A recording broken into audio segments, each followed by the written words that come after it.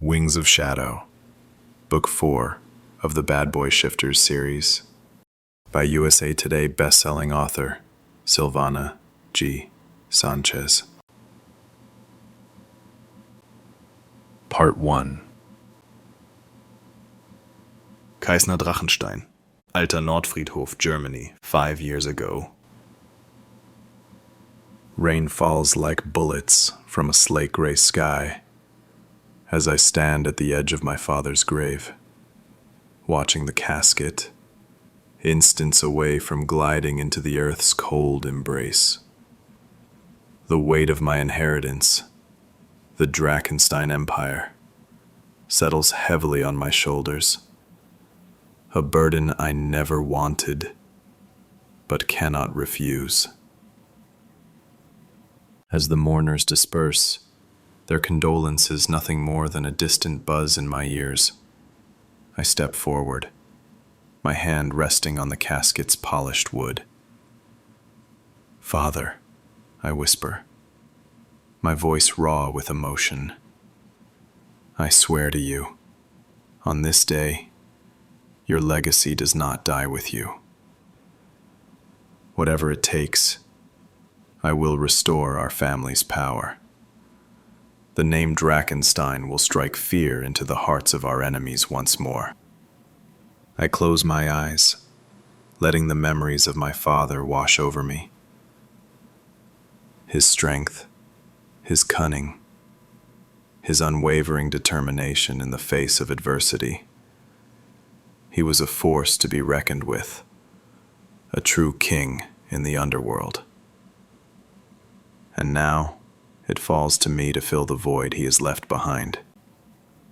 I will not fail you, I vow, my fingers digging into the wood, as if I could somehow reach through to him. As I step back from the grave, I sense a presence at my side. I turn to face my father's most trusted advisor, his lined features etched with sorrow and tinged with apprehension. "Mein König, my king," he murmurs, cutting through the haze of my grief. "We've found them, your father's killers." Cold fury settles in my chest, mingling with the ache of loss that threatens to consume me. I look down at the rose in my hand, its crimson petals a stark contrast against the black of my suit.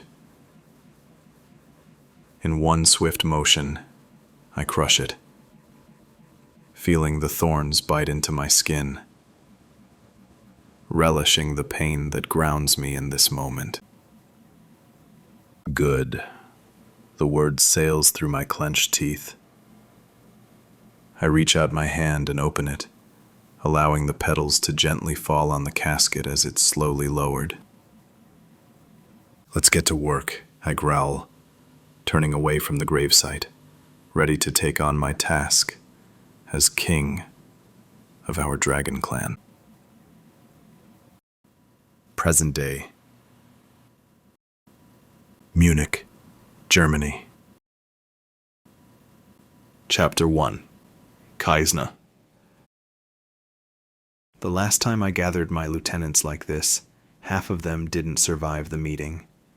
I sit at the head of the long mahogany table, the smoke from my cigar curling lazily in the air.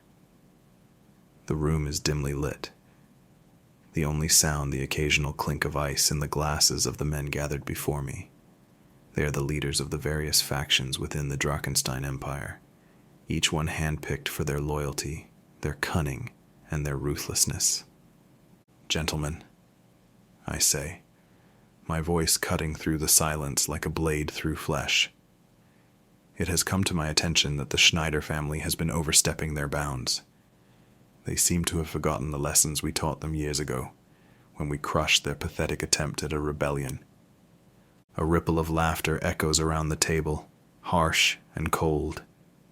They all remember that day, the day we painted the streets red with Schneider blood, leaving their broken bodies as a warning to anyone who dared to challenge our power. It appears they are in need of a reminder, I continue, tapping the ash from my cigar. Lucas, I want you and your men to pay them a visit. Make it clear that their territory belongs to us, and that any further attempts to expand will be met with swift and brutal consequences. Lucas, a hulking brute of a man with cold, dead eyes, nods sharply. As you command, mein König. We will ensure they never forget who holds the power in this city. Janik appears at my side, leaning down to whisper, "A message from Victor Mahindra, mein König. He demands we withdraw from the Mumbai shipping lanes, 30 days, or face consequences." I don't react, though my grip tightens on my cigar. "Double security," I murmur back. "Remind Victor that tigers shouldn't threaten dragons." Janik nods and withdraws silently. I lean back in my chair, a faint smile playing at the corners of my mouth. Good. The rest of you, keep your eyes and ears open. The Schneiders may be the most immediate threat, but they are far from the only ones who would see us fall. We must remain vigilant, always ready to strike at the first sign of disloyalty. As the men file out of the room, each one bowing their head in deference as they pass, I allow myself a moment of satisfaction. 5 years ago, when I first inherited the mantle of leadership from my father, the Drachentstein clan was a shadow of its former self, weakened by internal strife and external threats. But through sheer force of will, through cunning and ruthlessness, and an unwavering commitment to our family's legacy, I have rebuilt us into a force to be reckoned with once more. And yet, even as I savor the taste of our renewed power, I cannot shake the feeling that something is missing. The dragons that once made our family great, the ancient magic that flows through our veins, lies dormant within me, untapped and unused, as it has for all dragon shifters for the last 300 years. Restlessly, I have hunted means to awaken that power, to claim my rightful place as the most fearsome dragon shifter the world has ever seen. Relentless in my pursuit of this goal, I have delved deep into the dark arts of demonology, immersing myself in the forbidden knowledge of summoning and binding the creatures that dwell in the shadows. Whispers of my newfound proficiency have spread swiftly through the underworld, earning me a reputation as a master of the demonic arts, a warlock to be feared and respected in equal measure. But bending demons to my will and harnessing their unholy strength for my purposes is but a means to an end. The true prize, the ultimate ambition, is the awakening of my draconic heritage, the unleashing of the primal force that slumbers within my blood. And yet, despite my mastery of these dark arts, despite the fear and awe I inspire in those who witness my command over the shadow realms, the key to unlocking my dragon remains frustratingly out of reach. It is a puzzle that consumes my every waking thought, a quest that drives me to the very limits of my sanity. With each passing day, each failed attempt, I feel the weight of my father's legacy bearing down on me, a constant reminder of the vow I made to him on the day we laid him to rest. I will have no peace until I have fulfilled that promise, until I have made the Drachenstein name synonymous with fathomless power and true fear once again. A knock at the door pulls me from my thoughts, and I look up to see my most trusted advisor and enforcer, Janik, stepping into the room. "What is it?" I ask, my voice sharp with impatience. "Forgive the intrusion, mein König," Janik says, bowing his head, "but I have received word from our contacts in Paris." "Go on," I utter with a swift nod. "It seems the Draken clan has done the impossible," he says under his breath. "They have awakened a dragon shifter for the first time in centuries." My body stiffens as I brace myself on the table's edge. For a moment I am speechless, my mind reeling with the implications of this news. The Drakens, our most formidable rivals, have achieved the very thing I have been striving towards for years. The thought of them wielding such power, of them claiming the title of the last dragon shifter in the world, fills me with a cold, seething rage. How? I demand, my voice a low growl. How did they accomplish this? Janek shakes his head, his expression grim. The details are unclear, mein Herr.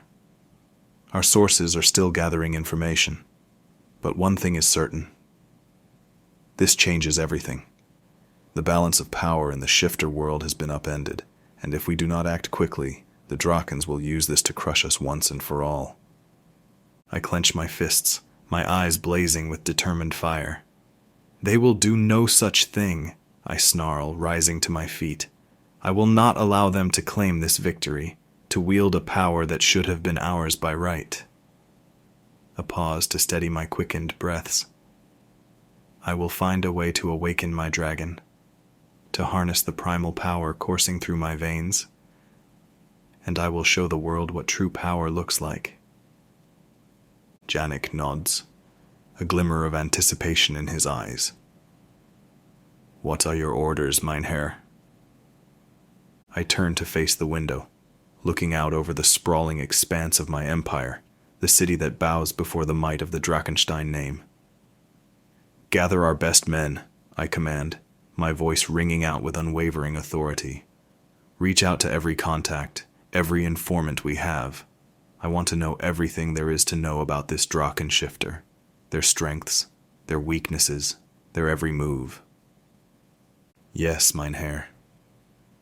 As Janek hurries off to carry out my orders, I turn back to the window, my gaze hardening with resolve. I lift my hands, studying the play of warm light on my beringed fingers.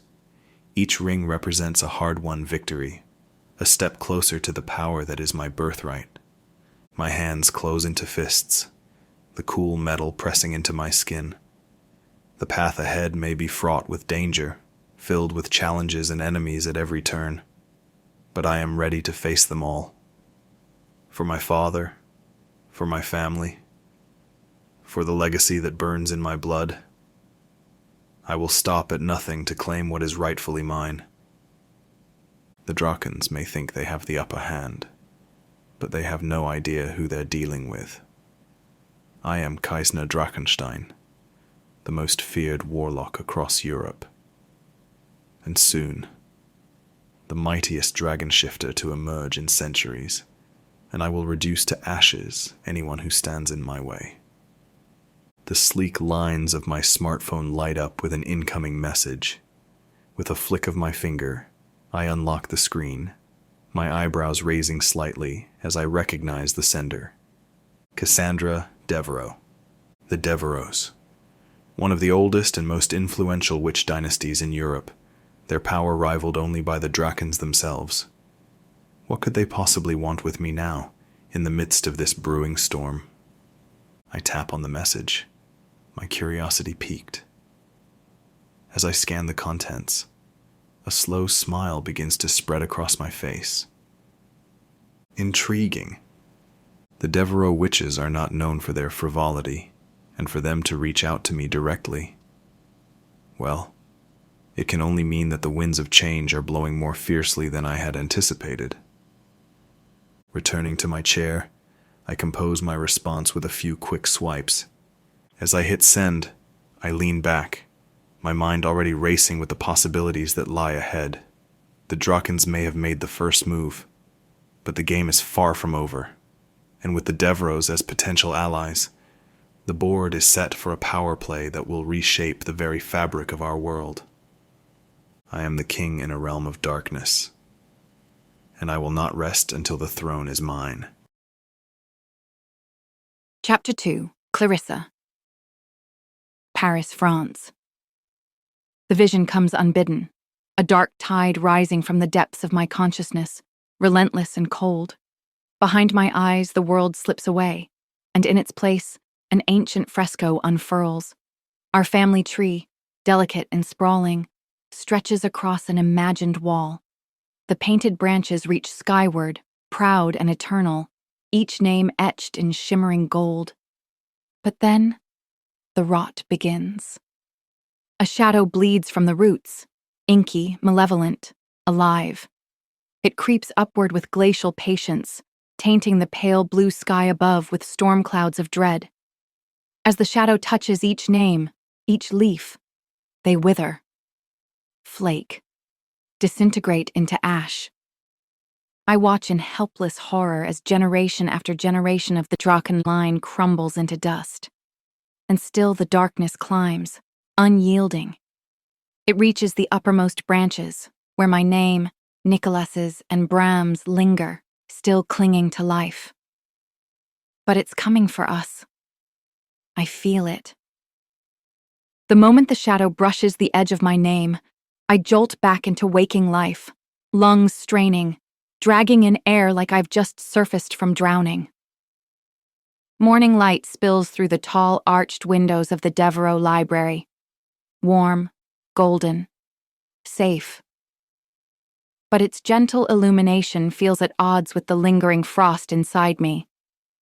The chill of that vision clings to my skin, to the marrow of my bones.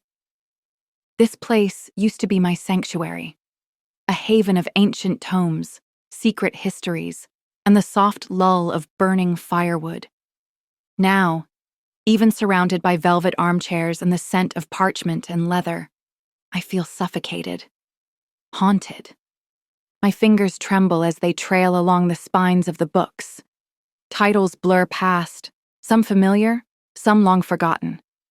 None of them hold the answer I crave, but I keep looking. I must keep looking. Ever since my 18th birthday, the visions have grown more vivid, more insistent, as if something ancient and powerful is trying to claw its way into my awareness, dragging its warnings with it. But they come in fragments, fleeting images. They leave me with more questions than clarity. I've been told they'll strengthen as I approach my 21st birthday, the age of ascension for witches, the day I come into my full power. But that promise feels hollow when the darkness draws nearer with each passing night. One thing is certain. It's coming. A darkness not just of vision, but of fate. Something that threatens to unravel everything. The world I know, the lineage I carry, the fragile balance between light and shadow.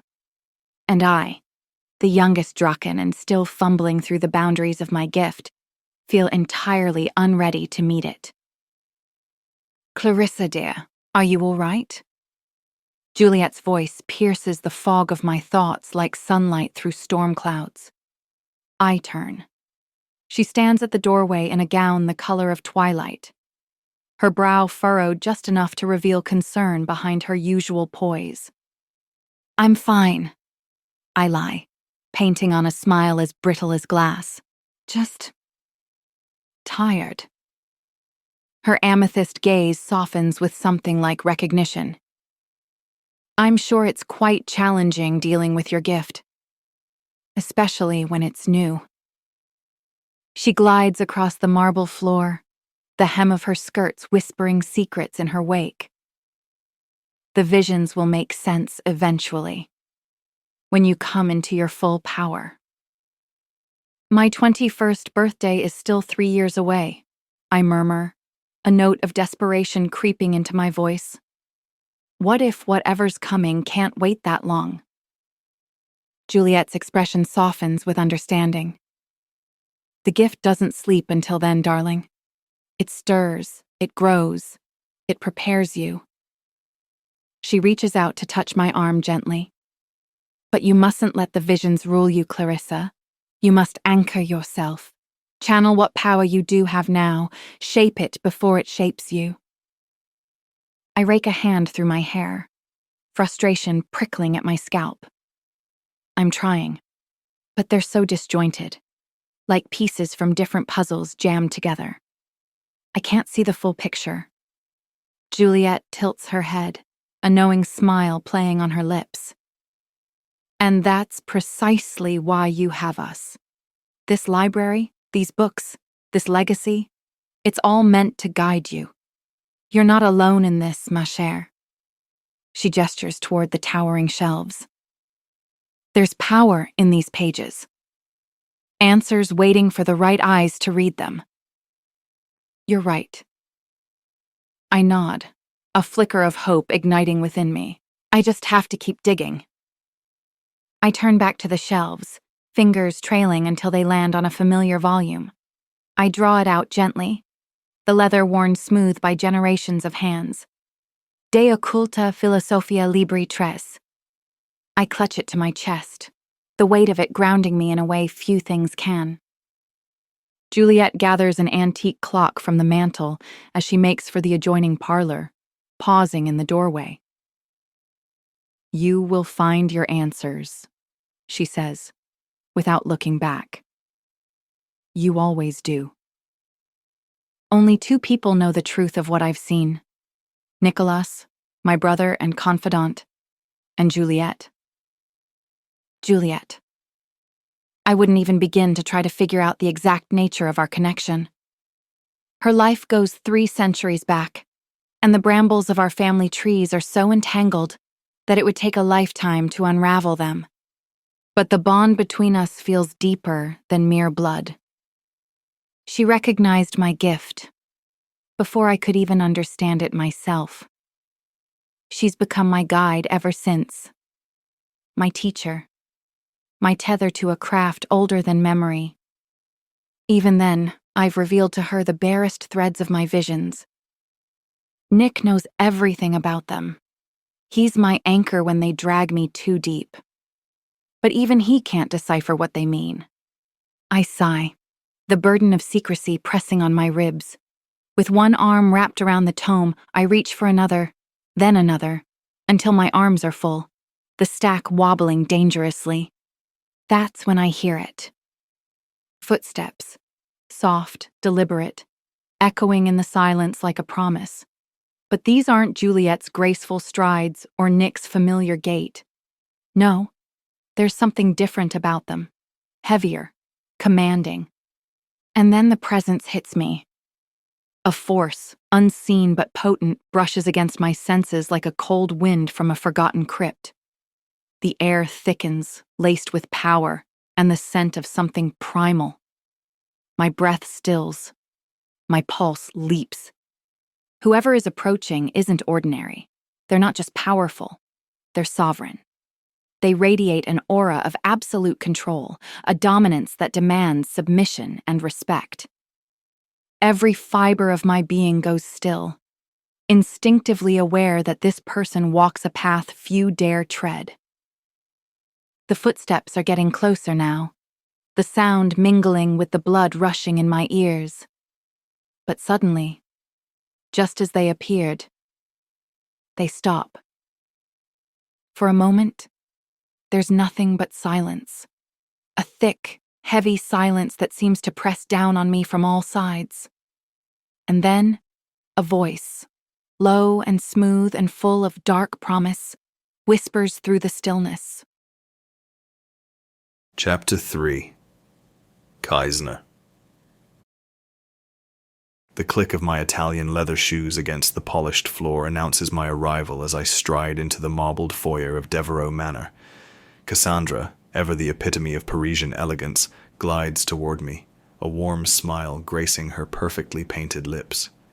Kaisner, darling, the elusive master of shadows himself. Welcome to Paris, she purrs, air-kissing my cheeks. I've been expecting you. I return her smile with a charming one of my own, my eyes already scanning the opulent surroundings. Cassandra, a pleasure as always. Paris seems to agree with you more than America ever did. My words are smooth, practiced, but my mind is elsewhere. 2 steps ahead in the game we play in our unnatural world. As Cassandra leads me toward the study, regaling me with tales of the city's latest scandals, a flicker of movement catches my eye. There, on the threshold of the library, stands a vision that steals the breath from my lungs. A beautiful woman with hair like spun gold and eyes that could shame the brightest sapphires is carrying a stack of books that seem to dwarf her delicate frame. I watch, transfixed, as she moves with a grace that seems almost otherworldly. But then, as if the universe itself is conspiring to bring us together, one book slips from her grasp, tumbling to the floor with a soft thud. Without a second thought, I excuse myself from Cassandra's side and make my way toward the fallen tome. Bending down, I retrieve the book, my fingers brushing against the worn leather cover. As I straighten, I find myself face to face with the beautiful stranger, close enough to catch the faint scent of jasmine that clings to her skin. "I believe this belongs to you," I murmur, extending the book toward her. Our fingers brush as she takes it from my hand, and in that moment, a jolt of electricity courses through me, setting my nerves alight. It's as if a circuit has been completed, a connection forged that defies explanation.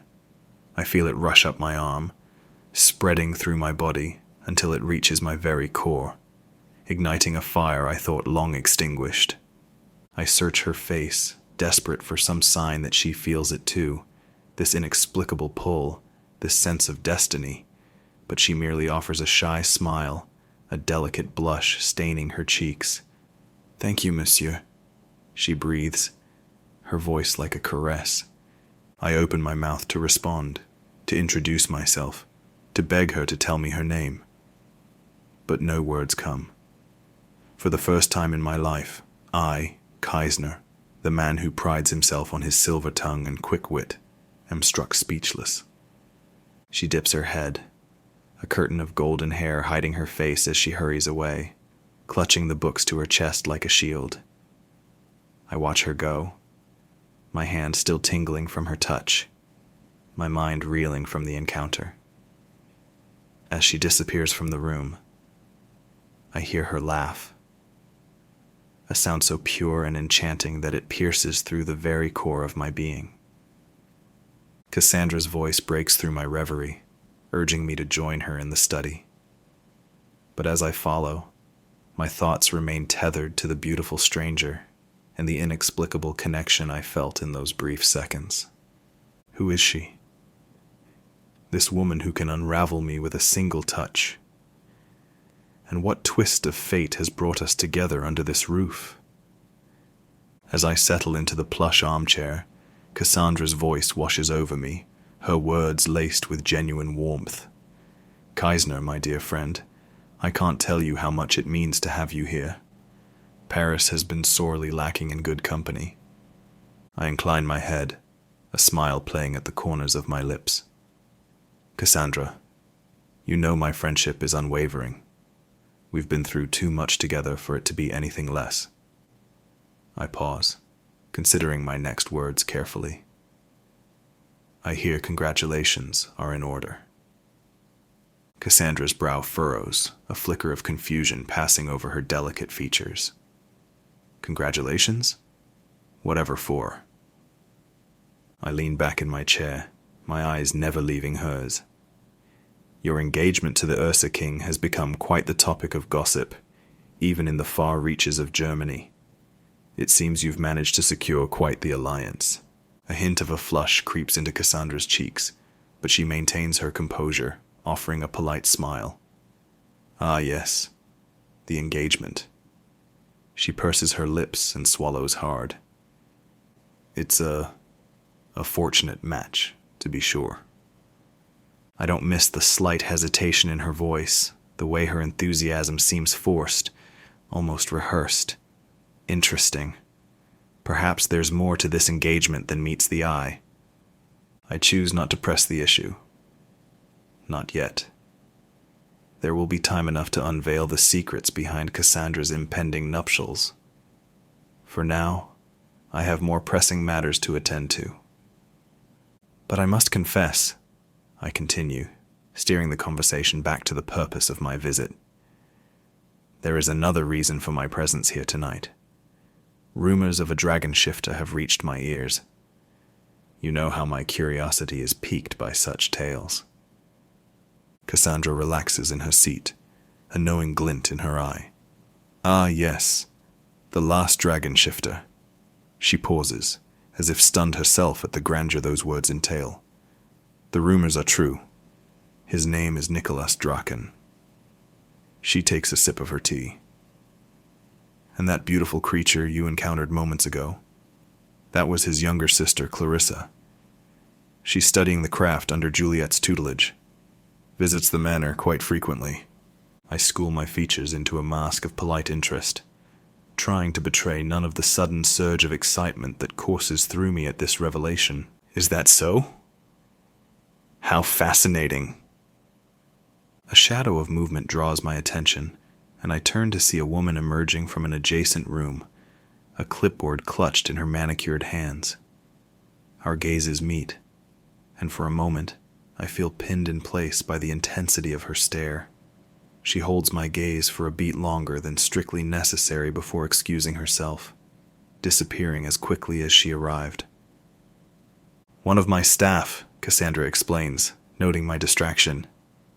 An interior designer who specializes in antiques. She's been invaluable in the manor's restoration. I nod, filing away the information for later. Cassandra leans forward, her expression turning serious. But Kaisner, there is another matter I wish to discuss with you. A matter that pertains to your particular talents as a warlock. I raise an eyebrow, intrigued. My reputation as a master of the dark arts is well known in certain circles, but it's rare for Cassandra to bring it up so directly. I'm curious about shadow beings, she continues, her voice lowering to a conspiratorial whisper. I've heard rumors, stories that seem too fantastical to be true, but with your expertise, I thought perhaps you could shed some light on the subject.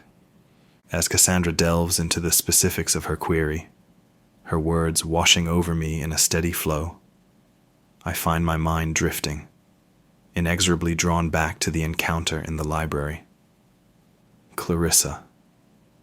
The name rolls through my thoughts like an incantation, conjuring images of golden hair and eyes that sparkle like jewels.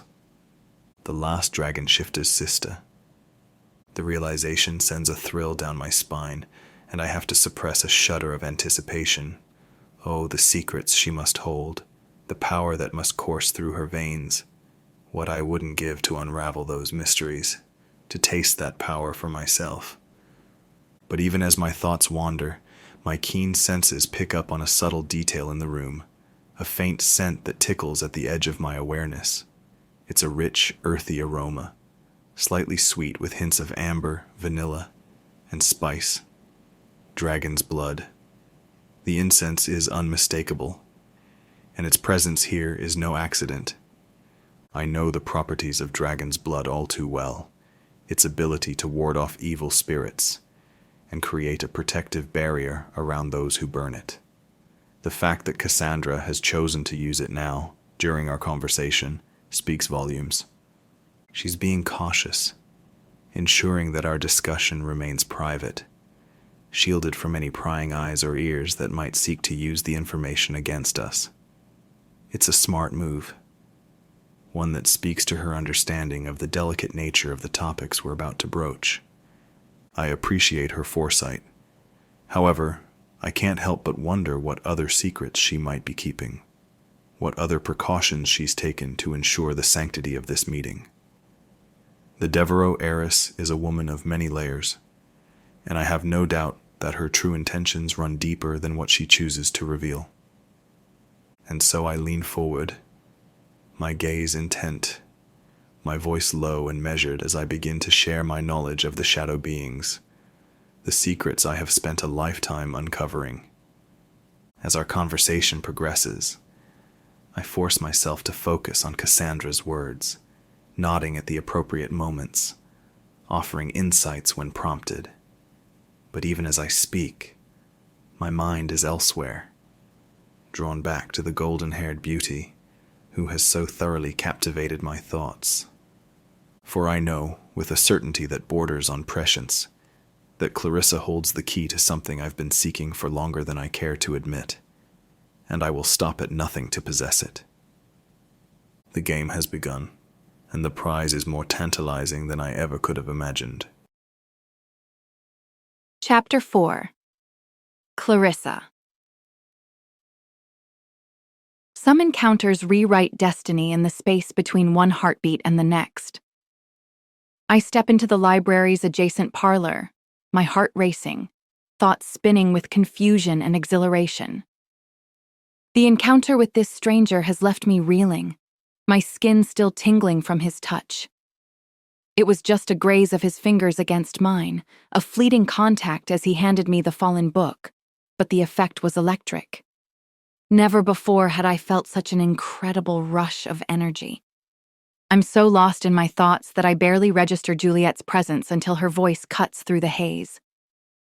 "Goodness, child, what's the matter?" she asks, concern and amusement blending into her tone. I blink, startled. Heat rises in my cheeks. I open my mouth to respond, but the words get stuck, tangled with the questions and sensations swirling in my mind. Juliet's brow furrows, her expression shifting from enjoyment to genuine worry.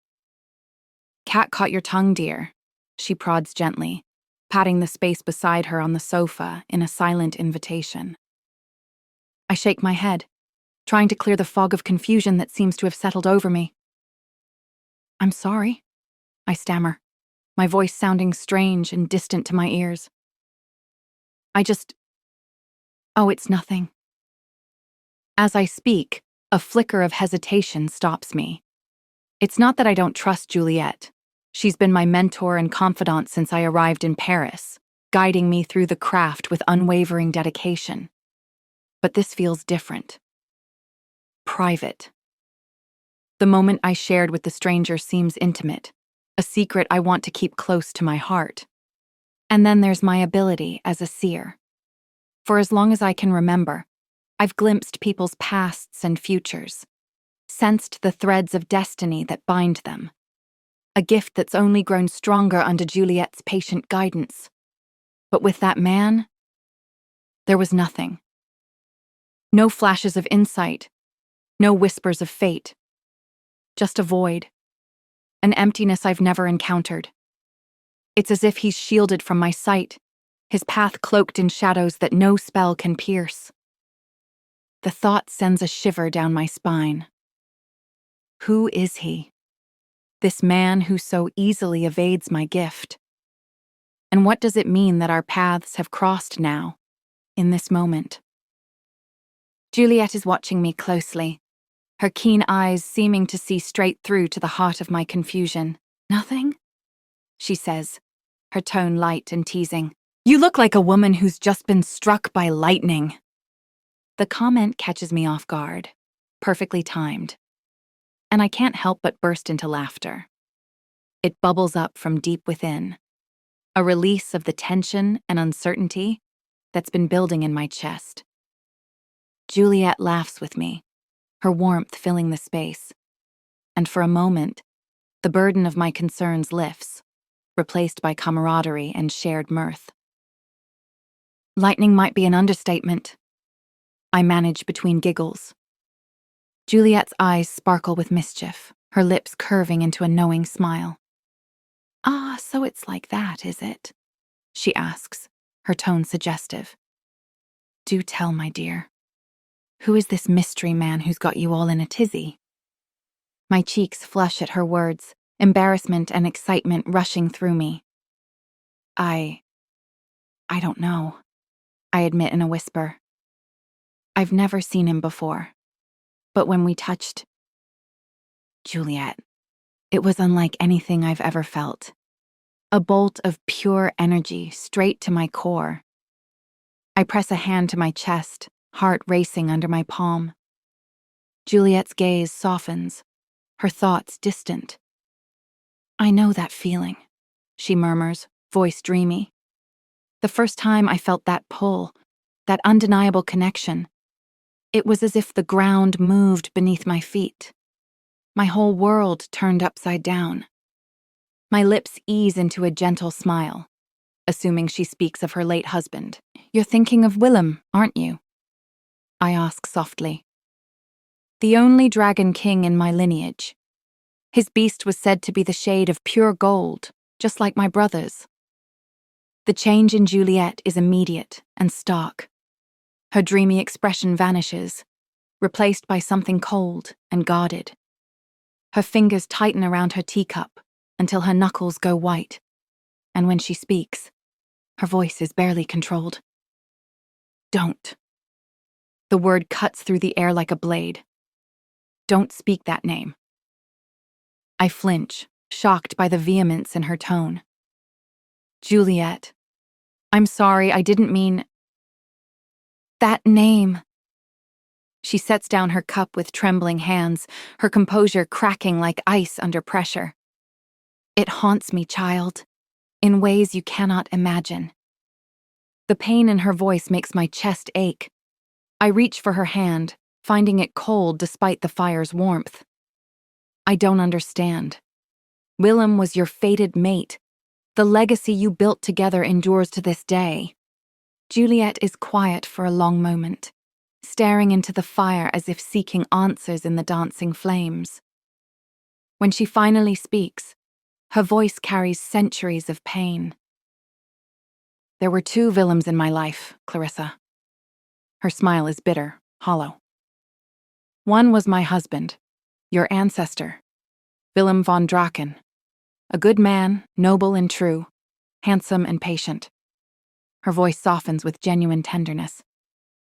He loved me fiercely, with a quiet devotion that should have been enough. More than enough. Yet I was too young, too foolish to treasure what I had, and he was taken from me far too soon. She pauses, and I see her hands shaking before she clasps them tightly in her lap. And the other? I prompt gently. The other... Her voice drops to barely above a whisper. The other was the Dragon King, and he was everything he shouldn't have been. Dangerous, cruel, utterly compelling. She pauses, her breath catching. A man who could make you forget your own name with a single glance. She meets my gaze, and I see fear there, real, bone-deep terror. A man whose touch brought only ash and ruin. My blood turns to ice as tears gather in her eyes. What happened? He's dead, she says flatly, but there's no relief in her voice. Has been for centuries, and yet... She trails off, shaking her head as if dispelling unwelcome thoughts. And yet... nothing. She straightens, rebuilding her composure like armor. Just an old woman's memories playing tricks on her mind. But I catch the lie in her eyes, the way her stare darts to the shadows in the corners of the room, as if someone might be watching from the darkness. Juliet, I begin, but she cuts me off. Enough of such bleak thoughts, she says, though her smile is somewhat strained. Tell me more about this connection you experienced. When souls recognize each other across impossible odds, it usually means a great deal. I want to press her about Willem. Both Willems. But something in her posture warns me off. Instead, I describe the electric shock, the way time seemed to stop, the void where my visions should have been. She takes my hand, her grip almost desperate. Cherish this moment, Clarissa, she says, voice serious. No matter what happens next, remember this feeling. Hold it close and let it be your guiding light in times of darkness. I nod, swallowing the lump in my throat. Juliet's words strike a chord deep within me, but now they carry a weight I hadn't expected. A warning wrapped in blessing. I will, I promise, determined. Juliet smiles, though it doesn't quite reach her eyes. Good, she says, giving my hand a final squeeze before releasing it. Now, let's examine these visions, shall we? I have a feeling we're closer to unveiling the mysteries in your mind. We settle into our usual routine. Conversations, laughter, shared secrets, and half-forgotten memories. But even as we talk and the hours slip by, my thoughts keep drifting back to 2 things. The electric touch of the stranger's hand, And the haunted look in Juliet's eyes when I spoke that cursed name. I don't know who the stranger is, or what role he's meant to play in my life. But I do know one thing with absolute certainty. Nothing will ever be the same again. Chapter 5. Kaisner. Cassandra reclines in her seat as our conversation winds down, a graceful motion that belies the fact that we've just traded secrets capable of toppling empires. Kaisner, I can't thank you enough for your insight. Your knowledge of the shadow beings is truly unparalleled. I incline my head, accepting the compliment with a slight smile.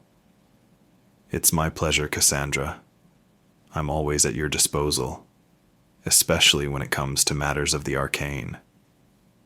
She returns my smile, a glimmer of affection in her eyes. We are lucky to have you as an ally. She pauses, a thoughtful expression crossing her face. How long will you be gracing Paris with your presence? I know you've been eager to settle into your estate in Lake Starnberg, a castle, I hear. I lean back in my chair, considering the question. It's true. I had been looking forward to the solitude and privacy of my new home, a place where I could delve into my studies without interruption. But now, with the tantalizing prospect of unraveling the mysteries surrounding Clarissa and her brother, I discover my priorities shifting.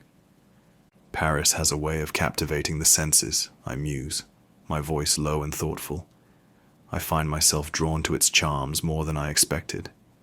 I believe I shall extend my stay, immerse myself in all the city has to offer. Cassandra's smile widens, genuine pleasure lighting her features. Wonderful. You must let me play hostess. There are so many hidden delights I'm eager to share with you. I chuckle, the sound rich and warm. I have no doubt. But for now, I'm afraid I must take my leave. I have some business to attend to in town. She rises, smoothing the folds of her dress. Of course, I'll walk you to the door. I hold up a hand, shaking my head. No need, my dearest. I know the way. I flash her a grin, all charm and confidence. Besides, I wouldn't want to keep you from your affairs. Cassandra agrees with a nod, and I take my leave, my strides purposeful as I navigate the manor's luxurious halls. My mind is already racing ahead, anticipating the next move in this enticing game. As I round the corner, I catch a glimpse of movement, a silhouette disappearing into the darkened parlor. A thrill courses through me, and I quicken my pace, slipping into the room. I lock the door behind me, ensuring our privacy. Instantly, I am met with an oasis of opulence, every inch adorned with extravagant artwork and antiquities. The dimmed lights cast a sensual glow over the burgundy walls and glossy walnut paneling, setting a sultry mood. And there, in the center of it all, stands Scarlett, the Devereaux's enigmatic interior designer. An enchanting woman in her late 20s, busy perusing a sample book of fabric swatches on a Louis XVI mahogany table. She's dressed impeccably in a tailored black skirt suit that hugs her curvaceous frame, accentuating her every asset. Her long auburn hair cascades over her shoulders in luscious waves, and her blue eyes sparkle with awareness as she senses my presence. Her gaze meets mine, a challenge and an invitation all in one. "I've been expecting you," she murmurs, her voice low and seductive. She steps closer, drawn to me like a moth to a flame. "Have you now?" I keep my tone light, teasing. "And what exactly were you expecting, Fraulein Scarlett?" She tilts her head, a smirk playing at the corners of her lips. "I think you know what I want, Your Majesty." The title sends a shiver down my spine, a reminder of the power I wield, the secrets I hold. "Oh, This woman is dangerous, a temptress with an agenda of her own. But then again, so am I. I close the distance between us, my hand coming up to trace the delicate line of her jaw. Enlighten me, I breathe, my mouth a hair's breadth from hers. And as she leans in, her eyes flashing with a hunger that matches my own, my hands land on her shoulders, eliciting electric thrills coursing through her slender body. Kneel, sweetheart, I purr. It suits you. Our stares lock as I guide her down to her knees. Her plump lips part ever so slightly, revealing a glimpse of pearly white teeth and a sensual mischief within. My heartbeat quickens as she sinks to the oriental rug below me, dropping the sample book in the process. The expensive fabrics fan out across the floor, an ironic display of luxury and decadence at our feet. I lean against the door, my body stiff with anticipation as I undo my belt. The cool air caresses my growing arousal, making it twitch with desire. Scarlet's sapphire eyes never leave mine as her manicured fingers brush against the length of my trousers, teasing me through the fabric.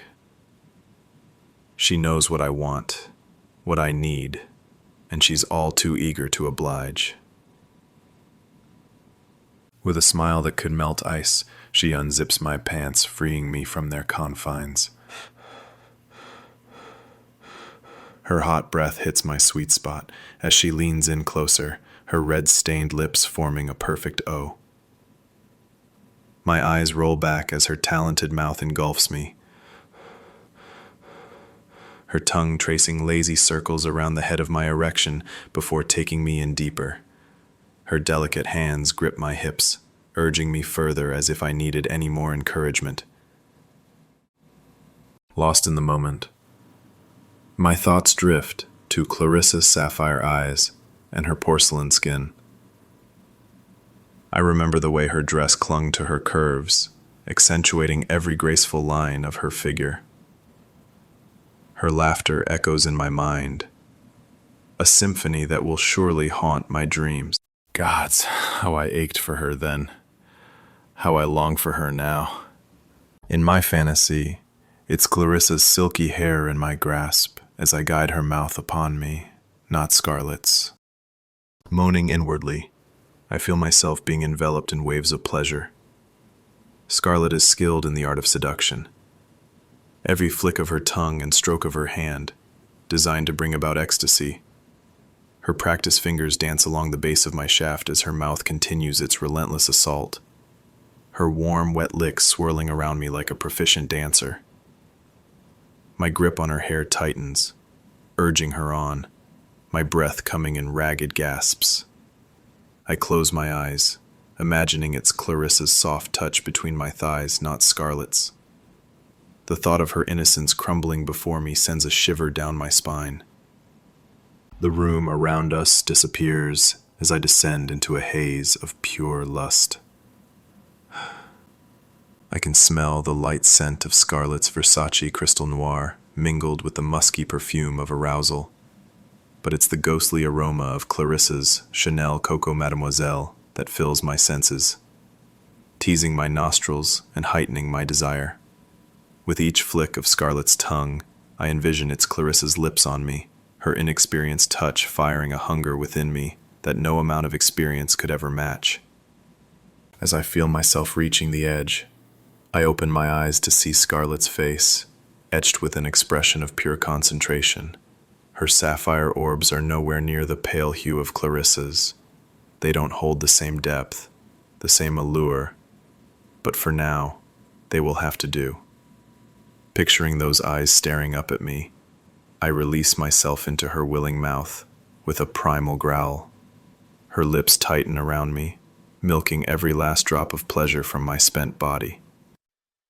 As the haze clears, Scarlet looks up at me, her lipstick smudged and hair disheveled. Yet she still manages to exude an air of sensuality that would make any man weak at the knees. But not me. My eyes harden as I return my arousal to its boundaries and fasten my pants. Cassandra isn't the only one I have my sights set on, I say casually, adjusting my tie. I want you to find me everything there is to know about Clarissa Draken. Scarlet blinks up at me in surprise, but she recovers quickly, wiping the remnants of our encounter from her mouth with the back of her hand. Of course, sir, she purrs, and rising to her feet, she adjusts her blouse and smooths down her skirt. Is there anything else you desire? Her cool indifference, a sharp contrast to the blazing heat she just ignited in me. I run my fingers through my hair, shoving away the image of Clarissa's angelic face that lingered in my mind's eye. No, that will do for now, I say coldly. Without a single word, I unlock the door and step out into the deserted hallway, straightening my suit jacket as if nothing has happened. The memory of Clarissa's countenance still burns in my mind, an unquenchable fire stoked with this encounter with Scarlet, serving only to fuel the flame. A part of me loathes myself for using her as a stand-in for what I truly crave. But another part doesn't care as long as it sates my desires, however temporarily. Chapter 6. Clarissa. When Cassandra joins us in the library's parlor, sinking into the plush armchair with a heavy sigh, I immediately sense something's wrong. The exhaustion that emanates from her goes beyond ordinary pregnancy fatigue. There's a tension in her shoulders, a wariness in her expression that sets my nerves on edge. 7 weeks along, and I already feel like I've been pregnant for an eternity, she admits, her hand resting protectively on her barely there bump. I remember the first time I sensed the flutter of life within me. The Grand Witch begins, her eyes sparkling with nostalgia. It was as if the world had suddenly become more vibrant, more alive. Juliet launches into cheerful reminiscences about her own pregnancies, but I find myself studying Cassandra's face, noting the way her gaze keeps drifting to the windows, as if she's expecting something, or someone. Have you heard from Dristan? The question slips out before I can stop myself. Does he know about the baby? The room falls silent. Cassandra's countenance pales, her hand tightening on her stomach. Instantly, I regret my words. I'm sorry, I stammer, mortified. I shouldn't have. I bite my lip, wincing inwardly. Gods, they've only just confided the secret to me, and here I am, blurting it out thoughtlessly. How could I be so careless? It's all right, Cassandra whispers, though her voice trembles. No, he doesn't know. And he can't. She takes a shaky breath. As long as I carry Gavriel's brand, Dristan can never come close to me again. The Ursa King's magic is too strong. The pain in her tone is unmistakable, but beneath it, I detect fear. Juliet reaches for her hand, voice firm but gentle. You are never alone, my dear. This family stands with you. Always. Cassie nods, blinking fast, and Juliet, ever the balm, adds with a wink. Besides, think of all the babysitters you'll have. I, for one, fully intend to spoil this little one rotten. The mood lightens, laughter bubbling around us. Cassie tilts her head, eyes twinkling. Speaking of family, someone pulled off a rather extravagant birthday party recently.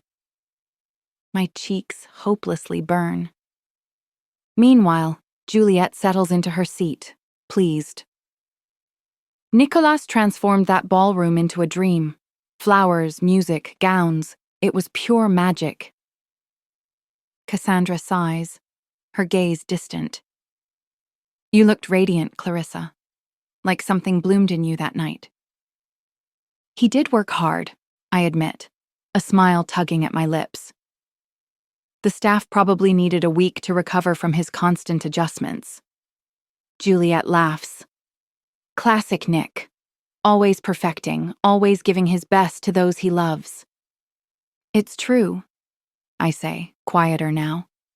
He's been my anchor these past weeks. The Grand Witch smiles warmly. And you are his pride, Clarissa. I see it in him. We all do. He proved that when he appointed you to lead the gallery's philanthropic branch, Cassie adds. The moment returns to me like a cherished spell. His belief in me, the way he made me feel seen. It still feels surreal, I whisper in silent awe. That he'd trust me with something so important. What a birthday gift. Not a gift, dearest. You've earned it, Juliet assures me. With your mind and your heart. And your brilliance, Cassie chimes in. Starting university courses at 14 while still in high school, then finishing your bachelor's degree by 18. You made it look so easy. It wasn't, I murmur, my smile faltering. Bram's voice echoes in my memory, sharp, demanding. You're a Draken, Clarissa. Anything less than perfection is unacceptable. I blink, chasing the ghosts away. You are so blessed, Juliet adds, her tone softer. The bond between siblings, there's nothing quite like it. My lips ease into a practiced smile, but even then, I can't ignore the shadow that lurks at the edges of our conversation. Bram, my wayward brother, his absence a solid presence in the room. The silence that falls is heavy with unspoken words, with the burden of questions none of us dare to ask. I take a deep breath, gathering my courage. Has he contacted you?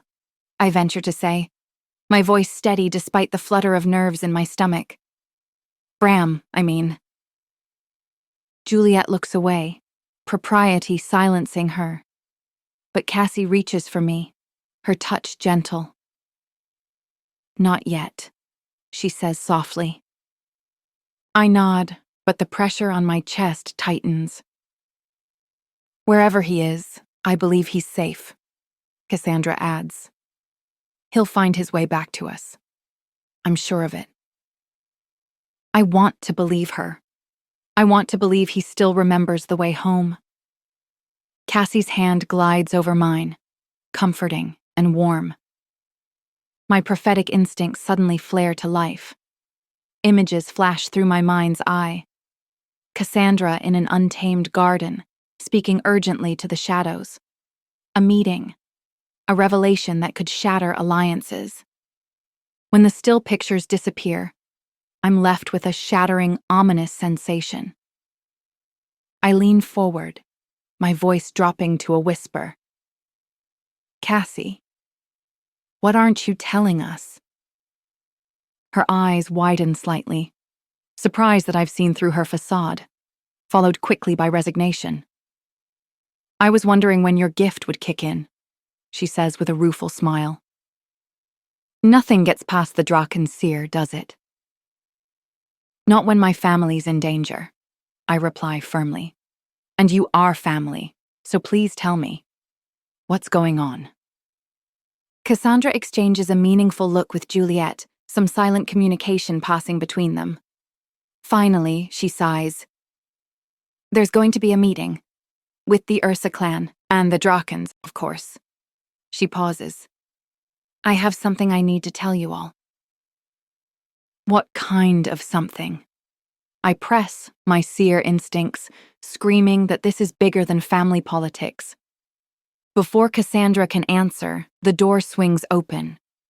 Samara appears on the threshold, but instead of her usual casual elegance, there's something almost militant in her posture. She's not here by accident. Samara, Cassandra says, relief evident in her voice. Here you are. I was wondering where everyone had gone, she utters in a feigned, offhand tone. Her chestnut waves tumble over her shoulders, untouched by the cold. She wears a tailored camel coat over a cream cable-knit sweater and dark jeans. Her boots sleek, her gloves fitted. My emotions tangle. We've grown so close since she began seeing Nicholas, our shared interests, our late-night conversations. But even now, something guarded lingers between us. A quiet tension, like a thread pulled taut but never quite snapping. Some of it stems from Cassie. Samara is nothing but polite in her presence, yet there's a wariness in her gaze, a hesitation she doesn't bother to conceal. Her reservations about Gavriel's engagement are no secret. She believes his heart still belongs to Luciana, the mate he lost. And Cassie, for all her grace and good intentions, isn't her. Not to mention the baby she carries, Dristan Breck's child. Oh, the layers of this family drama could fill volumes. "My darling," Juliet says, rising from her chair with open arms. "How wonderful to see you. Come, sit with us." Cassie straightens. "Actually, I need to speak with Samara, privately." Samara steps closer to me, resting a hand on my shoulder. "There's no need for secrecy," she says, her voice calm but firm. "I trust both Juliet and Clarissa completely." Her gaze slides toward Juliet, warm with reverence, then back to me. Cassandra hesitates, then exhales slowly. "Very well." Sam slips onto the chair beside her. "What is it? What's going on?" Cassie takes a steadying breath, her hands wringing in her lap. "I wish to extend an invitation to the Ursa clan," she says, the words rushing out. "A meeting with Gavriel, Vladimir, and you. The Drakens will be there as well." She purses her lips. "There's an important announcement I must make. Something that could change everything between our families." My breath catches in my throat, my heart pounding with a sudden, inexplicable sense of dread. A summit of the most prominent lineages in the supernatural world. What could Cassandra possibly have to say that would require such secrecy, such urgency? Beside me, Juliet is equally tense. Sam is nodding slowly, her expression thoughtful. "I'll talk to my brothers," she says, resolved. "We'll be there, Cassandra. Whatever you need, we'll be there." Cassie smiles, a look of relief and gratitude washing over her face. "Dearest Samara," she adds, reaching out to clasp my friend's hand. "You have no idea how much that means to me." Cassandra takes a brief pause, her demeanor shifting to a more serious and vulnerable state. "We didn't start off on the best foot, you and I," she murmurs, her gaze searching Sam's face for any hint of reaction. "I understand why you might have had your reservations about me, about my relationship with your brother Gavriel."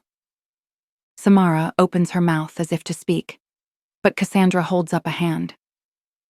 "Please, let me finish," she says, and her voice trembles slightly.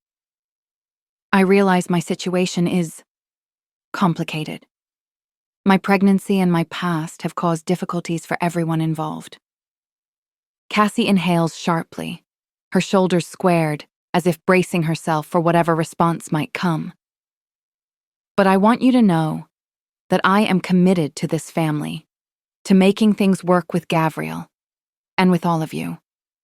And I'm hoping that after this meeting, after you hear what I have to say, that maybe you'll be willing to give me a second chance, to start over and build a real friendship between us." For a moment, Samara is silent, her expression unreadable as she weighs Cassandra's words. My breath hitches as I wait for her response. Finally, Sam's features soften. "I'd like that," she says quietly, sincerely. "I've not been the most welcoming, and I apologize. But you're right. We're going to be family soon, and that means we need to find a way to work together. to support each other. She reaches out, clasping Cassie's hand more firmly in her own. So yes, I'm willing to give this a chance, to give us a chance. And I promise that I'll come to the meeting with an open mind and an open heart, ready to hear whatever it is you have to say. Cassandra's smile widens, joyful tears sparkling in her eyes. Thank you, Samara, she whispers, her voice choked with emotion, for giving me this chance, for believing in me. They embrace then, a fierce, heartfelt hug that seems to go on forever. And as I watch them, as I glimpse the love and acceptance radiating out from them, hope and joy surge through me. As they part, I catch something shift in Cassandra's expression, a flicker of quiet resolve layered beneath visible relief. Samara gives her a nod, soft but steady, then glances my way with a wry tilt of her head. Well, if we're all going to be family now, I should warn you. Clarissa has a habit of reorganizing people's lives, with love, and without permission. Hey! I protest, laughing despite myself. I prefer calling it caring intervention. Is that what we're calling it? Samara grins, the tension in her shoulders easing for the first time since she walked in. And just like that, the room shifts. The heaviness lifts. For a brief, fragile moment, we're simply three women in a sunlit room, sharing warmth and teasing smiles like something close to ordinary. These moments, ephemeral, unspectacular, are the ones I've learned to treasure most. In our world, peace is fleeting. But this feels like magic. Chapter 7. Clarissa. The morning air bites at my skin as I descend the grand staircase, my fingers trailing along the cool mahogany banister. Each step creaks softly beneath my feet, echoing through the cavernous stillness of Draken Manor. I pause at the landing, my gaze drawn to the windows flanking the living room. Outside, the world lies cloaked in a velvet hush, pre-dawn blue stretching across the sky. But there, on the horizon, light begins its slow ascent. Streaks of rose and amber bloom behind the trees, painting the heavens with delicate defiance. No matter how many mornings I witness it, the sight always steals my breath. And yet wonder can't lighten the shadows in my mind. Last night's dream still clings to me, visceral, raw. I stood in a wasteland, the bones of our world buried beneath ash. A greenish light pulsed through storm-churned clouds, casting an eerie glow over the fallen. Devereaux, Drakens, Alexievs, all of them, lifeless and broken at my feet. And from the darkness, a voice rose. Ancient, malevolent. When shadows rise to claim their throne, all shall kneel before the storm. Light shall perish, hope shall die, and darkness reign beneath starless skies. I woke breathless. A scream caught in my throat, sweat chilling my skin. Even now, hours later, the words echo inside me. A whisper of the future, or a warning. I push it down and force a pleasant expression as I reach the bottom of the stairs. Nicholas stands by the front door, luggage neatly stacked beside him. He looks up as I approach, a tired smile tugging at his lips. But it doesn't reach his eyes. I can see the weariness in him, the weight of the responsibility that rests on his shoulders, the same unease that coils in my chest. "Morning, little sister," he greets, voice rough with sleep. "Off to work already?" I nod, shifting my bag higher on my shoulder. The gallery doesn't sleep, not even for the heiress of House Draken. He huffs a quiet laugh. "I hear you're the one who really keeps things running over there." I smile, but it's thin. Because beneath the teasing lies the ache I can't ignore. The truth is, I'm worried about him, about the journey he's about to undertake. Amsterdam isn't just another city, another stop on his endless tour of duty. It's the home of our original clan, the birthplace of our family's power and legacy. Must you go to Drachenhaven now?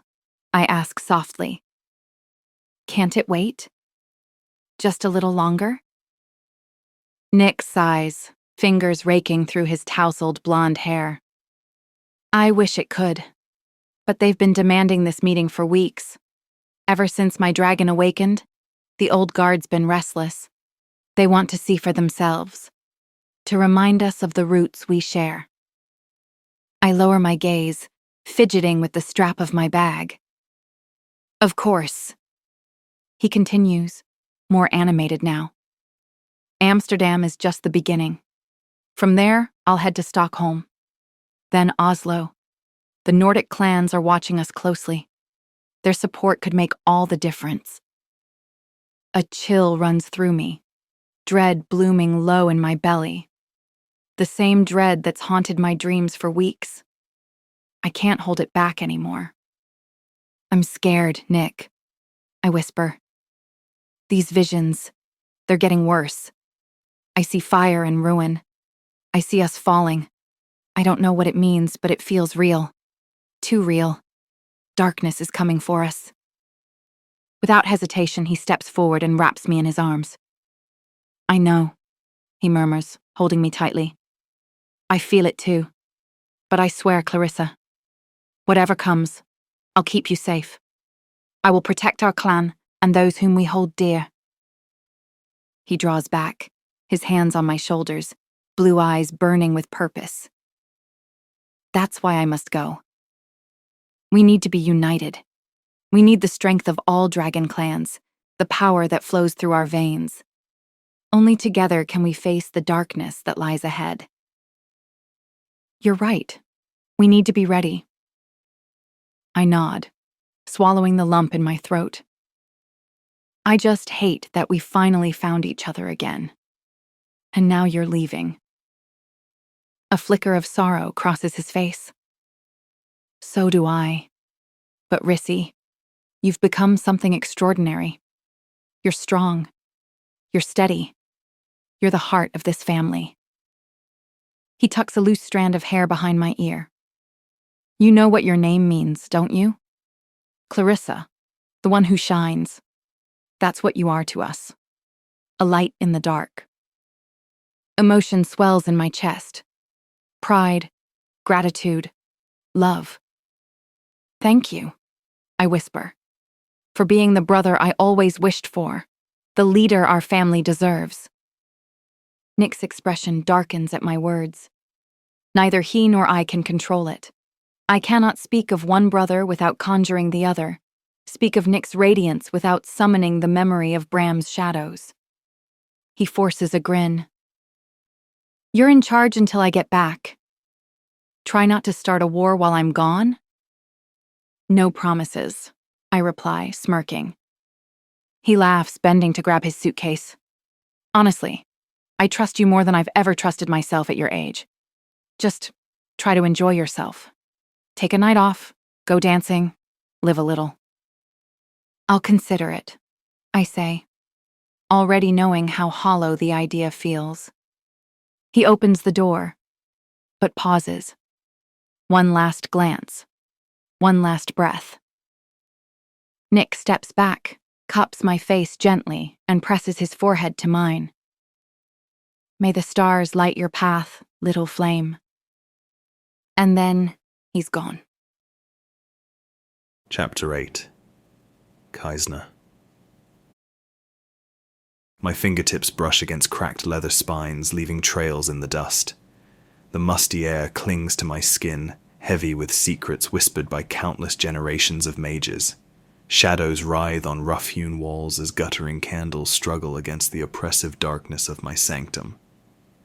A sudden spark leaps between my fingers, and I inhale sharply.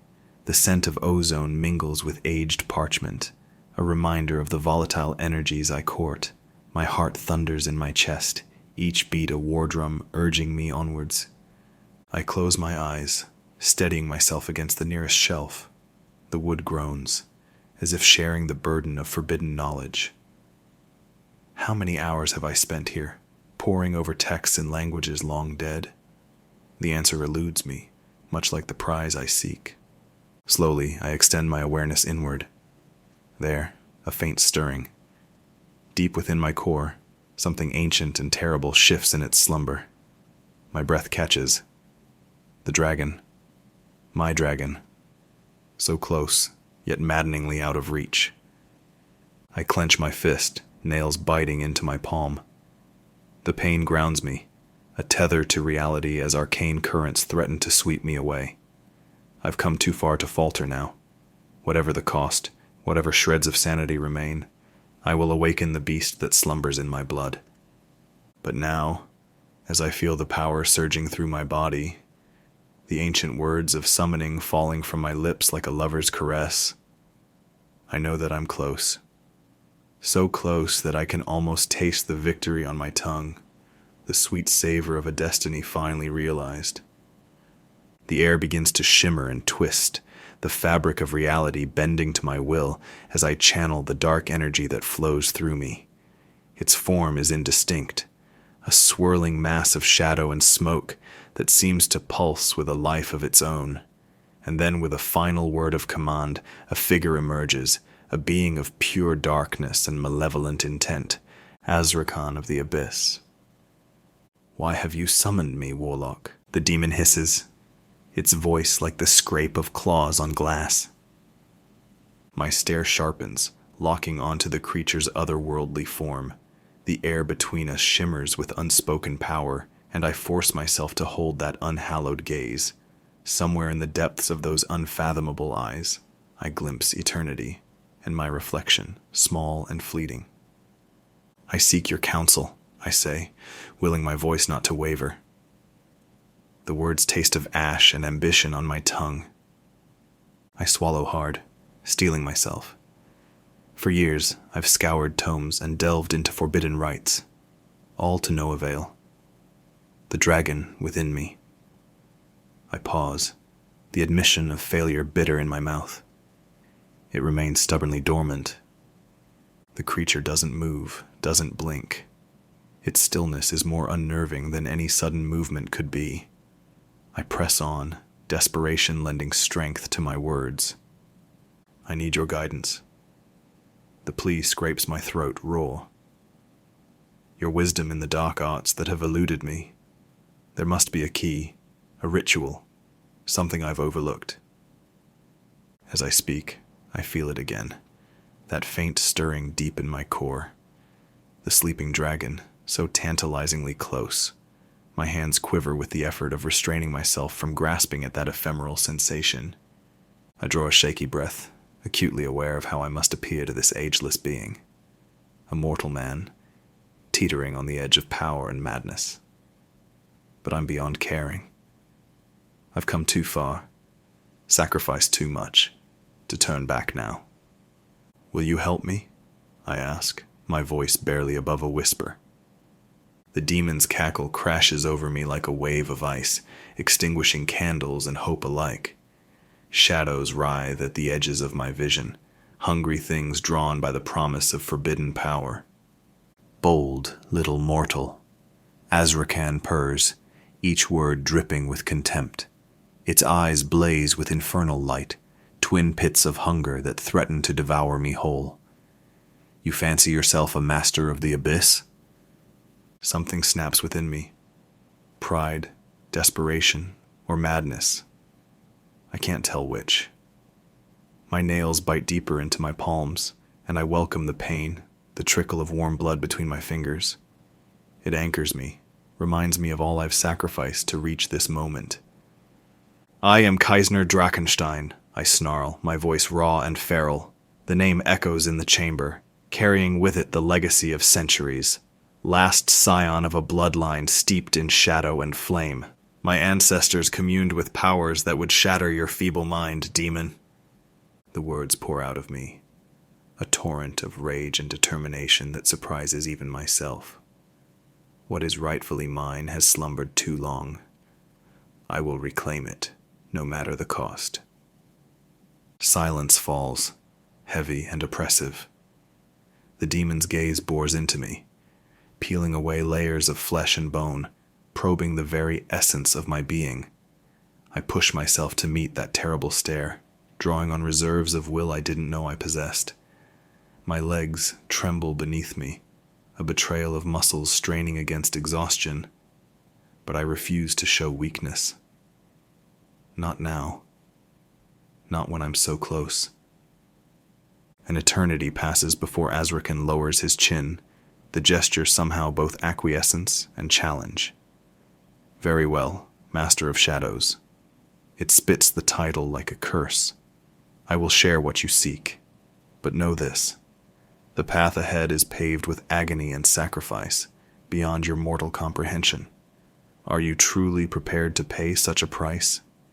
My heart pounds in a frantic rhythm against my ribs. Sweat beads on my brow. Yet beneath the fear, beneath the doubt, something else stirs. The sleeping dragon inside me shifts, as if roused by the proximity of such terrible knowledge. I'm ready, I whisper, the words a vow and a death sentence all at once. Whatever must be done, I will see it through. The demon's smile unfurls like a blooming nightshade, beautiful and lethal. My skin prickles, an instinctive warning I force myself to ignore. Listen well, Kaisner Drachentstein. It purrs, savoring each syllable of my name. The key to your awakening lies in blood, not your own, but that of another, one whose veins carry power as ancient as your own. I lean forward, pulse quickening. Who? The word escapes as a guttural growl, feral and hungry. Name them, and I'll... The Draken girl. The demon's whisper cuts through my thoughts like a blade of ice. Each word drips with malicious glee, and I feel them sink into my mind, taking root. Her blood is the spark to your tinder, it continues. Claim it, and you'll rise as dragon reborn, a force to shatter empires and reshape the world in your image. Exhilaration floods my veins, a heady rush that leaves me dizzy. Clarity hits me with the force of a thunderbolt. Clarissa Draken, the woman who's haunted my dreams, whose mere presence sets my nerves alight. All this time, she's been the key. Unbidden, a memory surfaces. The library at Devereux Manor, dust motes dancing in shafts of afternoon sunlight, and Clarissa, gods, Clarissa. Her back to me, fingers trailing reverently over ancient tomes, unaware of the predator in her midst. I remember the thrill of closing in, of maneuvering her into that secluded alcove, the solid press of oak shelves behind her, the heat of my body before her. A cage of flesh and wood and barely restrained desire, her breath catching, a blush staining porcelain cheeks, the air between us charged, crackling with possibility. This encounter wasn't fate, but vindication. Proof that my relentless drive, my endless scheming, has been leading me toward my true destiny all along. I've been the architect of my own ascension, and Clarissa is the keystone I unwittingly sought. How? I rasp, throat suddenly dry. How do I take her blood? How do I use it to awaken what sleeps within me? Azrakan's laughter assails my senses, a discordant din that shakes the very walls and reverberates in my marrow. That, little warlock, is your trial to face. Its eyes gleam with cruel mirth. But heed this warning. The path ahead twists through shadow and flame. It will test your will, your resolve, your humanity. I clench my fists, sensing the sting of reopened wounds. I will not fail, I snarl, as much to myself as to the demon. The taste of copper fills my mouth. Whether from biting my cheek or from the oath itself, I cannot say. I will claim what is mine, no matter the price. Azrakan's mirth abruptly ceases, its eyes narrowing to gleaming slits. "Ah, but there's one more thing you should know, young Dragon King." Its voice drops to a whisper, forcing me to lean in despite myself. A caveat, if you will. "Verdammt." My blood runs cold at its tone. "What caveat?" I demand, my voice rough with suppressed fury and fear. The demon's mouth stretches into a grotesque parody of a smile, too wide, too many teeth. "The Draken girl's blood," it hisses, "must be offered willingly." The words hit me like a physical blow. "What?" I breathe, my mind reeling. "Oh yes," the demon purrs, clearly relishing my shock. "You can't simply take it, can't trick her or force her hand. She must give it freely, knowing full well what it means, what it will cost her."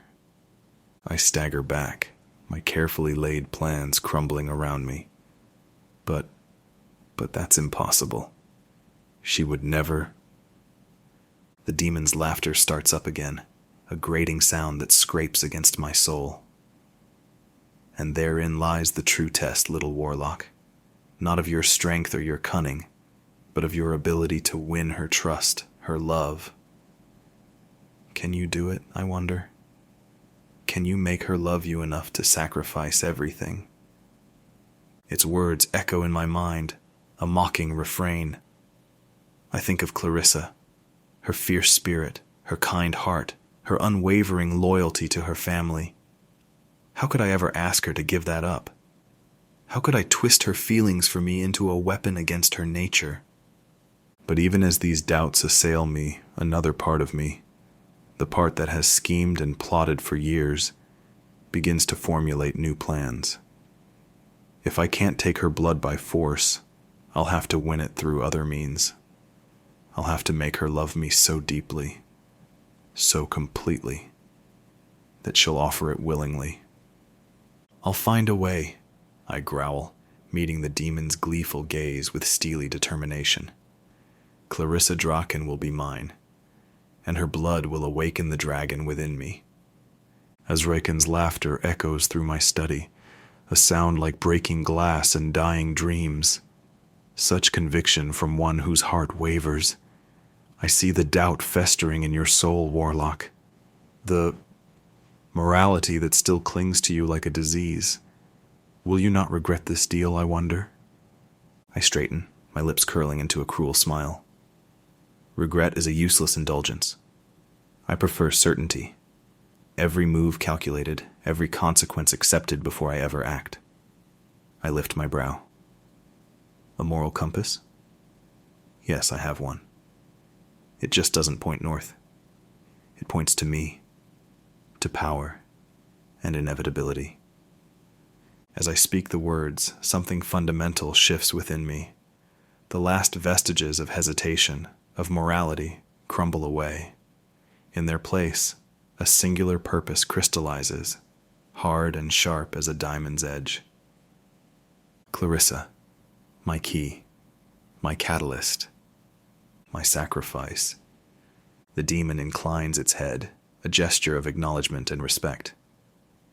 Then go forth, Kaisner Drachentstein. Embrace your destiny, and let the world tremble before the might of your awakened dragon. With a final, bone-chilling laugh, the creature vanishes, fading back into the shadows whence it came, and I am left alone in the flickering candlelight, my heart hammering with the significance of the knowledge I have gained. Clarissa Draken, the key to my ultimate power, the one whose blood will unlock the beast that slumbers within me, the dragon that will make me invincible. I close my eyes, savoring the moment. A smile, sharp as a blade's edge, tugs at my lips. Dark satisfaction courses through me, intoxicating as the finest wine. When I open my eyes, the gravity of what comes next settles over me. Not a burden, but armor, the mantle of a conqueror about to seize his prize. My hand doesn't tremble as I reach for my phone. Each movement is deliberate, a predator coiling to strike. The line connects. Janik. My voice is low, a stern command, I need Clarissa Draken's location. Now. As my enforcer speaks, a map unfolds in my mind, each detail a brushstroke painting the path to my destiny. My smile widens, wolfish and hungry. Excellent, I purr, plans crystallizing with every heartbeat. Have the car ready in an hour. Ensure discretion. The call ends. I pocket the phone, the thrum of anticipation rushing through my veins. It sings in harmony with the dormant power coiled within me, both yearning for release. Clarissa Draken. So close now. I can almost savor the iron tang of her blood, feel the surge of primal energy it will unlock. I move to my private chambers, each step measured and purposeful. There's preparation to be done, rituals to set in motion. As I gather what I need, I allow myself a moment of reflection. How long have I worked toward this? How many nights spent poring over ancient texts? How many deals struck in shadow? It doesn't matter now. Der letzte Stein ist gesetzt. Das Spiel gehört mir. The last stone is placed. The game is mine. I pause before the mirror, meeting my gaze. The man who stares back is transformed, eyes glittering with barely contained power, the set of his jaw speaking of iron determination. I hardly recognize him, this version of myself on the precipice of divinity. Soon, I whisper to my reflection, a vow and a promise. Very soon. With one last glance at the mirror, I turn away. It's time to claim what's mine. Time to rewrite the fabric of reality. And God's help anyone who stands in my way. Chapter 9. Clarissa.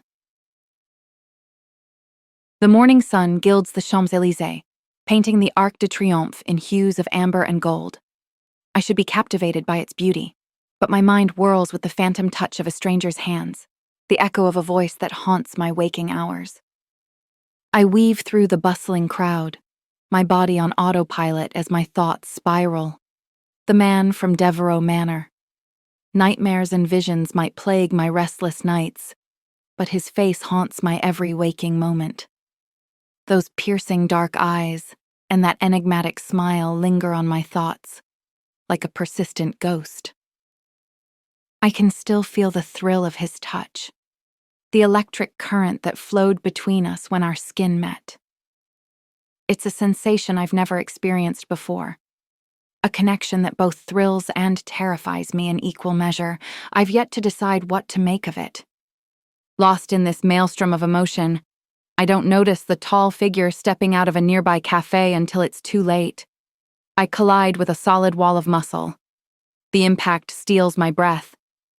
Strong hands grasp my arms, steadying me before I can stumble backward, and I look up. Time stops. It's him. Here, now, real beneath my fingertips. My heart thunders and I struggle to form words. We meet again, he murmurs, his voice a velvet caress that sends shivers down my spine. His touch lingers on my arms, the warmth of his skin seeping through the thin fabric of my blouse, and the same jolt of electricity shoots through my limbs. That same inexplicable pull draws me to him like a raven to a moonlit grave. I search his face, desperately, my gift straining for any glimpse of his past, his future. But as before, there's nothing. A void where visions should be. It unnerves me, this blankness. Who is he, that he can resist my sight? What power does he hold? Do you believe in fate, baby girl? He asks, dark eyes boring into mine. Or is this merely yet another chance encounter? The world fades around us, leaving only this moment, this connection. A chance encounter can change the course of a lifetime, I hear myself say, the words rising unbidden from some deep, hidden part of me. A gleam of satisfaction dances in his eyes. the corners of his mouth curling into a smile that is both dangerous and alluring.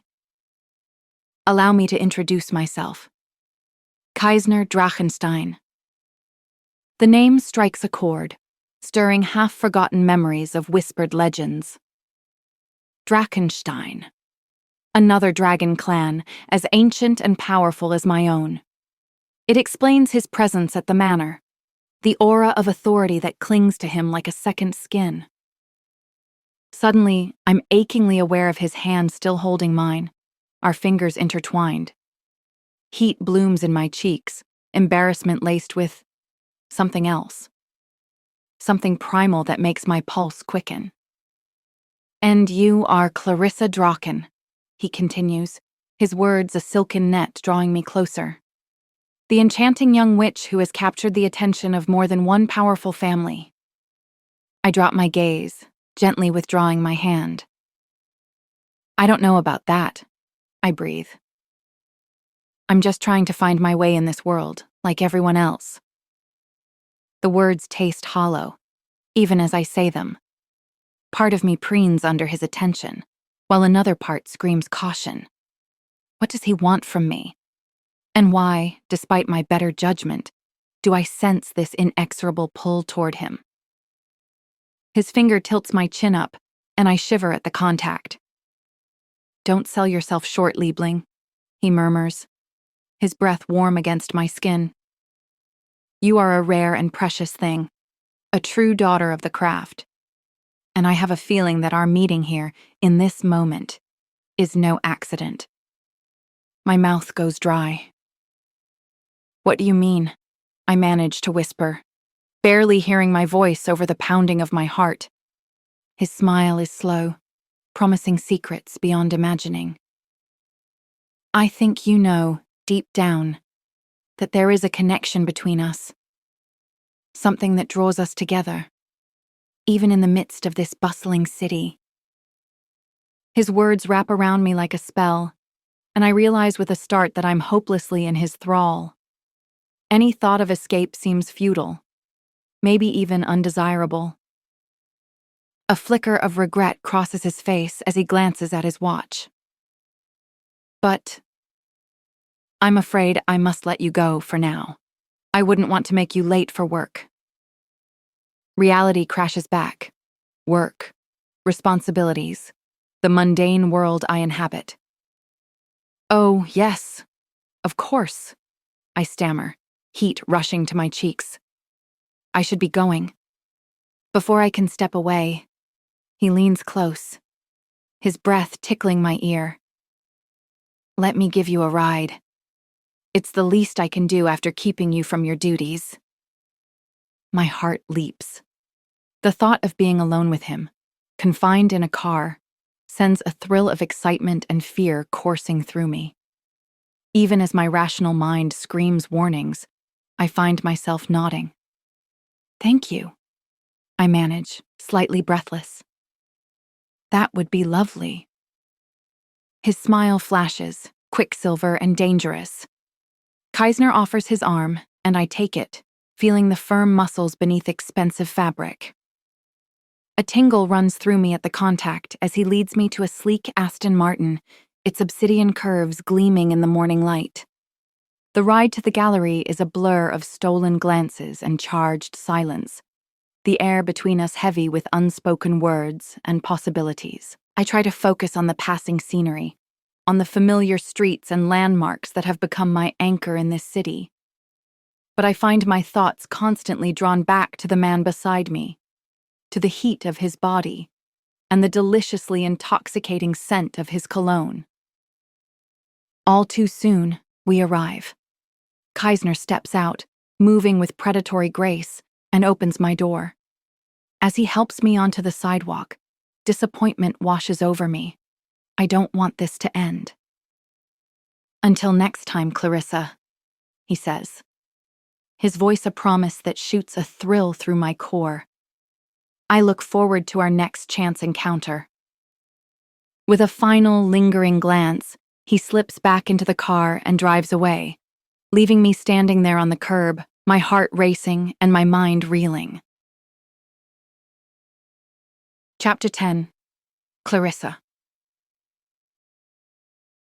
The silhouette of Galerie Lumière rises before me, sunlight dancing across its carved stone and wrought iron balconies. I pause on the sidewalk, taking in the grandeur of the Haussmann building. It feels like a familiar coat settling over my shoulders, reminding me how much has changed. Weeks ago, I was buried in Oxford's cloistered stillness, tucked away in dim libraries and brittle silence. My ties to the Draken name reduced to ceremonial holidays and stilted messages from Bram. England had been safe, yes, but stifling. A hiding place.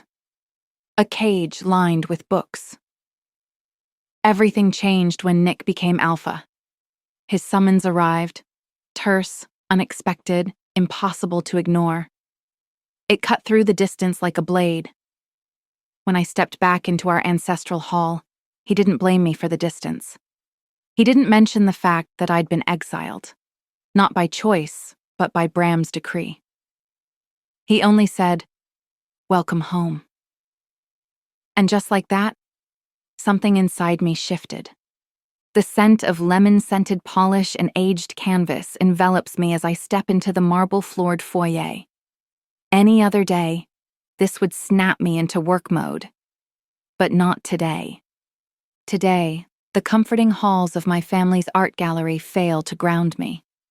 Each step seems dreamlike, like I'm floating rather than walking. I cannot deny it. My encounter with Kaisner Drachentstein haunts me. His intoxicating scent, husky voice, and thrilling touch are imprinted on me. I nod absently to Marie, our receptionist, as I pass her desk. She gives me a quizzical look, no doubt noticing my distracted state, but I can't bring myself to care. A message from Nick pings on my phone. He's in Brussels now, having secured tentative alliances with the Nordic clans. Stockholm and Oslo were a success. The Belgian dragons are a tough crowd, though, he writes. But I'm making headway. Next stop, Madrid. Madrid? A brief smile tugs at my lips. I can't help heaving a sigh. Nick is working hard to lift our clan to its former glory. For that alone, I'll do my part. But as I reach my office, it's not Nick on my mind. It's Kaisner. The way his gaze pierced through me, as if he'd already mapped out every secret I'd never confessed. I grip the door handle, inhale once, and try to will myself back to normal. I fail.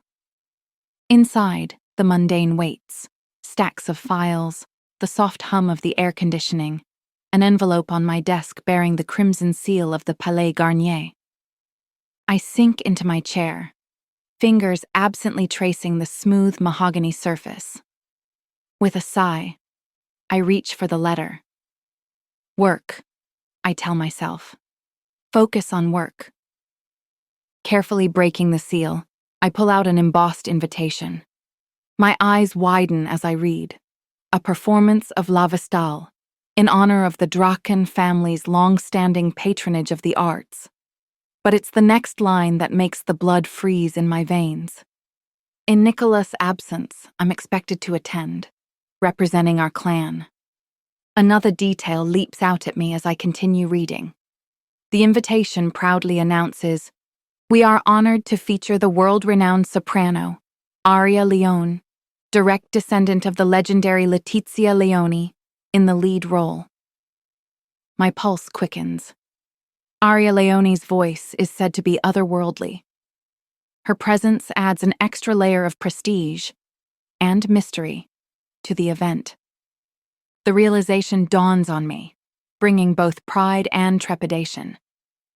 This isn't just any social affair, but a stage where the intricate dance of supernatural politics plays out beneath a veneer of cultural appreciation. What alliances might be forged or broken in the gilded halls of the opera house? What secrets might be whispered behind ornate fans and crystal champagne flutes? And, unbidden, a thought surfaces. Will Kaisner be there? I close my eyes and exhale slowly, as if I could expel the distracting thoughts along with my breath. Despite my efforts, Kaisner's enigmatic smile dances behind my eyelids, the phantom pressure of his hand in mine sending a shiver down my spine. A soft rustle breaks through my reverie. My eyes snap open, heart leaping into my throat. I'm not alone.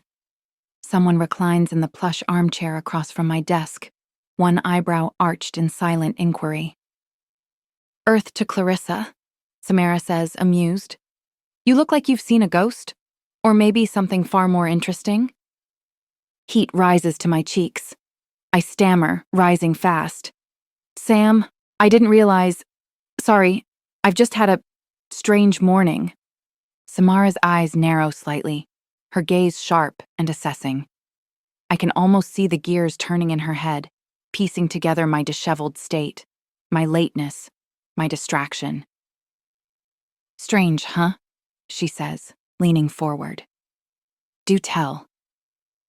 I hesitate, but this is Sam, my friend, my brother's mate, the one person I might actually trust with this storm.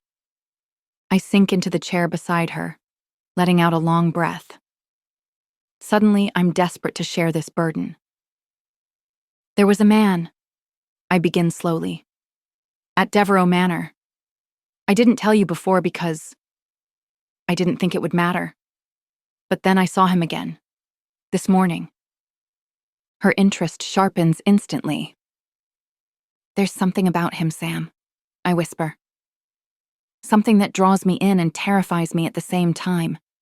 It's like he sees right through me, and I can't see anything about him. My gift, it just doesn't work on him." Samara's eyes widen at this. She knows how rare it is for my sight to falter, even in its unripened stage. "Now you've got my full attention. Who is this mystery man?" I inhale deeply, steeling myself.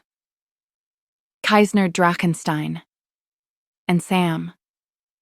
I think I'm way over my head. As soon as the name leaves my lips, the atmosphere in the room shifts. Samara's face drains of color so quickly that for a moment, I fear she might faint. "Kaisner Drachentstein," she repeats, her voice low and hesitant. She leans forward, gripping the arms of her chair so tightly her knuckles turn white. "Clarissa, do you have any idea who that is?" Her phone lights up on the desk between us, the screen flashing with multiple missed calls from Nick. 6 in the last 10 minutes. Sam glances at it nervously. "I should take this," she says, her tone tight. "It might be important." She answers quickly, stepping toward the window. "Nick? Yes, I'm safe." "What?"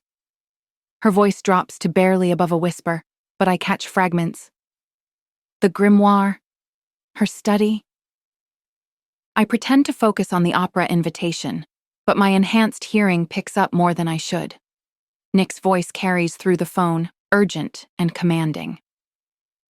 "Listen, I can't discuss this now," Sam says finally, casting a nervous glance my way. "We'll talk tonight." She hangs up and returns to her chair, but something has shifted. The easy intimacy between us feels strained, charged with whatever secret just passed between her and my brother. "Everything okay?" I ask carefully. "Of course," she says too quickly, then seems to catch herself. "You know how dragons are, possessive by nature, a tad controlling too. Nick's always been intense, especially lately." She draws a breath, clearly trying to refocus. "But enough about that. Kaisner Drachentstein." Her voice returns to its warning pitch. "Clarissa, do you realize what you're tangled up in?" I shake my head slowly. I know he's from another dragon clan," I stammer, suddenly realizing I'm missing something crucial. "Kaisner Drachentstein isn't just a guy from another dragon family." She pauses. "He's the king of his clan, the king of all the dragon clans in Germany and Eastern Europe. a master of the dark arts, a warlock of formidable power and questionable morals. Questionable morals? I echo with a frown. What do you mean? Oh boy, she says under her breath. Where to begin? Sam scratches her temple as her gaze drifts away. When her eyes find mine again, she continues, Kaisner knows no authority but his own.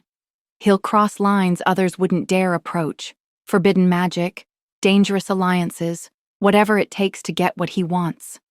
The magical community whispers about rituals that should have been buried centuries ago, about entities he's summoned that most wouldn't even speak of.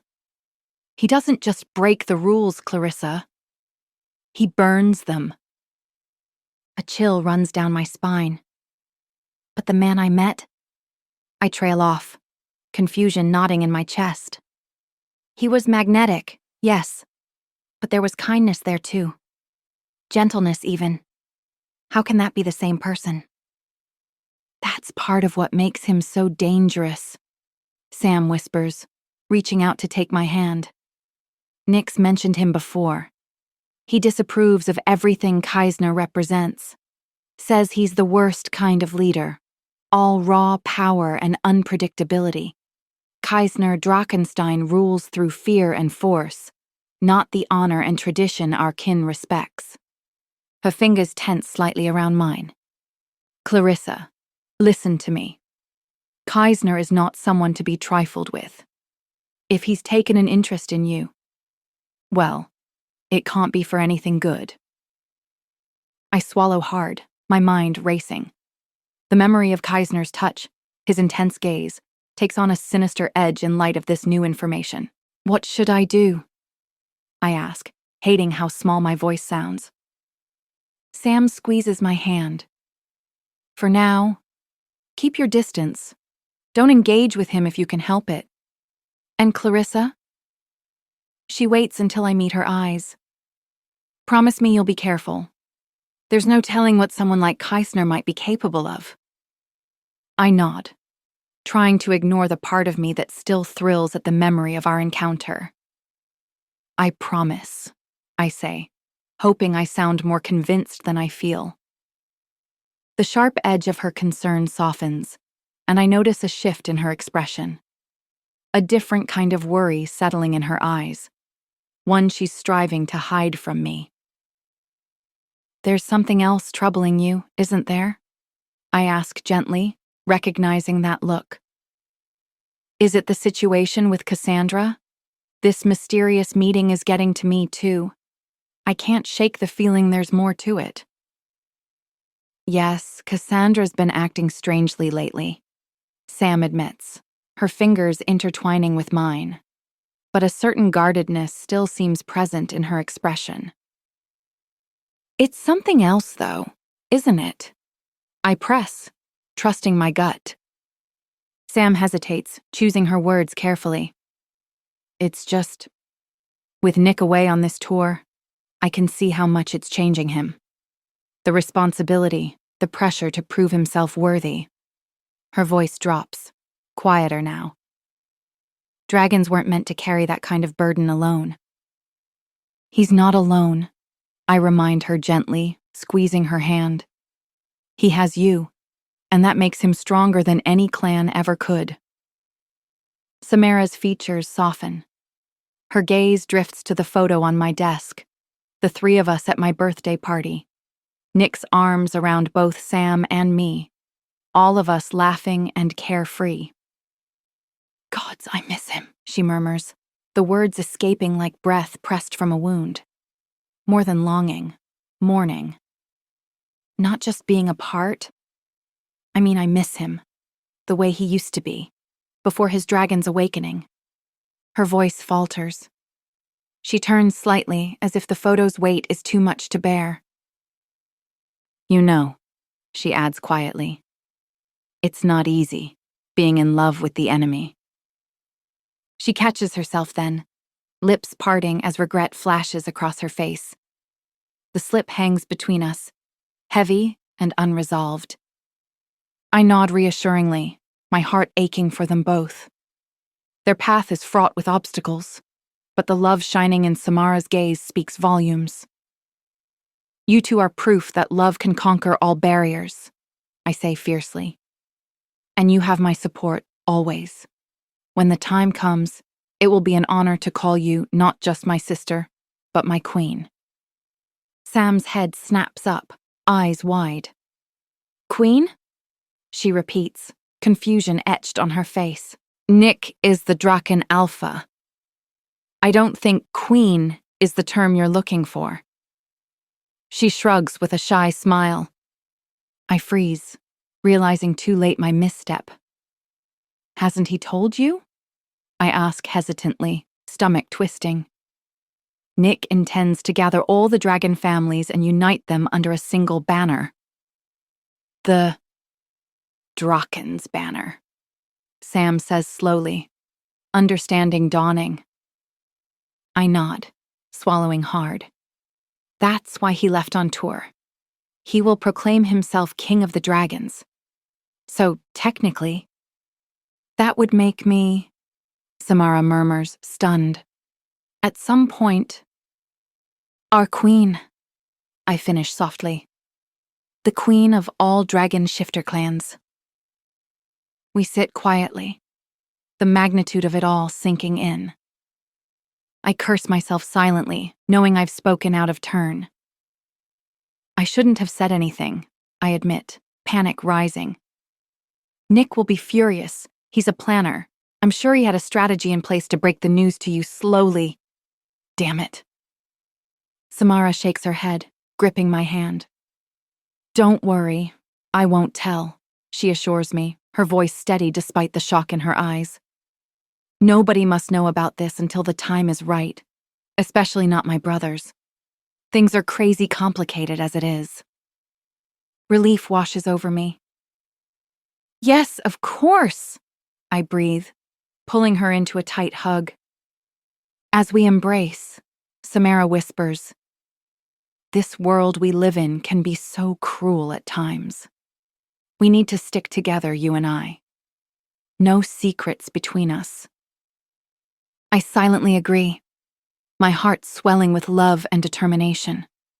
A fierce protectiveness surges through my veins, for Sam, for Nick, for the future we're building.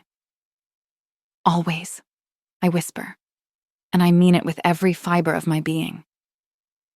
We part briefly. I'm about to say more when a sharp knock echoes through the office. Both of us freeze, the moment shattered as our eyes snap toward the door. Chapter 12. Clarissa. The afternoon sun casts long shadows across the cobblestone streets of the Latin Quarter as I approach Shakespeare and Company. My heart races with excitement and apprehension, burdened by the heaviness of Neve's key in my pocket. The bookstore's weathered facade looks as it always has. Quaint, inviting, utterly ordinary. It's hard to believe a secret that could change everything lies behind these walls. I push open the creaky wooden door, the scent of old books and fresh ink enveloping me like a comforting blanket. For a moment, I'm transported back to countless afternoons spent browsing these very shelves, losing myself in worlds of fiction and poetry. But today, I'm here for something far more extraordinary.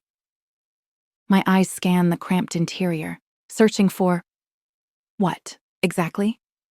A hidden lever? A magical symbol? I realize with a start that I have no idea how to access this secret section. Neve's instructions were frustratingly vague. I wander through the maze-like aisles, my fingers trailing along the spines of books, feeling foolish and out of place. Suddenly, the worn red steps beckon, a crimson invitation up to the store's legendary second floor. Each step creaks beneath my weight, a wooden whisper of countless stories, visitors, readers, dreamers who have climbed this same path before me. Something tugs at me, a subtle, insistent pull that goes beyond mere curiosity. I'm not climbing these stairs so much as being guided, each step feeling less like a choice and more like a predetermined path. As I reach the top, the space opens into a world both familiar and strange. Shelves pressed close, books stacked in precarious towers, soft light filtering through dusty windows. The Fae are mischievous creatures. What if this is all some elaborate prank? What if... My thoughts screech to a halt as my hand brushes against something that feels... different. I pause, backtrack a few steps. There, nestled between a worn copy of The Tempest and a pristine edition of A Midsummer Night's Dream, is a book that seems to shimmer ever so slightly when I look at it from the corner of my eye. Heart racing, I reach for it. As my fingers make contact, I sense a subtle vibration, like the hum of distant machinery. Instinctively, I know this is it. I glance around, making sure no one is watching, then pull the book. Instead of coming off the shelf, it tilts backward with a soft click. The entire bookcase swings inward, revealing a hidden door. For a moment, I stand frozen, awe and disbelief warring within me. Then, with trembling hands, I reach for the key in my pocket. It slides into the lock as if made for it, turning smoothly. The door swings open, and I step through, half expecting to find myself in some fantastical realm. Instead, I'm greeted by what appears to be a simple extension of the bookshop. Quiet, cozy, lined with shelves upon shelves of ancient-looking tomes. At the center of the room stands a large, ornate desk. Behind it sits a man, his head bent low over a stack of books, a quill moving swiftly across parchment as he catalogs. His hair is a mane of chestnut waves falling past his shoulders. Even from this distance, I can see the sharp angles of his face, the golden tan of his skin. There's something almost feline about his features. I approach hesitantly, clearing my throat. "Excuse me?" I begin, my voice sounding unnaturally loud in the hushed space. "I was wondering if you could direct me to the, travel section?" The man looks up, and I have to stifle a gasp. His eyes are a startling amber, with vertical pupils that contract as they focus on me. But it's his mouth that truly gives me pause. As he parts his lips to speak, I catch a glimpse of keen fangs. "Travel section," he echoes, his voice a low growl. "This isn't some mundane tourist trap, girlie. What are you really here for?" As he speaks, I notice his ears, pointed like Neve's, though he lacks her ethereal grace. The sharp tips peek through his hair, marking him as Fae despite his gruff demeanor. I swallow hard, thrown off balance by his curt manner. I'm not sure, exactly. I was given a key, told there was knowledge here that I needed to find. He snorts, a sound somewhere between amusement and disdain. "Of course you were. Let me guess. Divination, prophecy, that sort of thing." My eyes widen in surprise. "How did you know?" His nostrils flare slightly as he inhales. "You're a witch," he states matter-of-factly. "One of them seers. I can scent your type a mile away." He jerks his thumb toward a section off to the right. "Third aisle, second shelf from the top. Don't touch anything you're not prepared to understand. And anything you read must never cross your lips, especially on the other side." With that, he returns to his work, effectively dismissing me. I stand there for a moment, processing his brusque manner. Then, shaking off my stupor, I go to the indicated section. As I round the corner of the third aisle, I stop short, my breath catching in my throat. The shelves here seem to melt away, giving way to a small clearing surrounded by towering trees. Their branches intertwine overhead, creating a canopy that filters the light into dappled patterns on the forest floor. I blink rapidly, trying to make sense of what I'm seeing. This can't be real. We're in the middle of Paris, for heaven's sake. And yet, the scent of loam and wildflowers fills my nostrils. A gentle breeze rustles the leaves overhead, and I can hear the distant trill of birdsong. In the center of the clearing stands a single pedestal, upon which rests an ancient, leather-bound tome. Its cover, a deep midnight blue. As if in a trance, I approach it, my fingers reaching out to trace the embossed golden letters. Book of Velmir, a volume for seers only.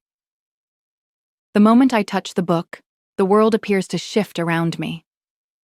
The symbols beneath the title begin to glow softly, pulsing with a rhythm that matches my heartbeat. The colors of the surrounding forest become more vivid, the sounds sharper. I have the dizzying sensation of standing on the edge of a great precipice, poised between two worlds. With shaking hands, I lift the Book of Velmir from its resting place. It's surprisingly light, yet I can feel the immense power contained within its pages. As I open the cover, a soft whisper of ancient magic caresses my skin, and I know with absolute certainty that this book was meant for me to find. I take a deep breath, steeling myself for what I might discover. The first page bears an inscription in flowing script. To those blessed with the sight, may this book illuminate the paths of destiny. The rest of the pages are filled with intricate diagrams, elegant script in languages I've never seen before, and illustrations that seem to move when I'm not looking directly at them. But as I focus on the text, something extraordinary happens. The symbols on the page start to shift and dance, coalescing into images that bypass my eyes and form directly in my mind. It's as if the Book of Velmir is communicating with me on a level beyond mere sight or language. Scenes play out in my thoughts. Visions of past events I couldn't possibly have witnessed. Glimpses of potential futures that take my breath away. I see great gatherings of supernatural beings, their forms shimmering and shifting. I witness battles waged with magic so potent it warps the very fabric of reality. Amidst these scenes, flashes of the Shadow Wars emerge. Moments from the ancient conflict that reshaped the supernatural world centuries before my time. The images are fragmented, but I can sense the overwhelming forces at play. The relentless struggle between light and darkness that threatened to tear reality apart. And through it all, I sense a thread of destiny, a path that seems to lead inexorably to me. The symbols reform, showing me the intricate web of connections between all supernatural beings. I see how the actions of one can ripple outward, affecting the fates of many, and I begin to understand the unique role of seers in this cosmic dance. We are the watchers, the interpreters, the possible tipping point in the balance of power. As I delve deeper into the Book of Velmir, the scenes grow more vivid, becoming intimately personal. I glimpse days yet to come, the myriad paths I could take, and the consequences that follow. And always, at the center of these visions, is Kaisner. Our potential relationship unfolds in a whirlwind of possibilities.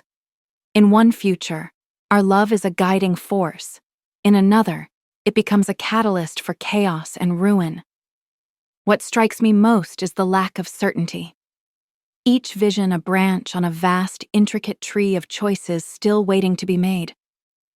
I see how a single decision can send ripples through time, reshaping not only our lives, but the fate of the world itself. How can I navigate this tangled web of futures and ensure that I make the right choices for us all?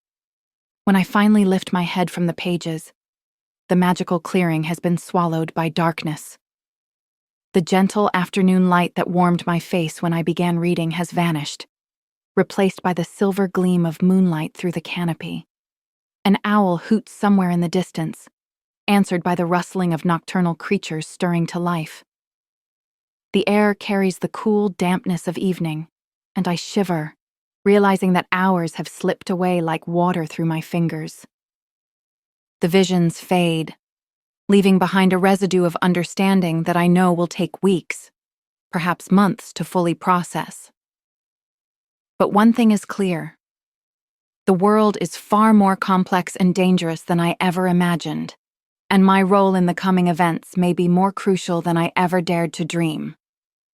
With reluctance, and no small amount of relief, I close the book. The burden of what I've learned settles over me like a headstone. I know now that I can never unknow these things, never go back to the person I was before I opened this tome. I quicken my pace as I return, and when I finally step out of the hidden section, I almost collide with the library keeper. Leaning against a bookshelf, arms crossed, his unsettling amber eyes lock onto me with an intensity that sends a shiver down my spine. "Found what you were looking for?" he asks, his tone dripping with sarcasm. His gaze sweeps over me, taking in my disheveled appearance. I swallow hard, trying to compose myself. "Yes, I think so." He snorts, a sound caught between amusement and disdain. "You look like you've seen a ghost, girly, or perhaps something far worse." He pushes off from the shelf, moving toward me with a predator's grace. "You have a gift for me," he purrs, hand open and waiting. I freeze, transfixed by his fiendish smirk. "A key?" he presses, his patience fraying at the edges. "Oh!" The sound escapes me like a startled breath. I set the ornate item on his palm, my fingers trembling slightly as our skin briefly touches. "Remember," he continues as he slips the key into his pocket, his voice a low, dangerous whisper. "The secrets of this place stay within these walls. We don't need another Salem on our hands." I nod numbly. "I understand." "Good," he says, his fangs glinting in the low light as he speaks. "Off with you then." I hurry past him, my heart thundering against my ribs like a caged bird desperate for escape. As I step through the hidden door and back into the familiar confines of Shakespeare and Company, the bookstore's musty warmth envelops me. The world around me looks the same, the well-worn shelves and quiet corners unchanged, and yet everything is fundamentally different now. How long was I in there? It felt like hours, but the clock on the wall suggests it's been barely 20 minutes. Chapter 13. Kaisner. The Parisian evening air bites with January's fierce chill as I make my way down the narrow streets of the Latin Quarter. My breath forms small clouds in front of me, dissipating in the crisp winter breeze. My pace is unhurried, casual to any observer, but my senses are on high alert. The text from my informant burns in my mind. Clarissa Draken, spotted entering Shakespeare and Company not 20 minutes ago. A smirk tugs at the corner of my mouth. Of all the places in Paris, she chooses to wander here. Intriguing. This isn't just any bookshop. Whispers in the darker corners of our world speak of hidden aisles, secret sections accessible only to those with particular talents. Talents that have, frustratingly, eluded even me thus far. As I approach the bookstore's weathered facade, my mind races with possibilities. Could Clarissa have inadvertently uncovered a buried truth? Or is she, perhaps, more than she appears? The seer gifts of the Draken line are well known. But this could be something else entirely. I pause for an instant, allowing my senses to extend beyond the physical. Despite the winter's chill, the air surrounding the bookshop shimmers with an energy most humans would never perceive. Ley lines converging, ancient magics woven into the very foundations of the building. It's subtle, masterfully concealed, but to one such as myself, it's as clear as a beacon. My fingers flex involuntarily, power thrumming just beneath my skin.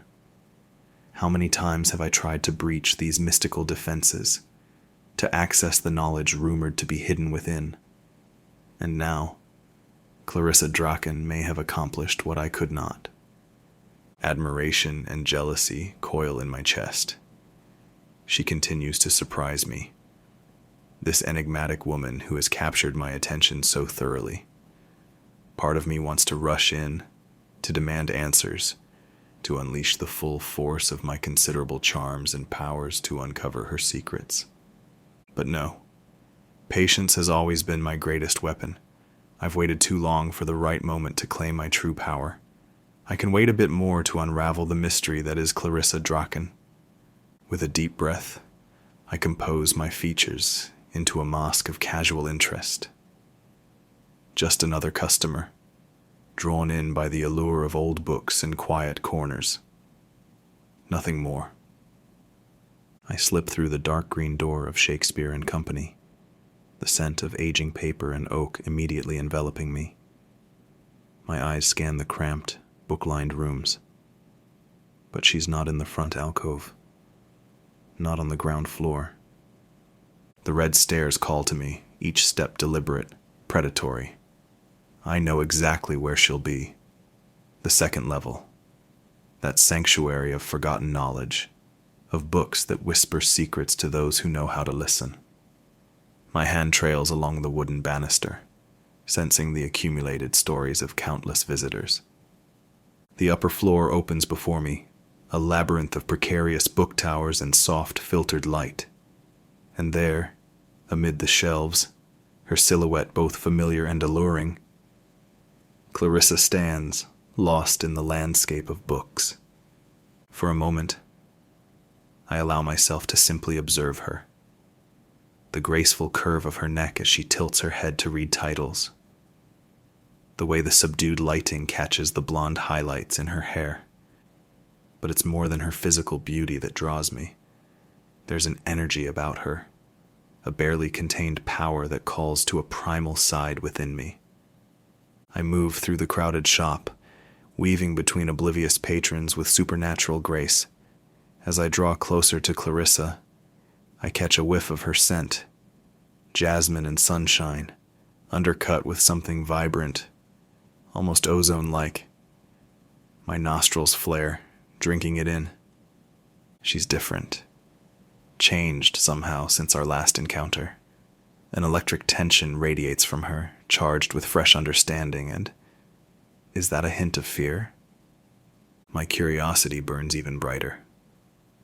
What has she discovered in this innocuous-seeming bookshop? What secrets now dance behind those captivating eyes? Only one way to find out. Fancy meeting you here, meine Kleine. I purr, allowing my true nature to tinge my voice. Clarissa startles at the sound, those luminous sapphire orbs going wide as they meet mine.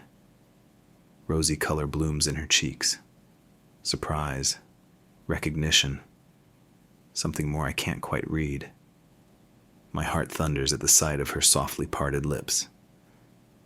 You, she breathes out, and the single whispered word caresses me like a tender touch. What are you doing here? A subtle curve of her mouth betrays her quiet delight. A slow, calculated smile spreads across my features. The same as you, it would seem. Getting delightfully lost within these literary landscapes. Her delicate brow furrows ever so slightly.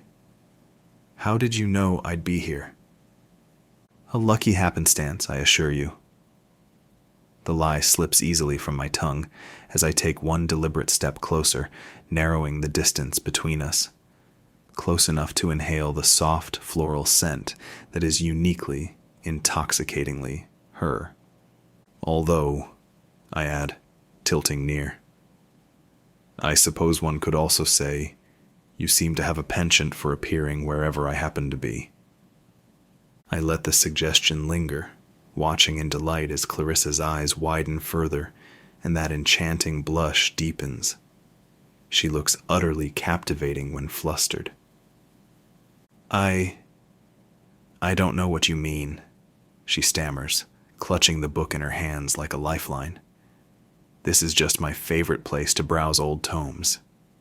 Her attempt at recovering her composure is as endearing as it is fruitless. I take another step, invading her personal space in a way that's towing the line of propriety, near enough to catch the ragged edge of her breath, to witness the pulse fluttering wildly at the base of her elegant throat. It seems more than mere coincidence, don't you think? 3 times now our paths have crossed, I murmur, pitching my voice low, so she has no choice but to instinctively lean in. I allow the implication to hang heavy in the charged air. But I know this is no accident, no twist of fate, rather a grand design of my own careful machinations. Perhaps, I continue in that same rumbling tone, you're the one conspiring to cross my path, Liebste. I'm quick to amend my boldness with, and if so, I offer my complete and unreserved approval. Her lips part on a tremulous inhale, those expressive eyes searching mine. I glimpse the tumult of thoughts and feelings playing out across her features. Confusion, intrigue, an unmistakable spark of interest she's struggling to smother. The thrill of rendering her so exquisitely unsettled causes my heart to pound. I've landed the bait. Now to see if she has the courage to bite. Forgive me, chère Clarissa. A low, rich laugh rumbles from my chest. I don't mean to fluster you so. Clearly the secluded ambiance of this charming bookshop has me feeling conspiratorial.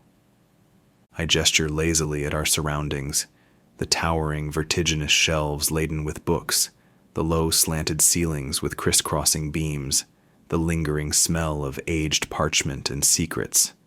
Though I must admit, there's something delightfully clandestine about crossing paths with a beautiful woman in a place steeped in so much history and romantic intrigue. No. I lift a brow, the gesture laden with unspoken meaning. She regains her composure, straightening her shoulders as she tries to appear unaffected by my flirtatious insinuation, but the pretty stain still lingers becomingly in her countenance. While I appreciate your flair for the dramatic, monsieur, she speaks with delicate restraint, I'm afraid there's no grand conspiracy nor mystery here. Just 2 literature lovers finding themselves in the same place by chance. Is that so? I counter with silken smoothness, annihilating the remaining space between us. If that is the case, then allow me to make the most of this spontaneous encounter, mademoiselle. Plucking the well-worn copy of Romeo and Juliet from her hands, I set it back on the shelf behind her in one fluid motion, caging her between the solid oak and the warmth of my body. What do you say we continue this discussion over dinner? I propose, my voice a low, velvety purr. My eyes lock with hers, dark and intense, a silent promise of intrigue. I know a quaint little bistro not far from here. Nothing fancy, just good food and stimulating conversation. The edge of my mouth lifts in dark amusement as I watch her reaction. I can almost see the wheels turning in her mind, weighing the potential risks against her evident curiosity. The anticipation is delicious. Unless, of course, you have more pressing engagements this evening, I add, a calculated challenge in my tone. Her chest rises and falls with a subtle shudder. I perceive her resolve wavering, the crackling attraction between us impossible to deny. The momentary catch of her plush lower lip makes my breath hitch as she considers her answer. A foreign sensation creeps into my core then, unfamiliar, almost laughable in its absurdity. Almost. The revelation slams into me. She might actually say no. For a fleeting instant, I find myself strangely disarmed by her hesitation, by the power she seems to wield over me without even realizing it. It's a strange emotion, this momentary loss of control, This notion of being caught in someone else's thrall. I, who have always prided myself on my ability to manipulate and dominate, am now left reeling by the depth of my response to her. It's unsettling, this newfound vulnerability, this chink in the armor of my carefully crafted persona. I've never allowed myself to be swayed by emotion, never permitted the weaknesses of the heart to interfere with the cold, hard logic of my ambition. And yet, here I am, my pulse racing, and my thoughts scattered, my sanity hanging from a single reaction of a woman I barely know. When the faintest nod from her comes, I beam victoriously, stepping back to offer my arm in a chivalrous gesture, masking my inner turmoil with a facade of confident charm. Excellent. Then it's a date, Liebes. As she tentatively loops her arm through mine, I pull her snugly against my side, savoring the delicious shiver that courses through her. The chase is exhilarating, but I have a feeling the prize will be exponentially more so. This evening is shaping up to be even more delightful than I expected. Chapter 14. Clarissa. Dragons, I'm learning, have a talent for making the impossible feel inevitable. My heart hammers as Kaisner's car cuts through rain-slicked streets. I still can't believe I said yes. Yes to dinner, yes to him. The man who's haunted my thoughts since the moment we met is taking me somewhere secret, somewhere private. Just the two of us. A thrill surges through me. So does a flicker of doubt. What the hell am I doing? The rational part of me chants danger. Kaisner Drachentstein is power and shadows and whispered warnings. But the part that answers him, the part that wakes when he's near, doesn't care. Outside, city lights blur past the windows, refracted through streaks of rain. I breathe deep, steadying myself. For better or worse, I've already stepped into his world. There's no turning back now. The car eases to a stop before a nondescript building. Mist drapes the Parisian evening in a ghostly veil, rain soft but steady. Kaisner's out in a blink, umbrella in hand, opening my door before I even reach for it. "Allow me," he says, offering his hand. I take it. The chill of the night vanishes the second he pulls me close under the umbrella. His warmth wraps around me, grounding, dangerous, addictive. We cross slick cobblestones toward a modest entrance. A discreet sign above the door reads, "L'étoile cachée," the hidden star. A gust of wind grabs the umbrella just as he opens the door, spraying us both with cold droplets. I laugh. I can't help it. Kaisner's answering smile is rare and sharp, real. For just a moment, his carefully constructed mask slips, revealing something genuine beneath the polished exterior. The unguarded expression transforms his face completely, softening the harsh angles, brightening his eyes, making him devastatingly handsome in a way that has nothing to do with his usual calculated charm. He guides me through the doorway, his hand a whisper of warmth at the small of my back. I steal a glance at Kaisner's chiseled profile, the memory of Cassandra summoning him to Devereux Manor flickering through my mind.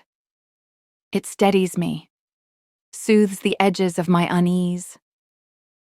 If she trusted him enough to call him into that sacred place, then maybe I can trust him for one evening of... what? Normalcy. A wry smile tugs at my lips, as if anything involving Kaisner Drachentstein could ever be considered normal. The door closes behind us, muffling the patter of rain. Inside, the hush is immediate. No clinking glasses, no murmured conversation, just golden light and silence. My steps slow as I take it in. Empty tables dressed in white linen and polished silver, crystal glassware untouched. A single rose at each center, soft petals blushing crimson. Is it always this quiet? I murmur. I may have asked for privacy, Kaisner says, tone smooth, amused. My pulse skips. Of course he did. He leads me to a corner booth, the velvet seat catching on my dress as I slide in. The space feels intimate, almost secret. Candlelight flickers across wood-paneled walls and casts dancing shadows on the floor. A grand piano stands in the corner, silent, until it's not. Soft music blooms into the space, as if summoned by thought. A waiter approaches with reverence, cradling 2 ancient-looking bottles of wine. From your private collection, monsieur. Kaisner barely glances at the labels. The Chateau Margaux 1787. The waiter nods with awe and vanishes. I blink. The 1787. My brother once called it liquid legend. Only a handful still exist, locked away in vaults or museums. I'd only ever heard of it, and Kaisner chooses it like he's ordering a glass of tap water. As the waiter tilts the bottle, the deep crimson elixir cascades into our glasses with the grace of liquid rubies. The rich, complex aroma wafts up, and I find myself inhaling deeply. Blackcurrant, cedar, a faint note of truffle and something darker, older. 1787. I glance at him over the rim of my glass. Is this even drinkable? Kaisner's smile is slow, edged with something ancient. For most? No. But some things age differently, when guarded by the right blood. The way he says it, like he's not just talking about wine, sends a ripple down my spine. He lifts his glass, watching me through the crimson veil. A toast without words. I clink mine softly against his. The first sip is velvet and shadow. Unreal. As though time itself has been distilled into flavor. The legends don't do it justice. And neither, I realize, do the warnings about him. Quite the vintage, I say, understatement clinging to my voice. He tilts his glass in acknowledgement. Some things are worth preserving. Like this moment. Our eyes meet. Something lingers in the space between us. Heat, curiosity, maybe warning. Hors d'oeuvres arrive. Tiny, exquisite bites too beautiful to eat. Truffles, smoked salmon, aged cheeses that melt on the tongue. Kaisner leans back, watching me more than the food. There's a quiet hunger in his gaze, not for the wine or the rare delicacies, but for my reactions, my laughter, the flicker of curiosity in my eyes. It's as if he's memorizing me, moment by moment, the way a collector studies a one-of-a-kind artifact he never plans to part with. As the evening unfolds, I find myself leaning in, drawn by more than just his presence. His voice, low and deliberate, spins tales of far-off cities cloaked in snow, forgotten catacombs beneath Venetian streets, hidden halls guarded by blood oaths and ancient names. Each story reveals another layer, another mask peeled away, until he no longer feels like a stranger seated across from me, but a man whose soul I've brushed before in a dream. But it's when he speaks of a recent acquisition, a secluded property on the shores of Lake Starnberg in Germany, that something in him shifts. His voice softens, loses some of its usual sharp edge. He describes the tranquil waters, the thick emerald canopy of the forest, the quiet charm of the nearby village with its old chapel bells and scent of wood smoke. There's a reverence in his tone when he speaks of the place, like it's more than land, like it's something close to sacred. I've been thinking about spending some time there, he admits, a note of vulnerability in his tone that catches me off guard. Perhaps living a quieter life, at least for a while. The image of Kaisner, this powerful, enigmatic man, Seeking solace in such a peaceful setting is both surprising and oddly fitting. It reveals a depth I hadn't glimpsed before, a yearning for simplicity that contrasts sharply with the complexity of his usual world. Almost without realizing it, I begin to share my own story. The words come unbidden, and I speak of an English childhood tinged with loss, of the sense of displacement that drove me to lose myself in studies and art. I talk about the inexplicable pull that drew me back to Paris, the sense of homecoming when I finally returned, and how the gallery has given me purpose, a sense of place in a world that never quite fit. Kaisner listens with that same sharp intensity, his gaze never straying from mine. Even when I fall silent, his attention remains fixed on me, as if reading the story written in the shadows of my expression. For a moment, neither of us speaks, but the silence isn't empty. It's charged, alive with something unspoken yet deeply felt. A tether drawing us closer with every heartbeat. The wineglass pauses halfway to his lips as Kaisner's gaze suddenly shifts, sharpening with focus. His eyes scan the room with predatory intensity, lingering momentarily on a figure near the entrance. The movement is subtle, almost imperceptible, but I catch it. The slight tensing of his shoulders, the way his free hand moves instinctively toward his jacket. Then, just as quickly, the moment passes. The mask of charming dinner companion slides back into place, but something has changed. There's an edge to his smile now, a vigilance behind his eyes that wasn't there before. "Forgive me," he says, noticing my curious expression. "Old habits." What kind of habits require that level of awareness? I ask, unable to contain my curiosity. He studies me for a long moment, as if weighing how much to reveal. "There are things about me you don't know, Clarissa." His voice drops, pitched for my ears alone. "Things I hope I never have to burden you with." The cryptic response only fuels my curiosity. "Try me," I challenge softly. A shadow passes across his features, there and gone so quickly I almost miss it. "Not tonight," he says, reaching across the table to brush his fingers against mine. "Tonight is about us." The touch sends electricity racing up my arm, and just like that, the spell is recast. Yet even as we return to our conversation, I notice how his gaze periodically sweeps the room, how he's positioned himself to view both me and the entrance. I wonder what kind of life creates such instincts, and what kind of enemies would follow a man like Kaisner Drachentstein.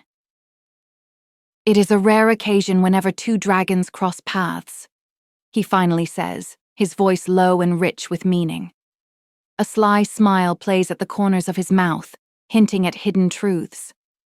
A shiver races through me, equal parts thrill and trepidation. I lean in, drawn deeper into the mystery that cloaks him. "Is that what we are?" I whisper, the words heavy on my tongue. "Two dragons circling each other in the midnight sky?" The moment the metaphor leaves my lips, I feel its truth in my bones. We are more than human, more than what we appear to be. Powerful beings, ancient at our core, wary and watchful, yet drawn together by some force older than fate. Kaisner's eyes lock onto mine, and in the flickering candlelight, they smolder like embers in a dying fire. The rich maroon of his irises deepens, flecks of gold stirring within them like sparks ready to ignite. For a moment, it's as though the dragon within him rises to the surface, its presence felt, if not seen. He leans in, his voice a low, resonant rumble that vibrates through the air between us. "Dragons indeed," he murmurs, dark amusement curling around the words. "But perhaps not merely circling, Clarissa. We're dancing. A dangerous, intricate dance. Inescapable, as fate's embrace. He pauses, his gaze sharpening. The question is, are you prepared for where this dance might lead us? His hand reaches across the table, fingers seeking mine with deliberate intent. The moment our skin touches, our fingers interlacing across the white linen, my breath catches, hopelessly ensnared by the gravity of his words, and the terrible beauty of what I witnessed in the Book of Valmir just hours ago. The images flash through my memory, 2 dragons spiraling through storm-dark skies, locked in an aerial ballet of power and passion. One obsidian black, one pearl white traced with veins of gold, beautiful and terrible in their deadly grace. But the scene had shifted, split, showing me 2 divergent paths, like pages from different books of fate. In one future they rule as equals, king and queen of shadows and flame, their love a force that reshapes the world.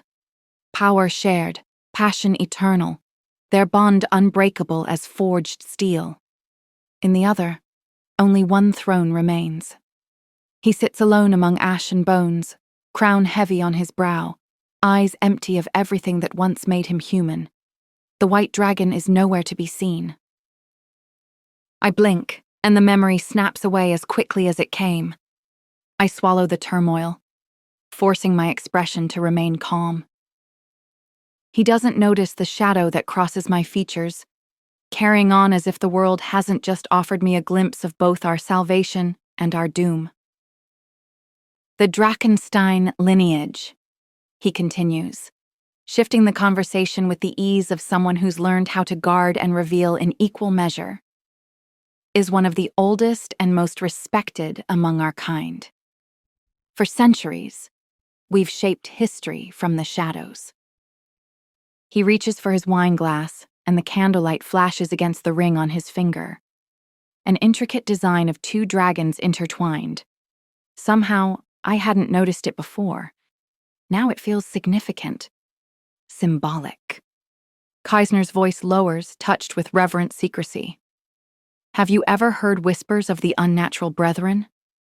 His eyes glint with pride and caution. When I shake my head, he goes on, few have these days. It was meant to be our greatest achievement, and perhaps our greatest folly. He leans closer, the words soft, conspiratorial.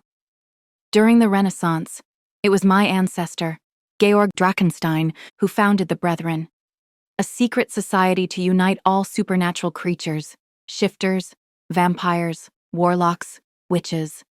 One banner, one cause.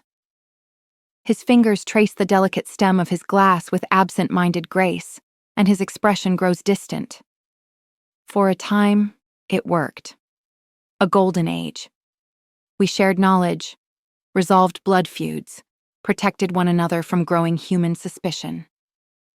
It was glorious. Then his tone shifts, the shadows deepening behind his eyes. But the Inquisition came. Witch hunts tore across Europe. Fear spread like wildfire, and unity became our greatest vulnerability. He takes a measured sip of wine, and when he speaks again, his voice carries the heaviness of centuries. It was another Drachenstein, my great-great-great-grandmother Eliza, who made the impossible decision to disband the unnatural brethren in 1632. Thus ending the Shadow Wars, I breathe, stunned. The name stirs echoes from the old lessons of witch lore I'd almost forgotten. He nods, something like awe in his expression. She was 16, barely more than a child, and yet she saw what the rest of us could not. If one of us fell, all would. A muscle in his jaw twitches. His grip on the glass tightens ever so slightly. The dissolution of the unnatural brethren saved countless supernatural lives, he murmurs. But it also marked the end of an era. We scattered. Our communities turned inward. Secrets became the walls we lived behind, He falls quiet, the weight of history settling between us. And in that silence, I glimpse something raw beneath his polished surface. Not just a keeper of legacy, but a man burdened by it. I take a slow sip of wine, the rich taste grounding me. You speak of your family's legacy with such reverence, I say gently. But I sense it's more than just pride. It feels personal, heavy. His carefully constructed facade wavers. Just for a heartbeat, but it's enough. I see it then, the flicker of something raw and unguarded. A hidden vulnerability that strikes deeper than I expect, rattling something inside me. The burden of legacy, he says at last, almost to himself. Then he looks at me, eyes dark with something fierce and unrelenting. It's a double-edged sword, Mina Kleina. Our family's power, our unique heritage. It's both a gift and a burden. He draws a slow, steady breath. And sometimes, I wonder if the price of carrying it is more than even I can pay. Without thinking, I reach out, covering his hand with mine. The contact sends a jolt through me, but as before, there's no rush of premonition, no glimpse into his past or future. It's both frustrating and oddly freeing. I understand, I whisper, aware of my own family's expectations. The pressure to live up to a name, to be everything that everyone expects you to be. It can be overwhelming.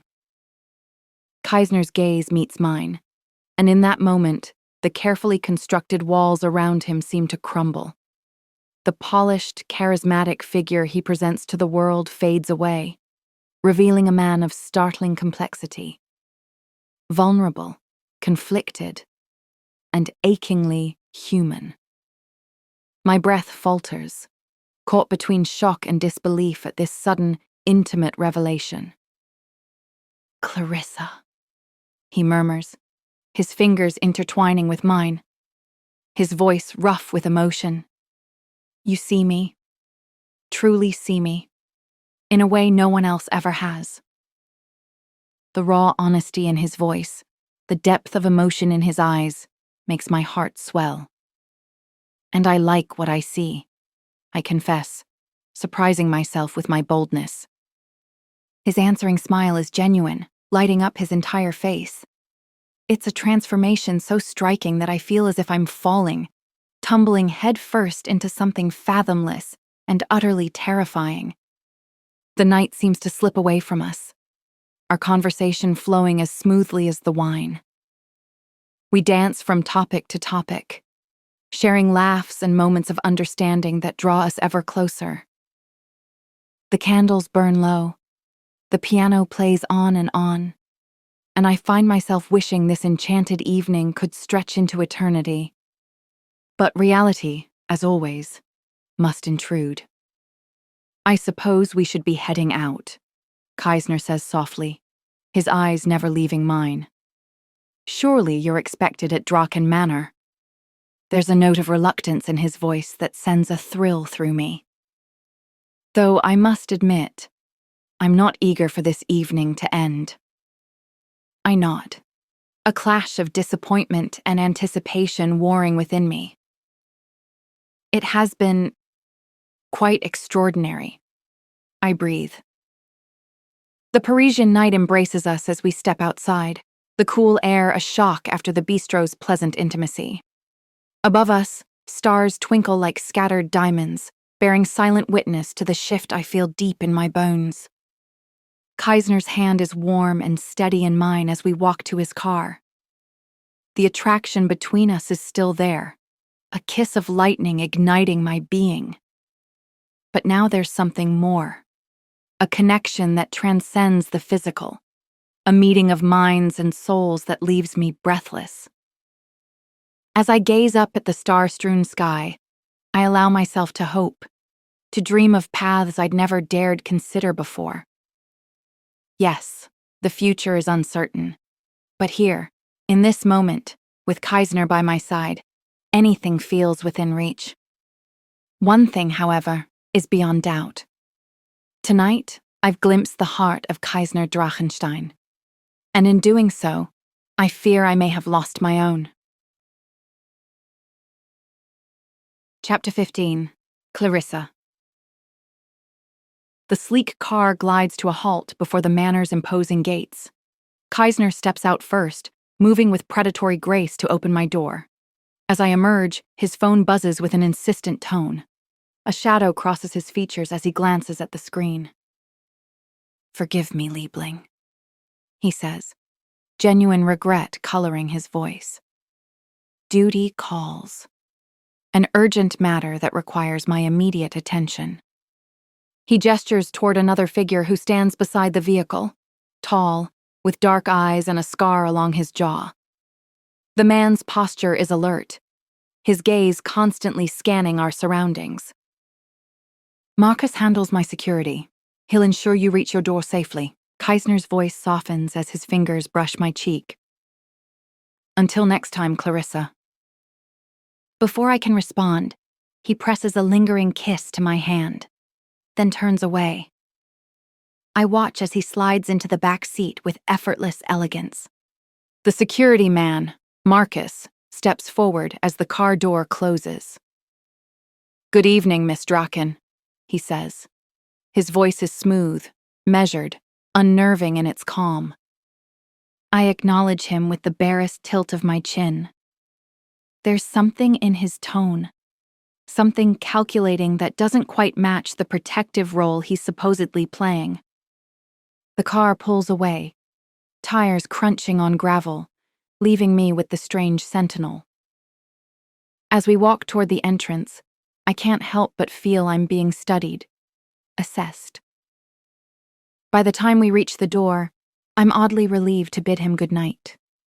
A distant rumble of thunder breaks the silence, and I scent the promise of rain in the air. Dark clouds gather on the horizon, obscuring the stars as they creep toward the waning moon. The massive oak doors swing open, silent on their well-oiled hinges. The entrance hall stretches before me, a cavernous space of marble and mahogany, illuminated by the soft glow of enchanted chandeliers. My footsteps echo as I cross the threshold, each click of my heels on the polished floor a counterpoint to the rapid beating of my heart. The book of Valmir's revelations tumble through my thoughts, a puzzle I'm only beginning to comprehend. The balance of power among the supernatural bloodlines is shifting, the book had warned. Ancient prophecies are stirring, and the veil between worlds grows thin. What role do I play in this grand design? I think of Nicholas, of the unification he seeks to bring about among the dragon clans. How does his vision fit into these cosmic machinations? And Kaisner? My breath catches as I recall the intensity of his gaze, the warmth of his hand in mine. He's a variable I hadn't accounted for, a wild card in an already complex game. My attraction toward him is undeniable, electric and terrifying in its intensity. But can I trust it? Can I trust him? Lost in my ruminations, I barely notice where I'm standing, the sudden change in temperature pulling me back to the present. I find myself at the threshold of the manor's conservatory, a cathedral of glass and wrought iron that houses a veritable jungle of rare and magical flora. Stray beams of moonlight filter through the glass panels of the domed ceiling, casting ethereal patterns across the lush greenery. The air is heavy with the scent of night-blooming flowers and rich, loamy earth. I step inside, drawn by the soothing promise of solitude. The door closes behind me with a soft click, and I'm instantly enveloped in a cocoon of warmth and verdant life. Massive ferns unfurl their fronds overhead, their leaves glistening with moisture. Vines with iridescent flowers wind their way up ornate trellises, their blooms pulsing with a soft, bioluminescent glow. As I delve deeper into this indoor wilderness, my fingers trailing along the smooth bark of a moonflower tree, the tension begins to ebb from my shoulders. Here, Nestled within the calm vitality of the plants, I can almost believe that the burden of destiny isn't quite so crushing. I find a small clearing near the heart of the greenhouse, a circular space enveloped by a ring of white stone benches. In the center stands an ancient fountain, its basin filled with crystal clear water that seems to glow from within. It's here that I finally allow myself to sink onto one of the seats, longing to unwind from the tumultuous day. I close my eyes, inhaling the warm, flower-scented air, and as the soft murmur of thunder rumbles in the distance, I begin to sort through what I learned from the Book of Valmir. The book spoke of a significant shift coming, a realignment of the supernatural forces that govern our world. It hinted at the return of old powers long thought lost, and the awakening of new ones that could tip the frail balance we've maintained for centuries. But it wasn't all doom and gloom. There was hope, too, a prophecy of a unifier, someone who could bridge the gaps between the supernatural races and usher in a renewed era of cooperation and understanding. Could that be Nick? My brother is ambitious, driven by a vision of a united dragon society. But could his plans extend even further than I'd imagined? And where do I fit into all of this? Then there's Kaisner. My heart quickens at the mere thought of him, and I can't help but recall the way his eyes smoldered in the candlelight of L'Étoile Cachée. He's a mystery wrapped in an enigma, a man of power and secrets who seems to see right through me. But can I trust these feelings? Is Kaisner truly interested in me? Or am I just another piece on his chessboard? I shake my head. No. The connection I felt with Kaisner was real. The vulnerability I glimpsed in his eyes when he spoke of his family's legacy. The way he opened up to me about his desire for a simpler life. Those weren't the actions of a master manipulator. At least, I don't think they were. As I sit there, surrounded by the quiet rustling of leaves and the soft gurgle of the fountain, a sense of calm settles over me. The enormity of what I've learned, the weight of the decisions that lie ahead, they're still there, but they no longer seem insurmountable. Resolve surges within me, and I stand, feeling stronger and more centered than I have in days.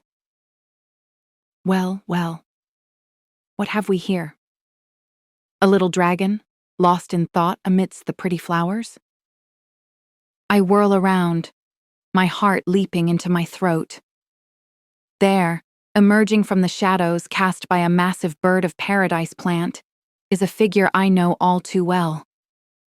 Ivan Lockhart. The vampire moves with liquid grace, his pale skin seeming to glow in the moonlight that filters through the glass ceiling. His dark hair is swept back from a face of angular perfection, and his eyes, a swirling mix of violet and green, fix on me with predatory intensity. Ivan, I breathe, fighting to keep my voice steady. I didn't realize you were here. Even as I speak, my mind races. What could possibly bring Ivan Lockhart, one of the most powerful vampires in Europe, to Draken Manor? His hatred for our family is legendary, a bitter enmity that stretches back centuries. His lips curl into a smirk, revealing the barest hint of fang. Clearly, he drawls, his cultured British accent a reminder of his long existence. You seemed quite lost in your musings, my dear. Anything you'd care to share? As he speaks, a fog seems to lift from my mind. With a jolt of alarm, I realize that my wandering to the conservatory wasn't as aimless as I'd thought. The compulsion that drew me here, the sense of peaceful solitude I'd felt, it was all Ivan's doing. Anger and embarrassment wash over me as I remember the warnings I've received about vampire influence on young witches. I straighten, fighting against the lingering tendrils of his persuasion. My hands clench at my sides, nails digging into my palms. Ivan may be ancient and powerful, and I may be vulnerable to his tricks for another 3 years, but I am still a Draken. I will not be a puppet in my own home. That's enough, I say, my voice steadier than my emotions. I'd appreciate it if you'd stop trying to manipulate my thoughts. I meet his gaze squarely, pushing back against the allure of his supernatural charisma. What brings you to Draken Manor at this hour? I wouldn't have thought you'd willingly set foot on our grounds, let alone resort to luring me into a private meeting. A flicker of surprise. And is that respect? Passes over his face before his usual mask of cool amusement slides back into place. Impressive little witch, he murmurs. Not many of your age can shake off a vampire's influence so quickly. Perhaps Juliet's tutelage is paying off after all.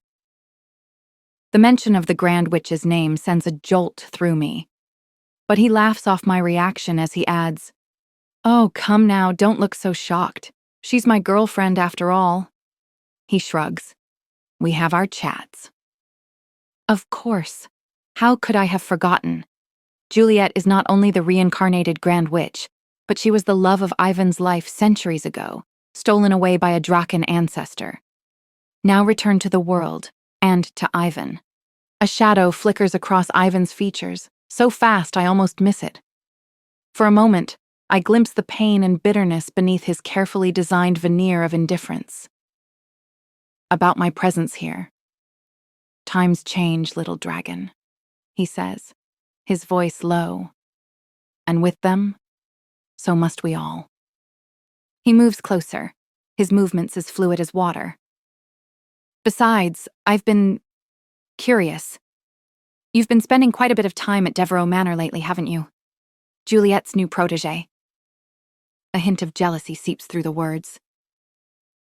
She has been kind enough to take me under her wing, I say carefully, watching Ivan's reaction. She's a wonderful teacher. A soft smile plays at the corners of Ivan's mouth, a genuinely tender expression that transforms his face. That she is, he murmurs, taught by the best. Then his eyes sharpen, focusing on me with renewed intensity. But I wonder, what does the seer daughter of the Draken clan hope to learn from a reincarnated witch? Keeping secrets from her boyfriend, is she? I want to snap back, but I choose my words carefully, aware of the delicate ground we're treading. The magical world is changing, Ivan. The ancient boundaries between our kinds are blurring. Juliet understands that better than most. Ivan's eyebrow arches elegantly. Indeed. And your brother's ascension to Alpha has certainly shifted the landscape, shall we say? Bram's stubborn old guard mentality was becoming tiresome. Nicholas, at least, seems to have a more progressive outlook. I can't hide my surprise at this. Ivan's disdain for my brother Bram is well known, but to hear him speak almost approvingly of Nicholas is unexpected, to say the least. And you're here to what?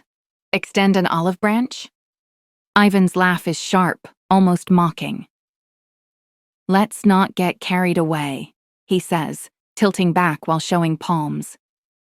But there are changes coming, Clarissa. Big changes. And those of us who have managed to survive this long do so by knowing when to hold on to old grudges and when to recalibrate our alliances. His eyes narrow slightly, the depth of ages mirrored in his gaze.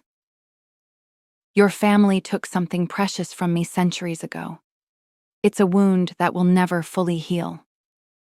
For a moment, his mask slips, and I see a flash of raw pain that takes my breath away. But the past is the past. What matters now is the future. And what future is that? I ask, my curiosity overcoming my caution. Gravity settles over Ivan's face. One where the old boundaries between our kinds begin to blur, as you say, where ancient enmities give way to new understandings. He pauses, his gaze intensifying. Your brother's vision of unification. It's ambitious. Dangerous, even. But it might just be what we need to ride out the coming storm. A chill runs down my spine. What storm? Oh, my dear girl, Ivan says, his voice almost gentle. Surely you must feel it, the shifting of powers, the stirring of old magic. The world is changing, Clarissa. You've said it yourself, and we who wish to survive must change with it. He begins to circle me slowly, like a shark scenting blood in the water. Which brings me to you and your recent activities. Your apprenticeship with Juliet, your budding relationship with Kaisner Drachentstein. You're positioning yourself at the center of a very delicate web, whether you realize it or not. My pulse quickens at the mention of Kaisner's name, but I refuse to let it show. I wasn't aware my choice of mentors or dinner companions was a matter of such interest. I say coolly. Ivan's laugh is without humor. Everything is of interest in our world, especially when it involves the heirs of two sovereign dragon bloodlines. He stops directly in front of me, close enough that I perceive the unnatural chill that emanates from his body. Your dalliance with young Drachenstein has not gone unnoticed.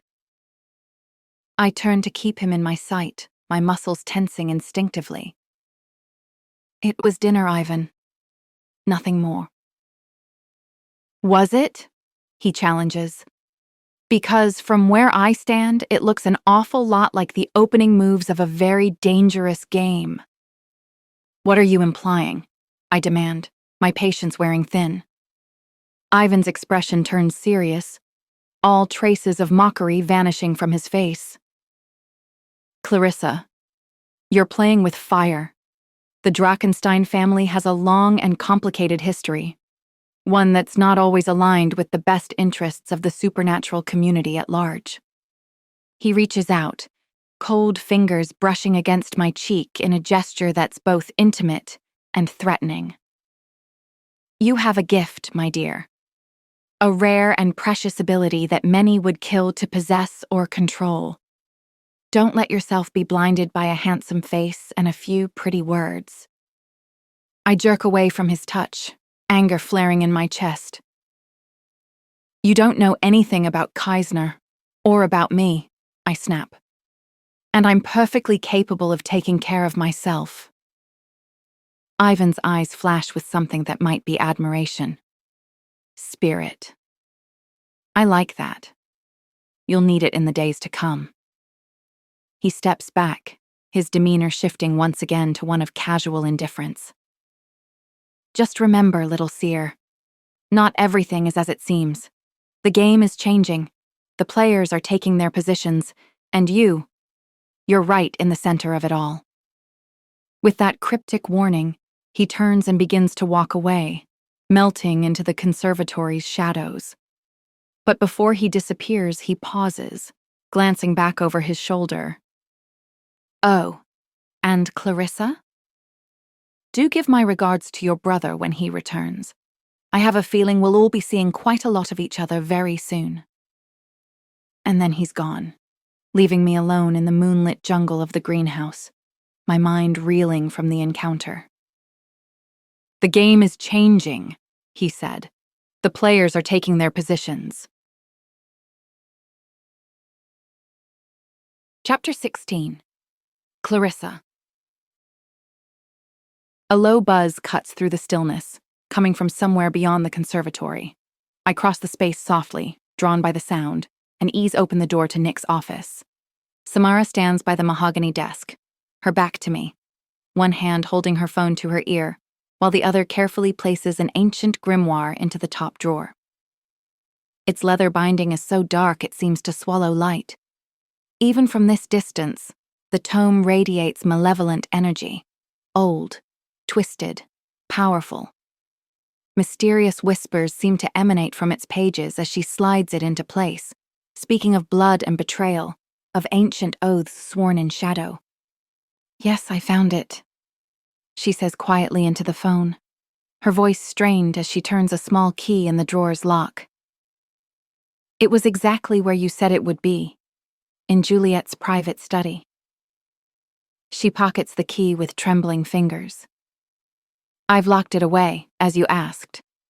But Nick, this thing, it feels wrong. The moment I touched it, a hush falls as she listens to whatever he's saying. Even with the grimoire now sealed away, I can still feel its presence, heavy and suffocating, pressing against my consciousness, its wicked aura seeping through the wood. I know it belonged to Willem Draken. Samara continues, her voice barely above a whisper. But why do you need it? What's so important about a 300-year-old spellbook that you'd ask me to steal from Juliet? The name hits me like a physical blow. Willem Draken, Juliet's husband from centuries past, before her first death and reincarnation. The man whose love story with the Grand Witch had become legend among our kin.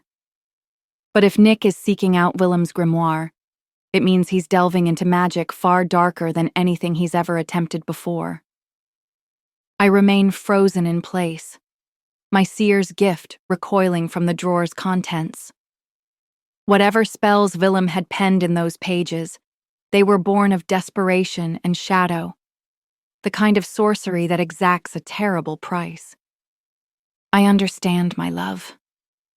But it's dangerous, Samara says, her voice tight with worry as she moves away from the desk. Nick, you're scaring me. Ever since your awakening, you've been different, more volatile, more... She searches for the word. Hungry. She falls silent, listening, and I watch as her free hand drifts unconsciously to her opposite wrist, brushing against the edge of her sleeve. The soft fabric of her cashmere sweater slips back just slightly, revealing faint bruises, like the delicate smudging of twilight across her skin. My breath stutters. The grimoire's presence suddenly makes terrible sense. If Nick is losing control of his dragon, if the power is corrupting him from within, he might believe that Willem's ancient magic holds the key to mastering it. No, I don't want us to fight, Samara says finally, resignation heavy in her voice. Just promise me. Promise me you'll be careful with whatever's in there. Some knowledge is meant to stay buried. The chill that climbs my spine is undeniable. I realize, with the conviction of my gift, that this grimoire represents a turning point. A choice that will either save my brother or damn him. Nick, please, she whispers, her voice barely audible over the rain tapping against the glass. You need to rest. You need to come home. I know you think you're fine, but... She falls silent again, listening. Her shoulders sag under an invisible weight, and I can see the toll this conversation, this entire situation, is taking on her. Soon? She says finally, her voice gentler now but edged with an exhaustion that speaks of sleepless nights and constant worry. Yes. Of course I miss you. More than anything. A beat of silence. I love you. The call ends with a soft tap. Samara stands motionless for a moment longer, staring at the locked drawer with barely concealed revulsion. When she turns and sees me, her reaction is immediate. Shoulders snapping back, face arranging itself into a practiced, bright expression that doesn't quite reach her eyes. Clarissa, she says with a lightness I don't believe for a second. I didn't hear you come in. I was in the conservatory, I answer, stepping into the room. My eyes dart to the desk drawer, the air around it still thrumming with dark energy. Sorry to startle you. She waves a hand as if brushing the air itself away. No, it's fine. But she takes a deliberate step away from the desk, clearly eager to distance herself from what she's just locked away. Everything okay? I ask, though I already assume the answer. Just Nick being Nick. You know how he gets when he's worried. Her laugh is tight, sharp at the edges. I hesitate, gaze dropping briefly to the edge of her sweater where those damning bruises peek out. She notices, follows my gaze. I move closer, unable to keep my sight from drifting to her wrist. Sam, are those... Oh, these, she says, tugging the sleeve down in a swift, practiced motion. Nothing, just alpha dragon things. Her smile doesn't reach her eyes. Sometimes Nick forgets his strength. The way she says it, so light, so casual, sends a sharp warning through me. Sam. Her name leaves my mouth like a question I'm not brave enough to finish. She meets my gaze for a beat too long, something wounded and fierce flickering behind her pupils. Don't look at me like that, she says, her voice low. She straightens, the Alexiev strength returning to her posture. Nick is fine. We're fine. He's just adjusting. His power is overwhelming. You felt it, didn't you? That dinner on Yule, the shift in him. I nod slowly, unwilling to lie. But now I understand that shift differently. The dragon's awakening was only the beginning. Whatever Willem Draken had written in that sealed grimoire, whatever dark knowledge it contains, Nick believes it's the answer to controlling the beast within him. She exhales through her nose, folding her arms across her chest. The Draken curse, she mutters, almost like an afterthought. The words hit like a knife to the chest, made all the more ominous by the locked grimoire's oppressive presence. What? I ask. What curse? Her eyes widen for a fraction of a second, too late to hide the truth. It's nothing. An old tale, a family superstition, really. I step closer, the air growing thicker with each breath. From the sealed drawer, the grimoire's whispers seem to grow louder, speaking of blood and madness, of dragons consumed by their own power. You wouldn't call it that unless you believed in it. Samara glances away, jaw tightening. She's already said too much. I have to go, she says abruptly. Gavriel's waiting for me. He gets anxious when I'm late. She moves to pass me, but I gently touch her arm. Sam, I whisper, pulling my hand back. If something's wrong, you can tell me. Her body stills, the tension in her spine screaming louder than words. Then she smiles again, serene, unreadable. Everything's fine, Clarissa. Really? She squeezes my hand and walks away, her heels tapping lightly on the marble floor. I stand there long after she's gone, staring at the desk where Willem Draken's cursed spellbook lies sealed away. My mind is buzzing with questions I don't know how to answer. The bruises, the hesitations, Willem Draken's grimoire, and now this talk of a curse. The Draken curse. The phrase clings to me, heavy with implication. I can feel it winding through my mind like smoke, elusive, insidious, ancient. What if it's real? What if whatever's unraveling in Nick is only the beginning? And if it's happening to him? I glance toward the window, where the rain has begun to fall harder, lashing against the panes like a warning. What might it do to me? Chapter 17. Kaisner. The Parisian skyline sprawls before me, a glittering expanse of opportunity and power. From my office overlooking Place Vendôme, the city unfolds like a chessboard, and I'm the king who moves the pieces. The drone of voices fills the room as my board members debate quarterly projections and market strategies. Their words wash over me like white noise as I take a slow sip of century-old scotch, savoring the burn. Drachentstein Industries might be the face I show the world, all gleaming steel and corporate bullshit. But it's just a mask for the real empire, the one that operates in shadows, that makes kings rise and fall, that keeps the supernatural game in check. Mr. Drachentstein? Your thoughts on the merger? I barely glance up from my ebony desk, where my attention lies fixed on the surveillance photo before me, its glossy surface reflecting the warm glow of my desk lamp. My fingers trace the outline of her face, lingering on the gentle curve of her cheek, the soft line of her jaw. Clarissa, radiant even in this grainy, candid shot, exits the Lumiere gallery, unaware of the camera capturing her every move.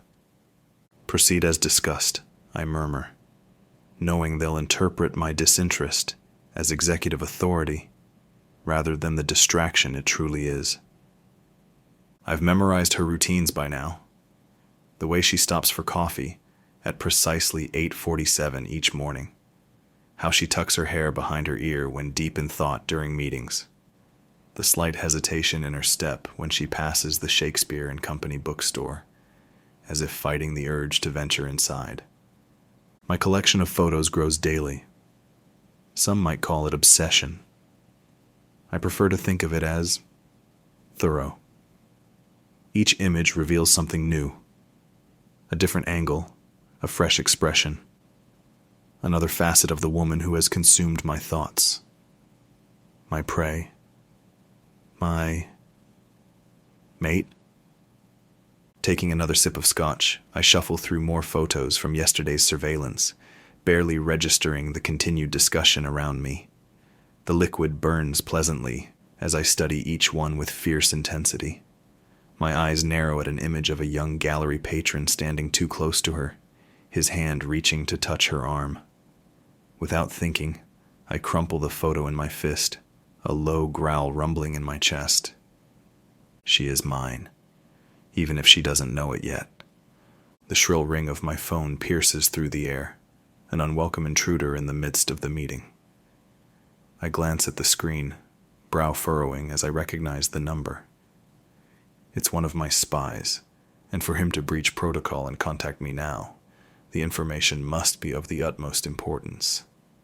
With a raised hand, I silence the meeting, my authority tangible in the sudden stillness. Excuse me, gentlemen. I need to take this. I don't wait for their acknowledgement. Already rising and striding from the room, the phone pressed to my ear. Speak, I command, my voice low and authoritative. The spy's report is hurried, his words tripping over each other in his haste to relay the critical intelligence. Boss, it's the Draken girl. She's being followed. In an instant, my blood turns to ice, cold fury settling in the pit of my stomach. Clarissa, my Clarissa, being hunted. The thought alone sends a red haze descending over my vision. Where? I demand, my tone sharp enough to cut glass. The details spill forth. She's heading to the art gallery for work. The tale is skilled, but I've been watching him for the past block. I'm on my way, I say through clenched teeth. Keep her in sight, but do not engage, verstanden? My instructions are clipped, brooking no argument. Jawohl, mein König. The spy's acknowledgement is a distant thing, my focus already consumed by the need to reach Clarissa, to ensure her safety. I end the call with a decisive click, my mind racing ahead, calculating routes and contingencies. I re-enter the meeting room, my expression a carefully crafted mask of control, betraying none of the turmoil that rages beneath the surface. Gentlemen, I'm afraid an urgent matter has come up that requires my immediate attention. We'll have to continue this at a later date. My words are met with murmurs of surprise and concern, but I pay them no heed. They are trivial things, meaningless when measured against the threat to what is mine. I gather my belongings with swift efficiency, my movements precise and purposeful. Every second counts. The drive to the art gallery passes in a blur of traffic and tension, my fingers drumming an impatient staccato against the steering wheel. In the rearview mirror, I catch a glimpse of the familiar black sedan that trails in my wake. My ever-present security detail. A necessary precaution in a world fraught with danger. As I pull up to the cafe across from the gallery, my eyes are already scanning the surroundings, searching for any sign of Clarissa or her pursuer. My security team maintains a discreet distance. They know better than to draw attention to themselves, but their sole existence is a ceaseless reminder of the dangerous game we play. And then I spot him. A shadow lurking in the alleyway. A predator lying in wait. Even from a distance, I recognize the telltale signs of a Mahindra enforcer. The Indian tiger shifters have been thorns in my side for decades. Their cunning and mastery of the mystic arts, matched only by their ruthless ambition. The Mahindra spy is a lean, sinewy man with bronze skin and a shock of dark hair that falls in waves to his shoulders. His eyes, a striking amber hue, are lined with kohl, giving him an almost feline appearance. He moves with the fluid grace of a dancer, his every step imbued with the coiled power of a hunting cat. But it's the tattoo on his neck that confirms his allegiance. A tiger's head inked in dark gold, its eyes gleaming with ruby-red ink. The sigil of the Mahindra warlocks, a symbol of their ancient power and unyielding pride.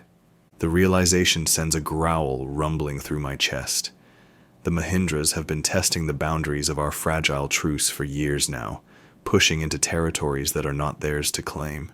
But to target Clarissa directly, it's a bold move, even for them. I slip from the car, my movements silent and predatory as I approach him. He doesn't hear me coming, not until I'm right behind him, my hand clamping down on his shoulder like an iron vise. He startles, whirling around with a snarl, but the sound dies in his throat as he takes in my face.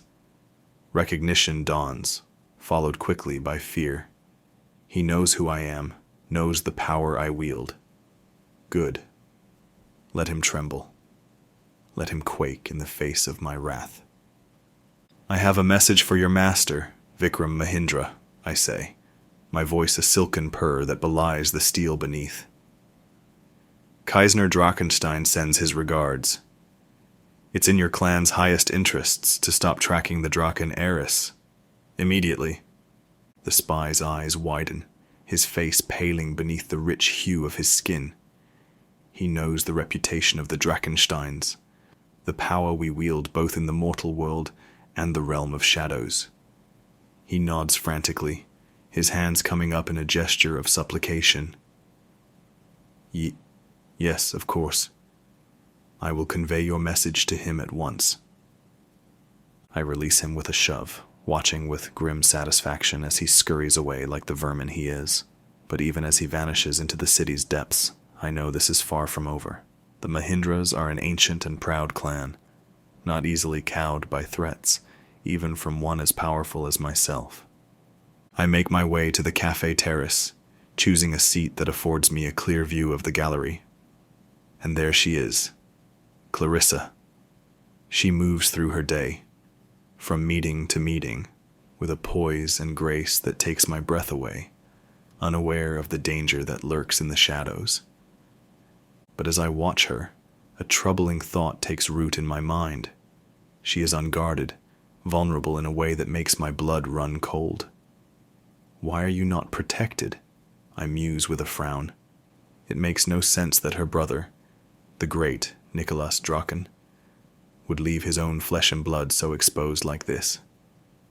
Restless, I tap my fingers on the tabletop. The rhythmic sound a counterpoint to the churning of my thoughts. Verdammt, it doesn't sit well with me, this apparent oversight on Nicholas' part.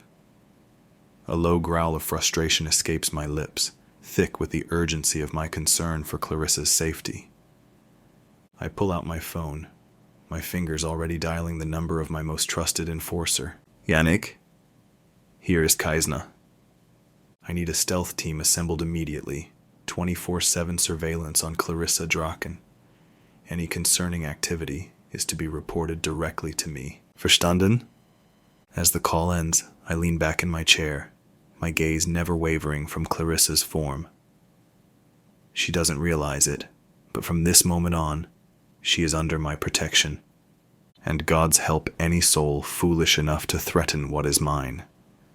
They will learn, as so many have before them, the true meaning of fear, the true price of crossing Kaisner Drachentstein. I will burn the world to ash before I let any harm come to her. Chapter 18. Clarissa. The setting sun casts my office in molten hues, turning sleek modern furniture into burnished sculpture. I should find it beautiful. Instead, the warm light sharpens the throb behind my eyes. The screen before me swims, its text unreadable, a haze I've tried and failed to untangle all afternoon. I blink hard and press my fingertips to my temples. When was the last time I slept through the night? 3 days ago? 4? The hours have collapsed into a sleepless blur. I reach for my coffee mug, find it by muscle memory. One sip confirms it's cold and bitter. The carafe beside me is empty again. 4th cup? 5th? The caffeine only hums uselessly in my bloodstream, a poor substitute for proper relaxation. A notification pings. Another email. The red bubble in my inbox ticks upward, as if mocking me. No rest for the weary. Not when you're the newly appointed director of Galerie Lumiere's philanthropic division. I grab the mouse, but a flicker in my periphery makes me freeze. For a breathless instant, I see him. Maroon eyes watching, feel phantom hands on my shoulders. My breath catches as I turn, but there's no one there. Only shadows and golden light curling along the edge of the bookshelf. Kaisner. Always Kaisner. I close my eyes and press my palms against them. But he's there. Burned into my retinas like staring too long at the sun. That secret smile. The molten heat in his gaze. The impossible pull of... Pain splits my skull like lightning. My office fractures. The walls remain, but they're wrong now. Too bright, too sharp. Humming with otherworldly energy. The air shimmers like heat waves off summer asphalt. I rise on unsteady legs, skin prickling with warning. Movement flickers at the edge of sight. That's when I see it. A crimson droplet crawling down the cream wallpaper. Then another, and another. The drops thicken into streams, dark and viscous, pooling at the baseboards. The pungent scent of copper invades my nose. Darkness spills from the corners like ink. It creeps across the rug, devouring each intricate thread. Shadows climb the desk, the filing cabinet, the bookshelves, leaving a void in their wake. My Monet curls at the edges, its lilies blackening, dying. The air thickens, and then ignites. Smoke pours from unseen cracks in the walls. It reeks of scorched flesh. Ash floats through the room like embers, each one hissing with phantom cries. The heat burns my skin. I try to move, try to scream, but my muscles lock in place. Whatever power shows me this vision won't let me look away. Not until the message is burned into my soul. The floor beneath me buckles and heaves. Walls crumble inward with thunderous crashes, revealing not the familiar Parisian streets beyond, but a wasteland of charred earth stretching to the horizon. Fissures split the blackened ground, glowing orange-red like exposed veins of molten rock. Where the Eiffel Tower once pierced the sky, nothing remains but twisted metal and ash. Bodies carpet the scorched earth, some whole, others torn apart, all frozen in their final moments of agony. Their mouths gape wide, teeth bared in screams that will echo through eternity. Above this hellscape, the sky pulses with sickly, unnatural light. Smoke coils through violet clouds like serpents, blotting out what remains of the sun. The air tastes of copper and decay, thick with the metallic tang of spilled blood. Somewhere in the distance, inhuman shrieks pierce the silence, sounds no earthly throat could make. And then, cutting through the cacophony of destruction, a voice whispers with crystal clarity, "The storm is coming." I jolt upright, gasping. My desk is solid beneath trembling hands. The vision fades, but its grip lingers. Ash coats my tongue. I can still feel the flames. I all but collapse on the chair, trying hard as hell to steady my breathing. They're getting worse. These visions, more vivid, more violent, each one a warning, each one louder than the last. What am I supposed to do with them? How can I protect my family, my people, when I can't even keep myself grounded? A chime from my inbox breaks the spell. I force myself to sit upright, ignoring the quivering in my limbs. I have a job to do. Nick is counting on me to lead, and I will not fail him. I square my shoulders and go through my emails, and the most recent subject line catches my eye. Urgent. Exhibition Gala Crisis. My heart sinks as I click on the message, my stare quickly scanning the contents. Our latest project, an exclusive art exhibition that we've been planning for months, is in jeopardy. I take a deep breath, trying to quell the rising panic in my chest. This event is a huge opportunity for the gallery, a chance to draw the eyes of the art world and cement our reputation as a premier institution. We simply cannot afford to let it fall through. Quickly, I compose a response, calling for an emergency meeting with the team. Within minutes, my office is filled with a flurry of activity as my colleagues file in, their faces etched with worry and determination. The air is charged with tension, everyone acutely aware of what's at stake. "What's the latest?" I ask, forcing my voice to remain steady and calm despite the churning in my stomach. Sophie, my assistant, steps forward. Her usually immaculate appearance is slightly disheveled, reflecting the long hours we've all been putting in. She clutches a folder to her chest, knuckles white with tension. "We've been trying to reach our target collector for weeks now," she says, her voice tight with frustration. "But it's like he's a ghost. His people keep stonewalling us at every turn."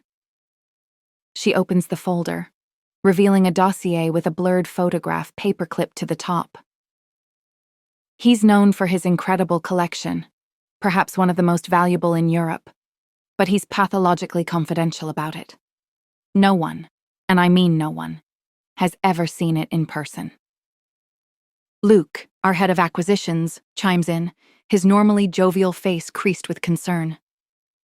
"We've tried every avenue we can think of, formal requests, informal connections, even attempted to arrange chance meetings at events he was rumored to attend. But it's like trying to catch smoke with our bare hands." "His team is a fortress," Sophie adds, shaking her head.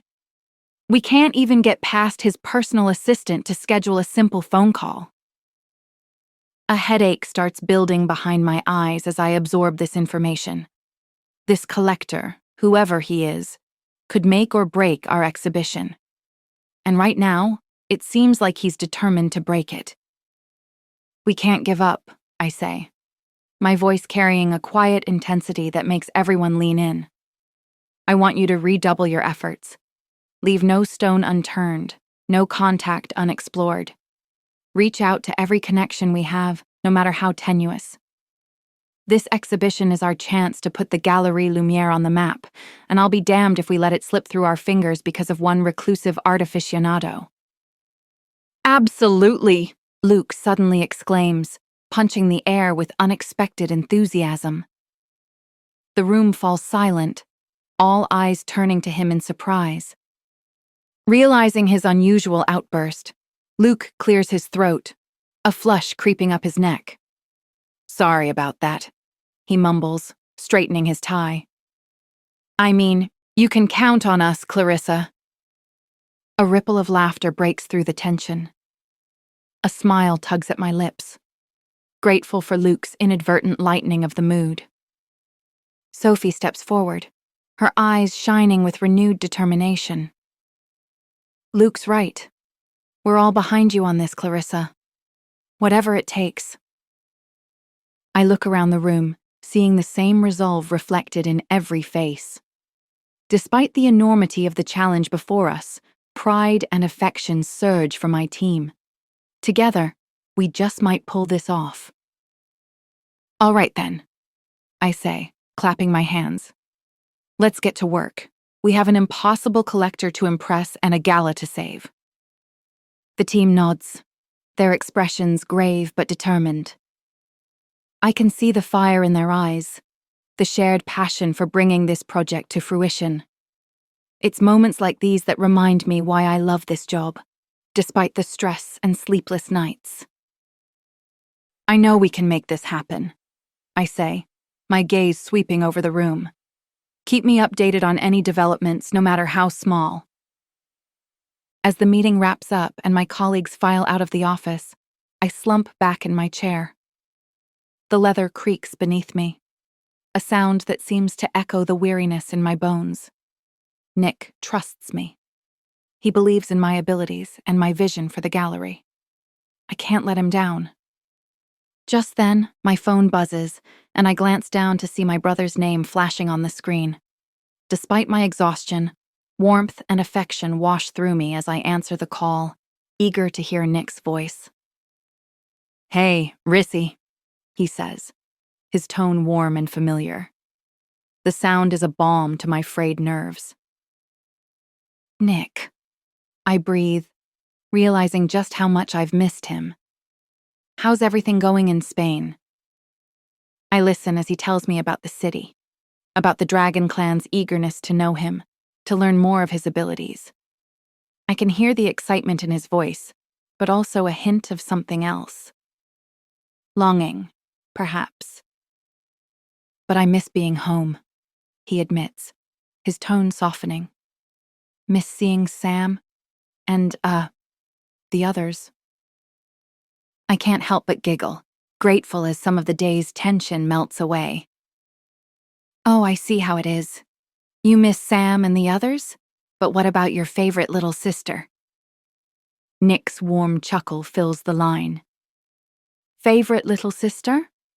You're my only little sister.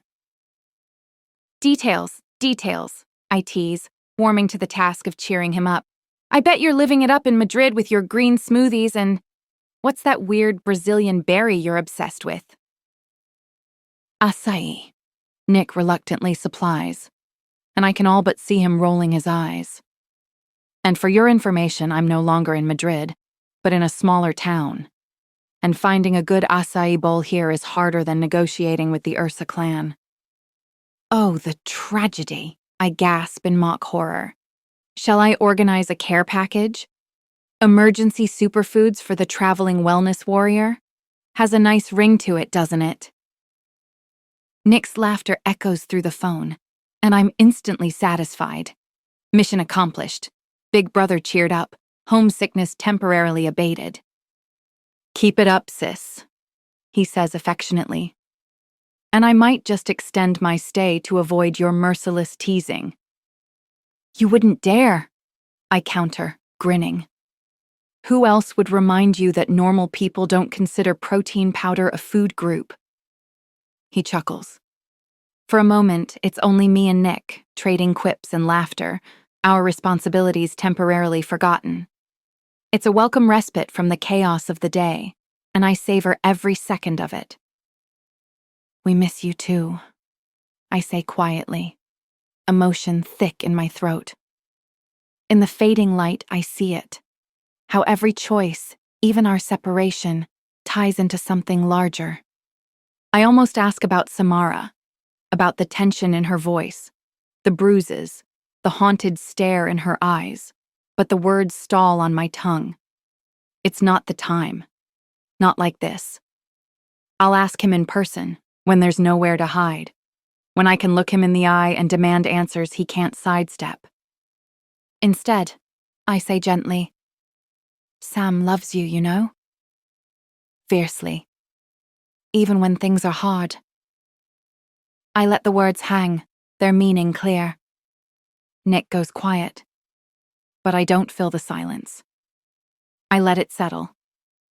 Some truths don't need to be spoken aloud to be heard. I understand now why you had to go. I continue. And don't worry. I'm holding down the fort here, guarding the threshold between what is and what must be.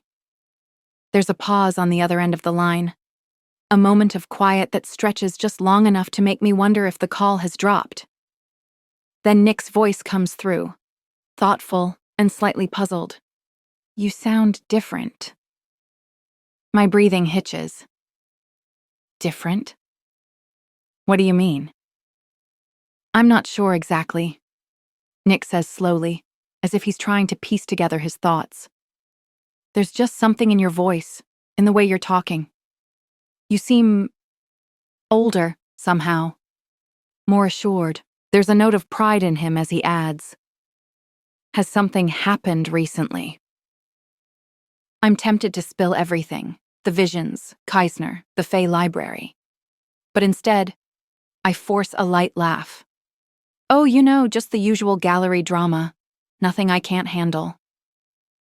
Nick muses, and I can picture him nodding thoughtfully. Well, whatever it is, it suits you. I never doubted you for a second, Clarissa. You're a natural leader. The gallery is lucky to have you.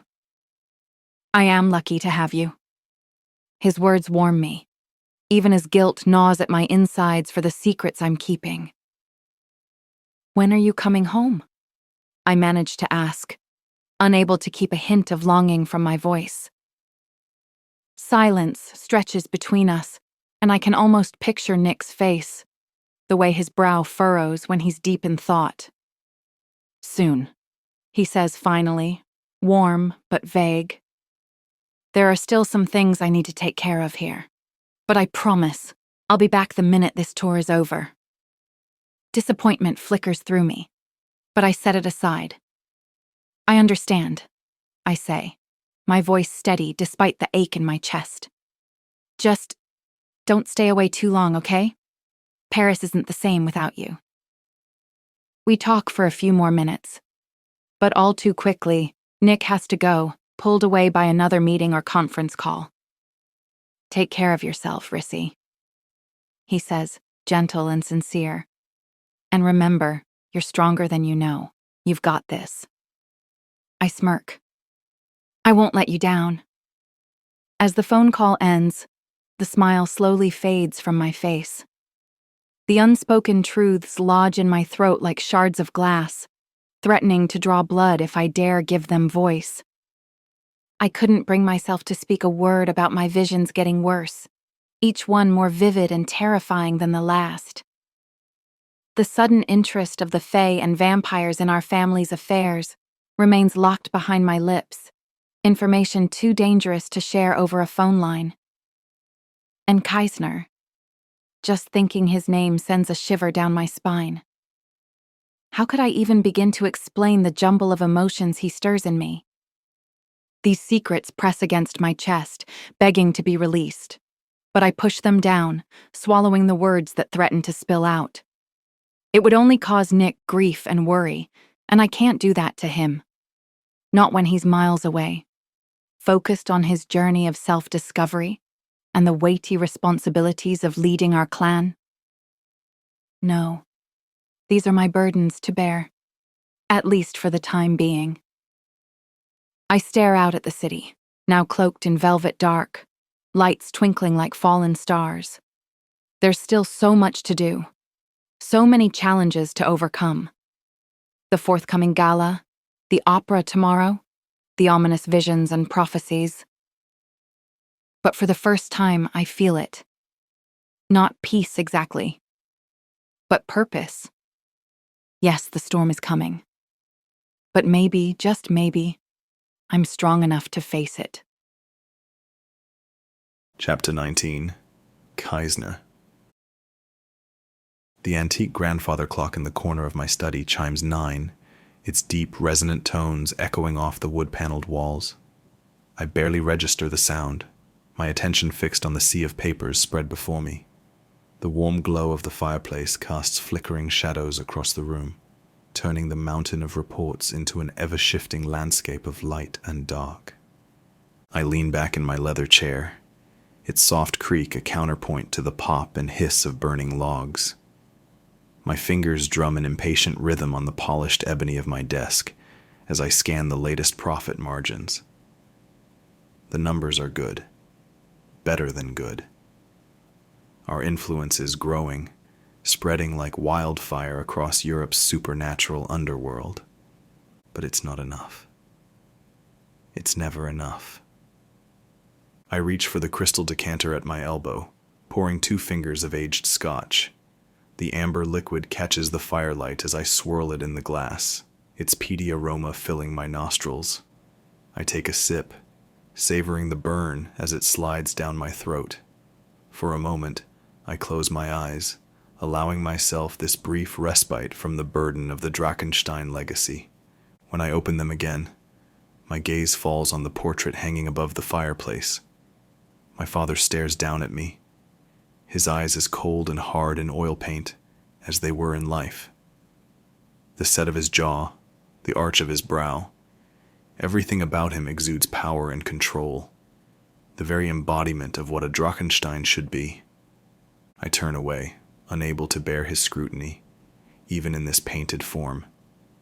My eyes land instead on the ornate dagger displayed on my desk, a gift from my father on my 18th birthday. Its jeweled hilt glints in the firelight, a beautiful and deadly thing, much like the power I now wield. "Are you proud, Father?" I murmur to the empty room, my voice barely above a whisper. "Or do you look up from whatever hell you're in and see only the failure you always feared?" The dragon in me stirs at these words, a low rumble of discontent that I feel more than hear. I clench my fist, power surging just beneath my skin, so close to the surface, yet still out of reach.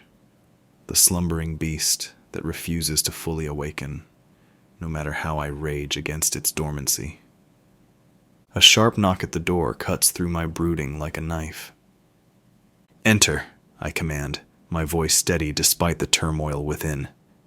I don't bother looking up from the papers on my desk, but I'm acutely aware of the door opening, of the familiar footsteps crossing the thick Persian rug. "Mein König." Janek's voice, as always, is carefully neutral. My loyal enforcer knows better than to betray any emotion without cause. "I have news that may interest you." I lift my gaze slowly, taking in Janek's rigid posture, the slight tension around his eyes that betrays the importance of whatever he's about to say. "Go on," I say, leaning back in my chair and steepling my fingers. "What's so urgent that it couldn't wait until morning?" My voice comes weary, too exhausted to pretend to care. Janek approaches my desk with measured steps, each movement precise and controlled. From within his jacket, he withdraws an envelope, cream-colored paper bearing the gilt insignia of the Palais Garnier. The sight stirs something in me, a flicker of intrigue cutting through the fog of fatigue. "There's to be a performance of La Vestale tomorrow night," he begins, his tone carefully modulated as he places the invitation before me. The elegant script seems to dance in the flickering light, each letter a promise of what's to come. I lean forward, genuine interest kindling in my chest. It's been years since I've witnessed that particular opera, a tale of forbidden love and sacred duty that strikes perhaps too close to home. My fingers trace the embossed edges of the invitation, remembering another time, another life. "But that's not the most intriguing part," Janek continues, and something in his voice draws my full attention. His next words fall into the room like stones into still water, ripples of consequence spreading outward. "Miss Draken will be in attendance, alone." The mention of her name shoots a jolt of electricity through my system. I sit up straighter, every nerve suddenly alert. The reports on my desk, the pressure of my father's portrait, even the burn of the scotch, all fade into insignificance. There is only this moment, this news, this opportunity. Alone, I echo, my tone low and intense. I can hear the hunger in my voice and see its effect on Janik as he shifts his weight ever so slightly. What of her brother? Janik's response is prompt, efficient. Abroad still, from what our sources say. She'll be representing the Draken family in his stead. I rise from my chair, moving to the window that overlooks the glittering Paris skyline. A slow, predatory smile spreads across my face as the implications sink in. Clarissa, alone at the opera, without a security detail. It seems the great Nicholas Draken isn't as meticulous as his reputation suggests. This oversight is intriguing and potentially useful. I can't help but marvel at the carelessness.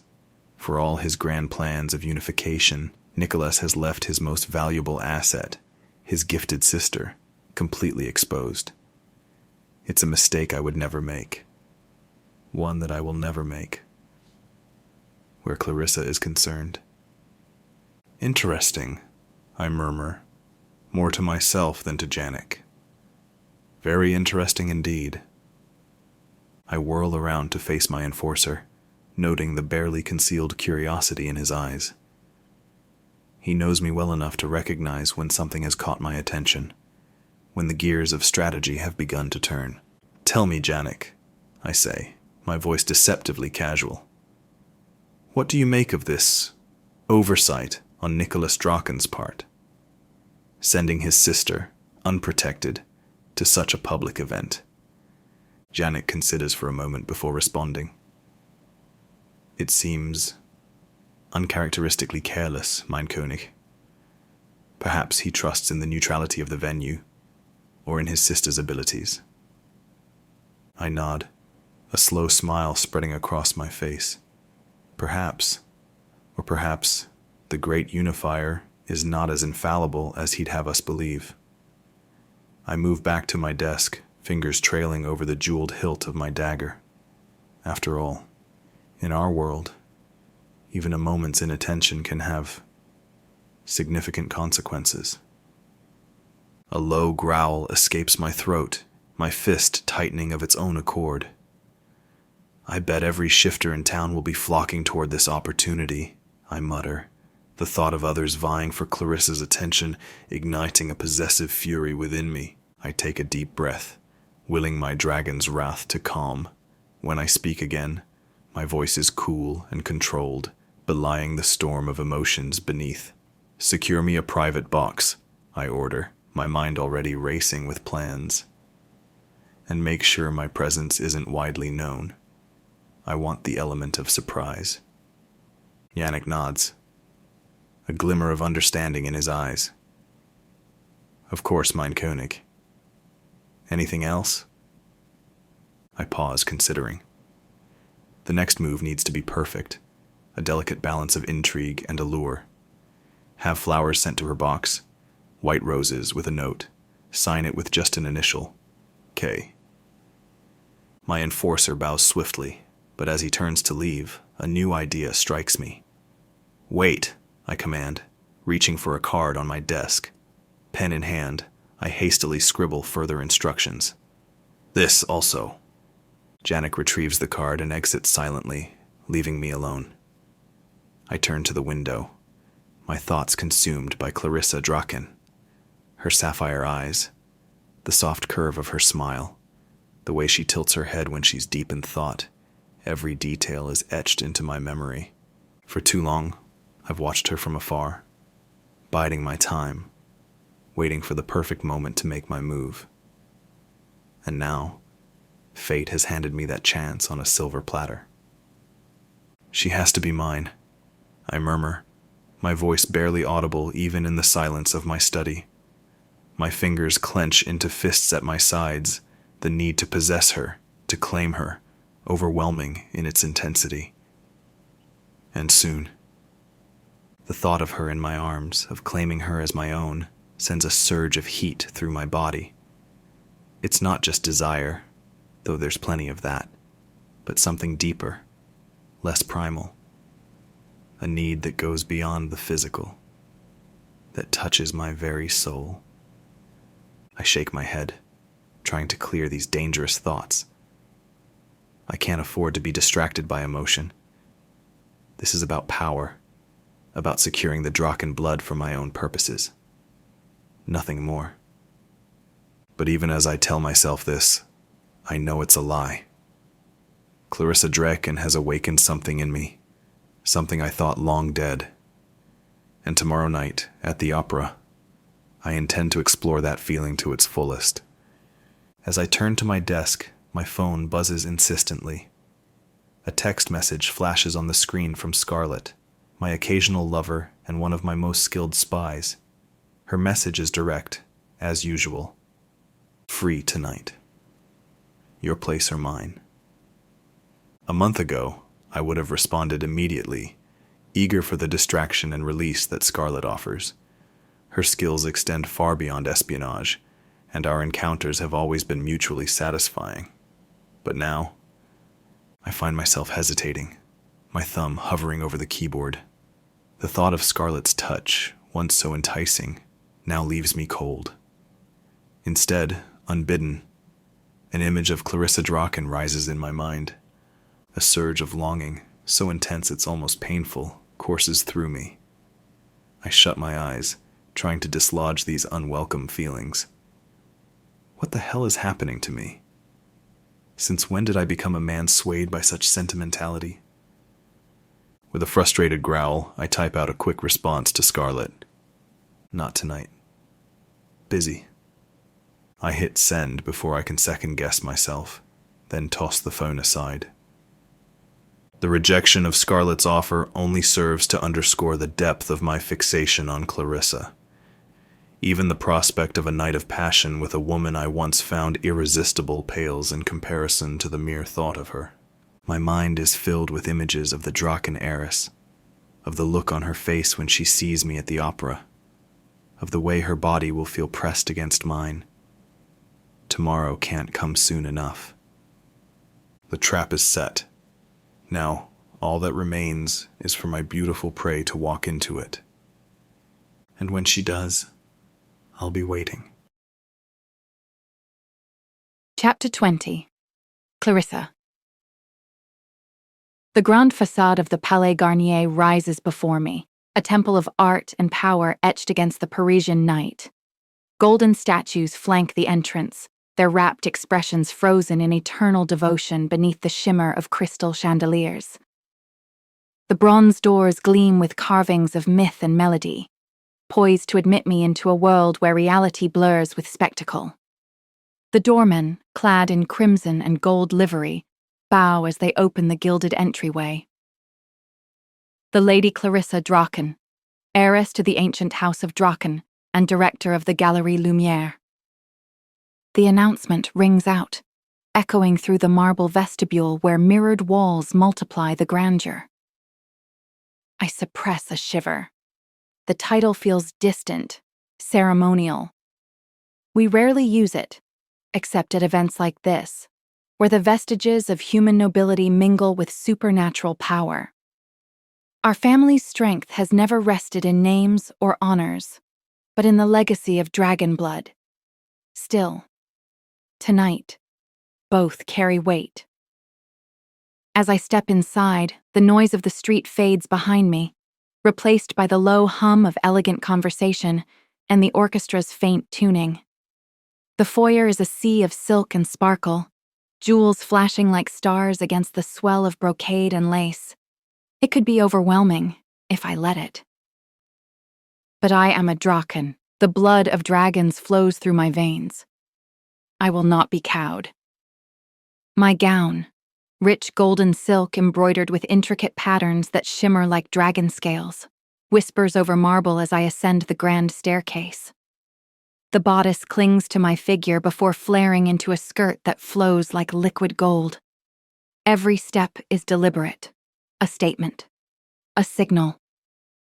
I'm not here to blend in. I'm here to be seen. As I climb the steps, gazes latch onto me from all directions. That familiar prickling at the nape of my neck confirms it. I'm being watched, assessed, judged. I suppress the urge to glare back at every curious face. Years of training rise to the surface. Perfect posture, measured grace, and the serene mask of polite indifference. Fragments of whispered conversations reach my ears as I pass. Is that her? The Draken girl? Brother's a dragon shifter, can you imagine? Most eligible bachelorette of the century, without a doubt. What I wouldn't give for an alliance with that family?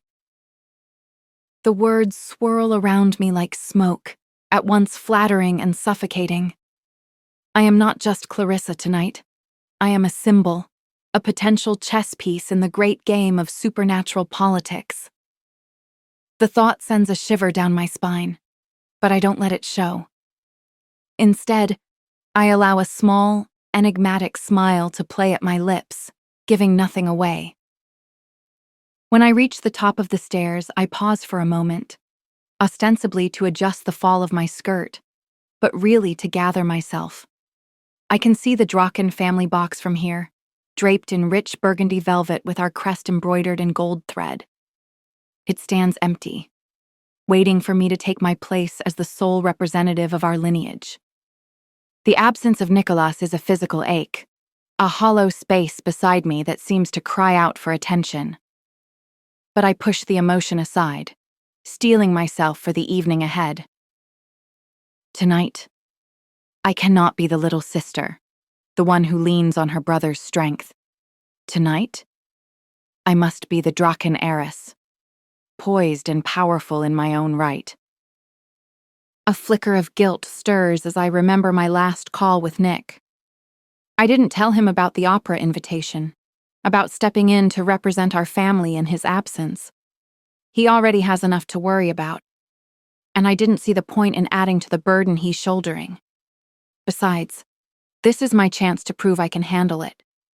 To him, to the others, and maybe most of all, to myself.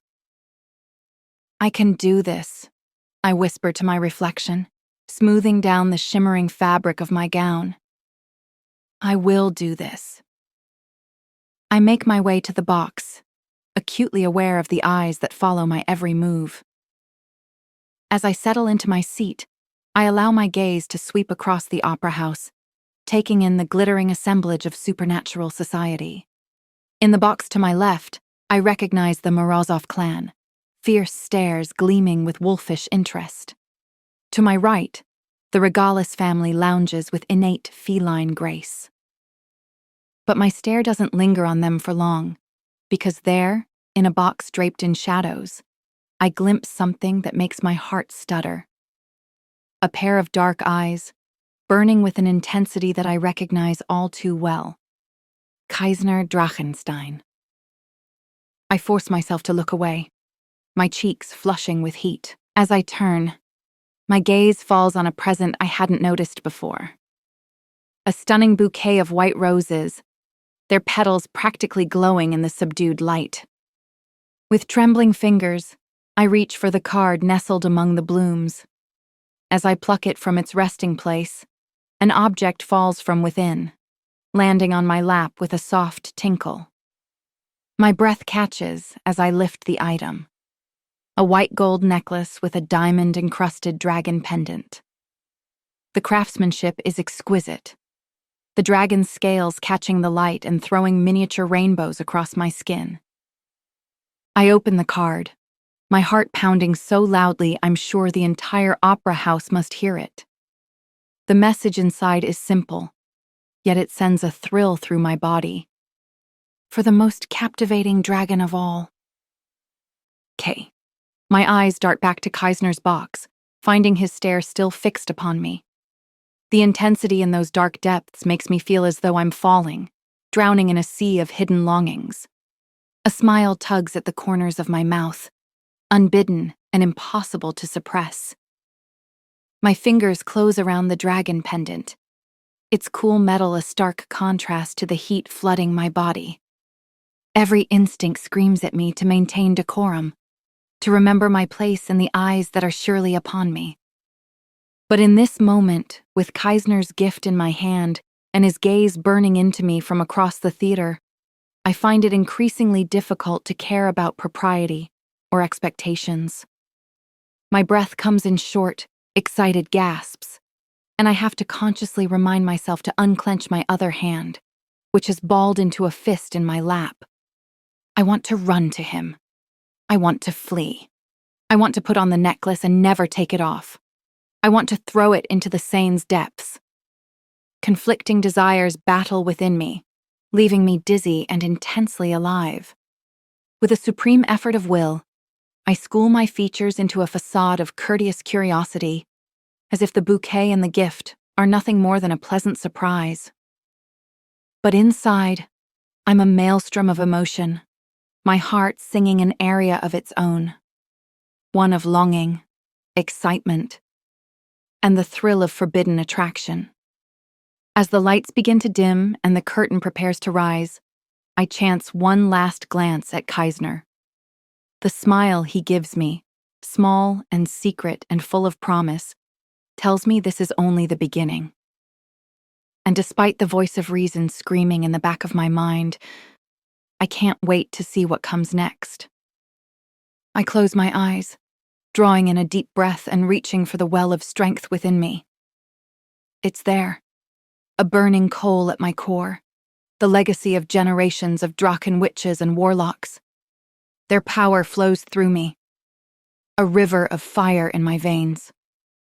When I open my eyes again, I am ready.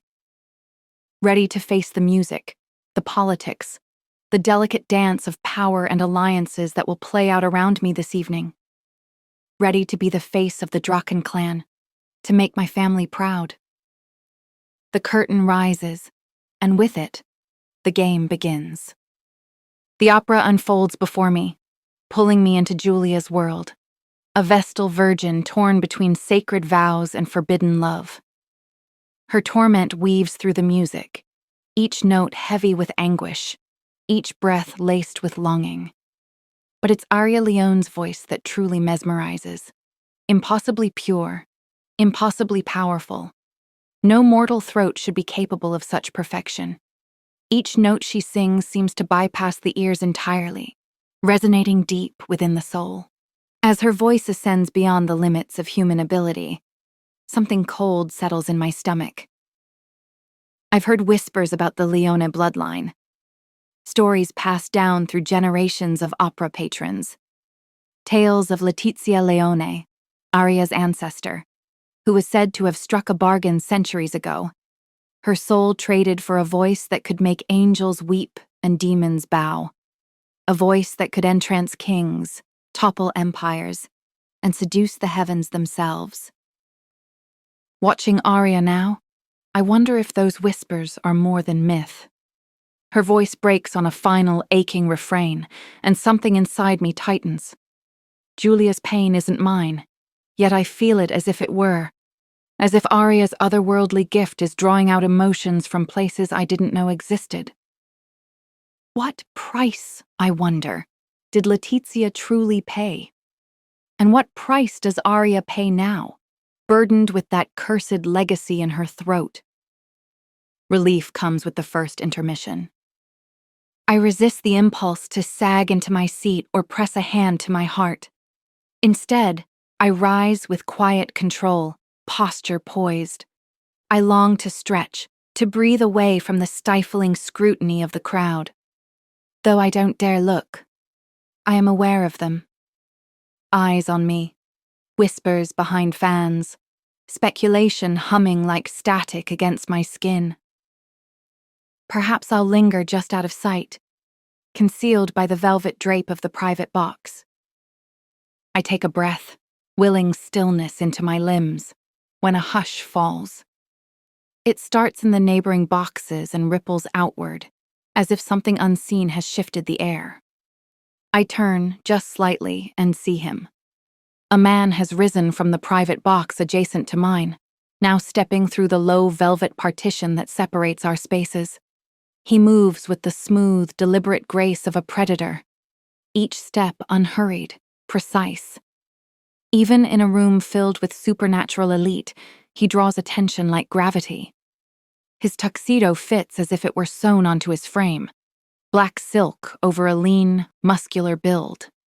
A crimson pocket square blooms against the fabric like a flame in midnight. He approaches the edge of my box, and the scent that follows him is unmistakable.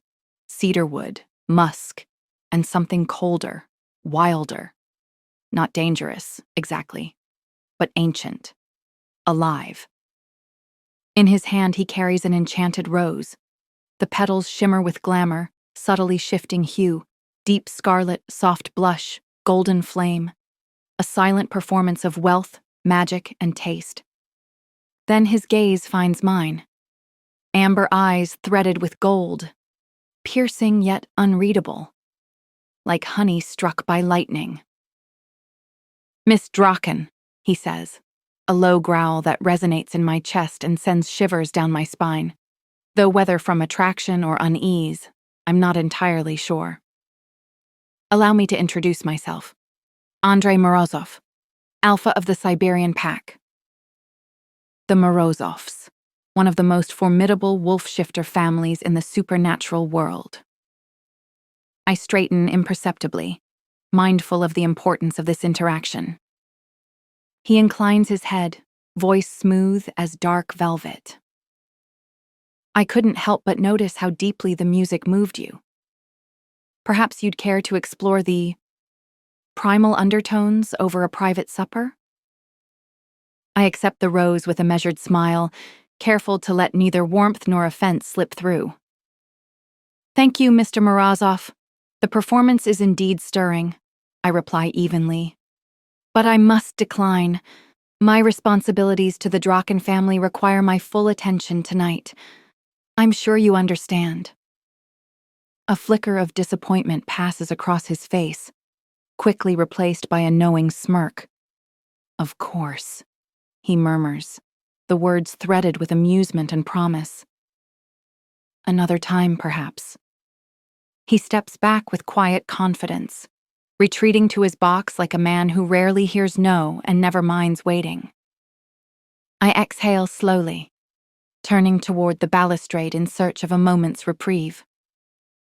My fingers brush the velvet rail, grounding myself in its cool texture. Then, movement catches my eye. Perched on the ledge is a small lion, folded from metallic gold paper, delicate and masterfully crafted. At first, I assume it's a charming trinket left behind by an earlier guest. But then it stirs. The origami lion arches its back in an elegant stretch, its golden flanks catching the soft glow of the chandelier. It leaps into motion with feline agility, bounding and twirling in a dance so fluid, so eerily lifelike, I forget to breathe. With one final pirouette, it stills and begins to unravel. The folds flatten, slow and precise, until only a square of gilded parchment remains. In looping script, a message appears. "Mademoiselle Draken, your grace reminds me of a lioness guarding her pride. Might I tempt you to a private rendezvous at midnight? With anticipation, Leon Regalis." The Regalis family, lion shifters of impeccable bloodline, stewards of influence beyond the art world. Their interest is never idle. This is not just a flirtation, it's a statement. I tuck the message away, my mind whirling with the implications of these offerings. Each gift, each carefully worded summons, is more than it appears. They're calculated moves in a grand chess game, bids for power, attempts at forging alliances, subtle grasps at the dragon's legacy that flows within me. The orchestra stirs, drawing me back to the present as the lights dim and the curtain rises once more. I sit, spine straight, the rose resting lightly in my lap. And for a while, I let the music carry me away. into Julia's tragedy, into her defiance, into the storm I can feel building just beyond the stage. By the time the final haunting notes of Tu ce invoco con orrore fade into silence, I'm undone. My heart pounds with a tangle of emotions I can scarcely name. Tears gather behind my lashes, and I blink them back, struggling to steady my breath. Julia's torment, her wrenching pull between love and sacred duty, has found a mirror in me. Her voice, filled with agony and devotion, lingers like a bruise on the air. You whom I invoke with horror, terrible goddess. Listen to me at last. May this miserable heart of mine breathe. The words echo through me, a chilling reflection of my own turmoil. Like her, I teeter on a precipice, torn between fear and longing. I whisper Kaisner's name in the privacy of my thoughts, even as I recoil from the raw power he holds over me. The afano, that aching, breathless anguish, gathers in my chest whenever he is near.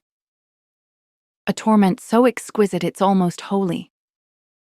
Somewhere deep within, I find myself pleading, not to a goddess, but to him, to the warlock whose presence both steadies and unravels me. I want him to see me, to hear me, to quiet the storm he's awakened. And yet, the thought terrifies me. How did I get here? What frightens me most is not the intensity of my emotions, but the quiet truth that I don't want to relinquish them. Thunderous applause erupts around me, but I remain still, adrift in the storm of my thoughts. La Vestale has pierced deeper than I ever anticipated, laying bare the conflict I've tried so hard to silence. Almost without meaning to, my gaze sweeps the opera house, searching for the one face that has come to mean so much to me. And there he is, in his private box, dark eyes already fixed upon me. Kaisner. Our gazes meet, and in that instant, the world falls away. The gold leaf decorations blur into a hazy glow. The plush red velvet of the seats fades to a distant smudge of color. Even the swelling crescendo of the orchestra diminishes to a faint, far-off hum. All that remains in sharp focus is Kaisner. His maroon eyes hold mine, and the contact hits me like a live current. My skin prickles. A shiver climbs my spine, sharp and sudden. I can't look away. I don't want to look away. Every detail of him imprints itself in my mind. The chiseled line of his jaw, his closely trimmed beard, the flicker of hazel hidden in the deep brown of his gaze. The faint crease between his brows betrays the depth of his focus. I see the slow rise and fall of his chest beneath a tailored suit that fits like a second skin. Power wrapped in restraint. He doesn't move. He doesn't need to. The space between us is nothing. Whether he's across the opera house or standing beside me, I feel him, in me. As if my body is attuned to his in some ancient, unspoken way. Warmth spreads through my chest, down to my fingertips. Not just heat, but something deeper. A recognition. Completion. As if a piece inside me has shifted into place, quiet and irreversible. The air is charged. Alive. An understanding passes between us. Silent, but unmistakable. Then Kaisner rises. He steps back into the shadows of his private suite, moving toward what must be the door. I don't think. I simply rise from my seat with practiced grace and slip away from our family's box, leaving Julia's tormented voice echoing behind me. My heels click softly on the marble floor. Every step seems both reckless and inevitable. What am I doing? The clans will talk. Someone is surely watching. But their eyes are distant, irrelevant. Ghosts in the periphery.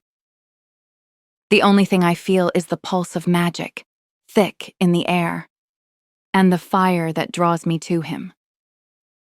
A tremor runs through me as I move through the opera house's gilded corridors, each step bringing me closer to him.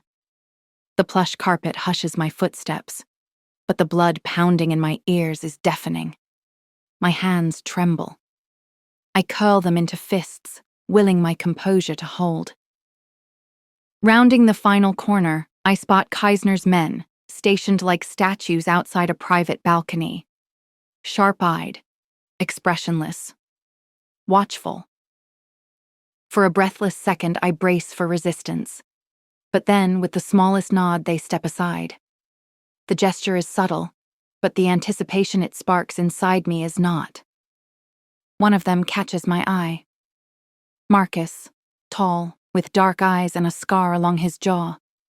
I've seen him before, always near Kaisner, always silent, always armed.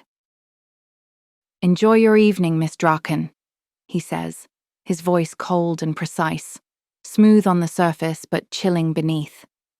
I give a polite nod, but his words linger in my mind. Something in his gaze holds too long, like he's committing details to memory that he shouldn't need to remember. The ghost of Marcus's stare lingers, sending a shiver down my spine as I approach the tall doors. I stop at the threshold, my breath catching.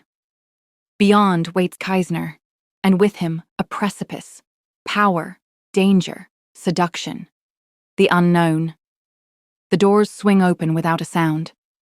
A breeze rushes past, cool and fragrant, carrying the scent of damp stone, night flowers, and something unmistakably him. Arya's voice drifts through the night air, fainter now but still hauntingly beautiful. I step outside. Tall marble columns frame the balcony, lit in gold by the city's glow. Below, Paris shimmers. Rooftops and bridges spun in light, the Seine a ribbon of dark silk threading it all together. But I hardly notice the view, because he's here. Kaisner stands at the edge of the balcony facing the night. His silhouette is carved from shadow and starlight, broad shoulders squared, jacket cut to fit him like it was born on his skin. I stop, breath shallow. Just watching him is like standing too close to a flame. He speaks into his phone, his voice low, deadly. "Hast du wirklich geglaubt, du könntest mich hintergehen und damit davonkommen?" The German rolls off his tongue like velvet hiding a blade. I don't need a translation. The threat is unmistakable. He ends the call, slips the device into his pocket. Then, slowly, he turns. That single movement stops time. His eyes meet mine, and everything inside me goes quiet. Maroon, rimmed with shadow, his gaze cuts straight through me. There's hunger there, and something rawer, darker, grief, yearning. I don't know, but I feel it, like it's mine too. "Clarissa," he says. My name in his voice is a sin, a vow, a warning. It ripples through me, turning my spine to ice and my blood to fire. I try to speak, but the words vanish before reaching my lips. We stand suspended in that charged silence, between choices, between danger and desire, between everything we were and everything we're about to become. And then I step forward, one step closer to the fire, one step deeper into him. Whatever lies ahead, I know this much. I won't walk away. Not now, not from this. Chapter 21, Kaisner. The city of light sprawls beneath me like a field of scattered diamonds, but not even Paris at her most decadent can rival the brilliance I've found within these walls. The opera hums behind me, gilded and grand, a palace of illusion and spectacle. Fitting. I've orchestrated a performance of my own tonight. The cufflinks glint at my wrists as I adjust them, not out of vanity, but ritual. Every detail, every gesture is deliberate. Chance encounters, after all, require meticulous planning, especially when the stakes are this high. She doesn't know the lengths I've gone to, the meetings arranged to seem accidental, the brief glances across crowded halls, the slow, careful draw of her curiosity, like a wolf circling its prey, not to kill, but to claim. I've kept my distance. I've watched, protected, silently, relentlessly. She's under my guard more often than she realizes, her movements traced by shadows loyal only to me, but even my control has its limits. Tonight I breach them. I pause at the threshold, my hand resting on the door handle. Clarissa's words echo in my mind, a prophecy waiting to unfold. A chance encounter can change the course of a lifetime. Oh, my darling, if you only knew how much truth lay in that. The night air brushes over my skin as I step onto the balcony I've claimed for this private interlude. Above, the moon drapes everything in pale silver, and below, the city pulses with secrets. The opera fades to a murmur behind thick doors. I breathe in deeply. Her scent lingers in the air already. Jasmine and something warmer, more elusive, like the echo of a dream I can't shake. Then the phone vibrates in my pocket, an unwelcome intrusion. I grit my teeth. Some obligations cannot be ignored, no matter how distasteful. I answer with clipped precision, each syllable laced with quiet fury. The matter is handled swiftly. There's no room for loose ends in my world. And then, I hear it. The soft rustle of silk. The click of heels on marble. She's here. She stands in the doorway like a vision conjured from starlight and willpower. That dress, gods, that dress clings to her like molten gold, each curve illuminated as though the fabric itself worships her. I was beginning to think you wouldn't come, I say, my voice a low murmur shaped by equal parts relief and restraint. She lingers near the doorway. Her presence is a question, not yet a promise. Run if you want, I add, toned velvet and steel. But we both know you won't. She steps forward, just one step, but it's enough. The scent of her surrounds me now, and I'm lost. Her voice trembles as she answers, I could never stay away. Kaisner, I close the distance between us, my fingers lifting to brush her cheek. So soft, so real. Her breath catches as I trace the corner of her mouth. I know, I whisper. I feel it too. The tension between us thrums like a live wire. It's not just desire. It's something older, deeper, something dangerous. We shouldn't be doing this, she says. But she leans into me anyway. Her body, her breath, her heartbeat. They all betray her words. It's too dangerous. If anyone were to find out. My expression hardens, a tempest of possessiveness and desire battling within me. Do you want me to stop? I challenge, my voice dark, husky. The words burn, but I must give her the power to choose. Say the word, Clarissa, and I'll walk away right now. Every fiber of my being screams to claim her, but I hold back, waiting. Her eyes flutter closed. When they open again, they burn with a quiet, reckless certainty. No, don't stop. Don't ever stop. With those words, my control finally shatters. I claim her mouth, my hunger no longer something I can temper. Her kiss answers mine with equal ferocity, heat and hesitation colliding in a storm that threatens to swallow us whole. When we part, I'm drunk on her taste, her scent, the feel of her body pressed against mine. My hands roam her curves, committing every inch of her to memory. I pull back slightly, needing to see her face, her flushed cheeks, swollen lips, the look in her eyes, desire, wonder, and a flicker of hesitation sends a fresh wave of heat through me. I've dreamed of this moment, but the reality far exceeds any fantasy. "There's something about you," she murmurs. "Something intoxicating. You make me feel so reckless." The words ignite a primal hunger within me, one I've fought to contain since I first laid eyes on her. "And you, mein Lamm." I respond, my voice husky with desire. "You make me feel alive. Something I haven't felt in a long time." I brush a stray lock of hair from her face, my fingers lingering on her soft skin, savoring the smoothness. The fire between us is a living, breathing force, threatening to consume us both. But I know I must tread carefully. Clarissa is precious, delicate, a rare flower I ache to possess, but fear crushing with my eagerness. I inhale deeply, reining in my instincts. Our connection is too significant to rush.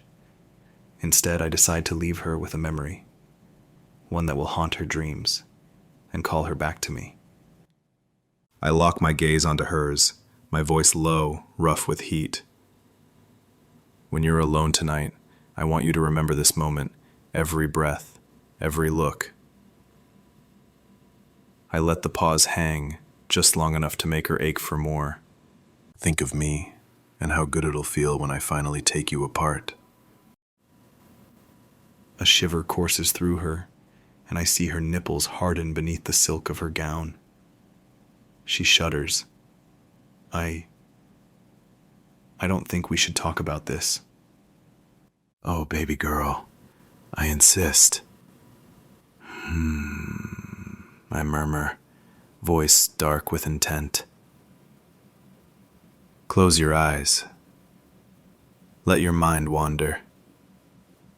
Picture me, right here. My body pressed to yours, my breath on your neck. I step in, slow and deliberate, until we're flush.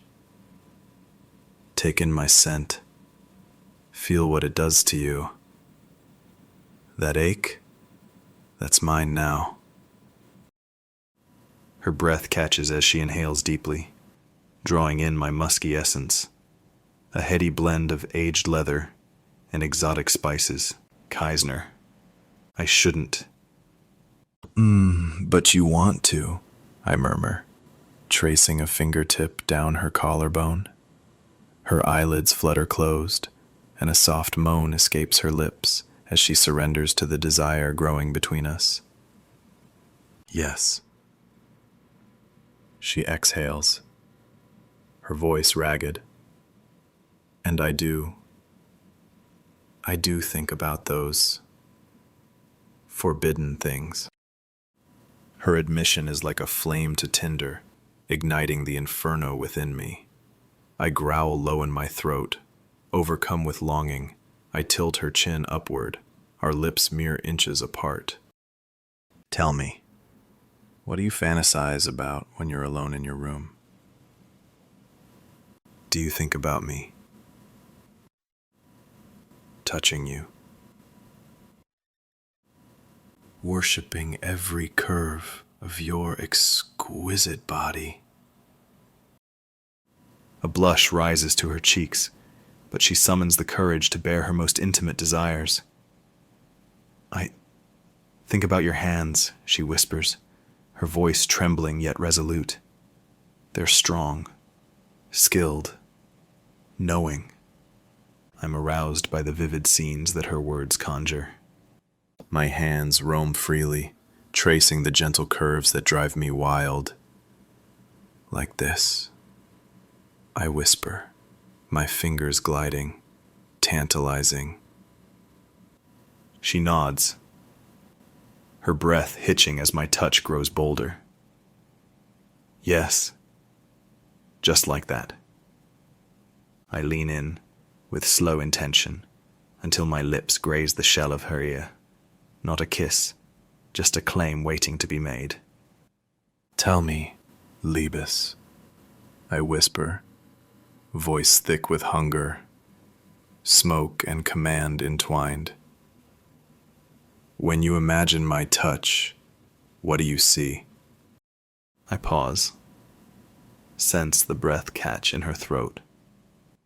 No lies. I add, darker now, lips barely brushing her skin. Because if you won't speak your fantasies, I'll have no choice but to drag them from you, inch by inch. She heaves a stuttered breath, her body trembling against mine. Your lips. On mine? She confesses, her voice barely a whisper, claiming me, possessing me, trailing hot kisses down my neck, between my breasts, and lower. Unable to resist any longer, I capture her lips in a searing kiss, pouring all my desire and longing into it. She responds eagerly, her hands tangling in my hair as she pulls me closer, deepening the kiss. Our bodies press together, the heat between us intensifying with each passing moment. I trail kisses down her neck, savoring the taste of her skin, the way she arches against me. Tell me more, I demand, my voice raw with restraint. I imagine you parting my thighs, moving between them. Oh, gods. A low cry spills from her lips as I perform her narration to the letter, my hand gliding underneath her skirt. I want to be inside you right now, I groan, the thought unraveling my control. Helplessly lost in your welcoming warmth, watching your face twist in pleasure as I devour every part of you, every moan, every whimper, only for me. She bites her lower lip, her body a shuddering canvas of longing. You are mine, I growl, my hands gripping her hips possessively, and I will have you in every way imaginable. She moans softly, her eyes dark with desire. Yes, I want that. I want you. Her words dissolve into a breathy whimper as I follow her fantasy, brushing my lips along her collarbone, savoring the way she melts beneath me. I know what you crave, I whisper into her ear, my breath teasing her heated skin. You want me to make you feel things no one else can. To unlock a world so forbidden it would leave you trembling for more. At this, her legs quiver ever so slightly, and she exhales my name. A prayer, a plea. It takes every ounce of my will not to claim her here and now. Instead, I cup her jaw, my thumb grazing her parted lips. Touch yourself for me tonight, I growl, the command of velvet chain wrapped in fire. Slip those delicate fingers beneath the sheets and pretend they're mine, tracing, teasing, driving you to the edge and holding you there until you're breathless with need.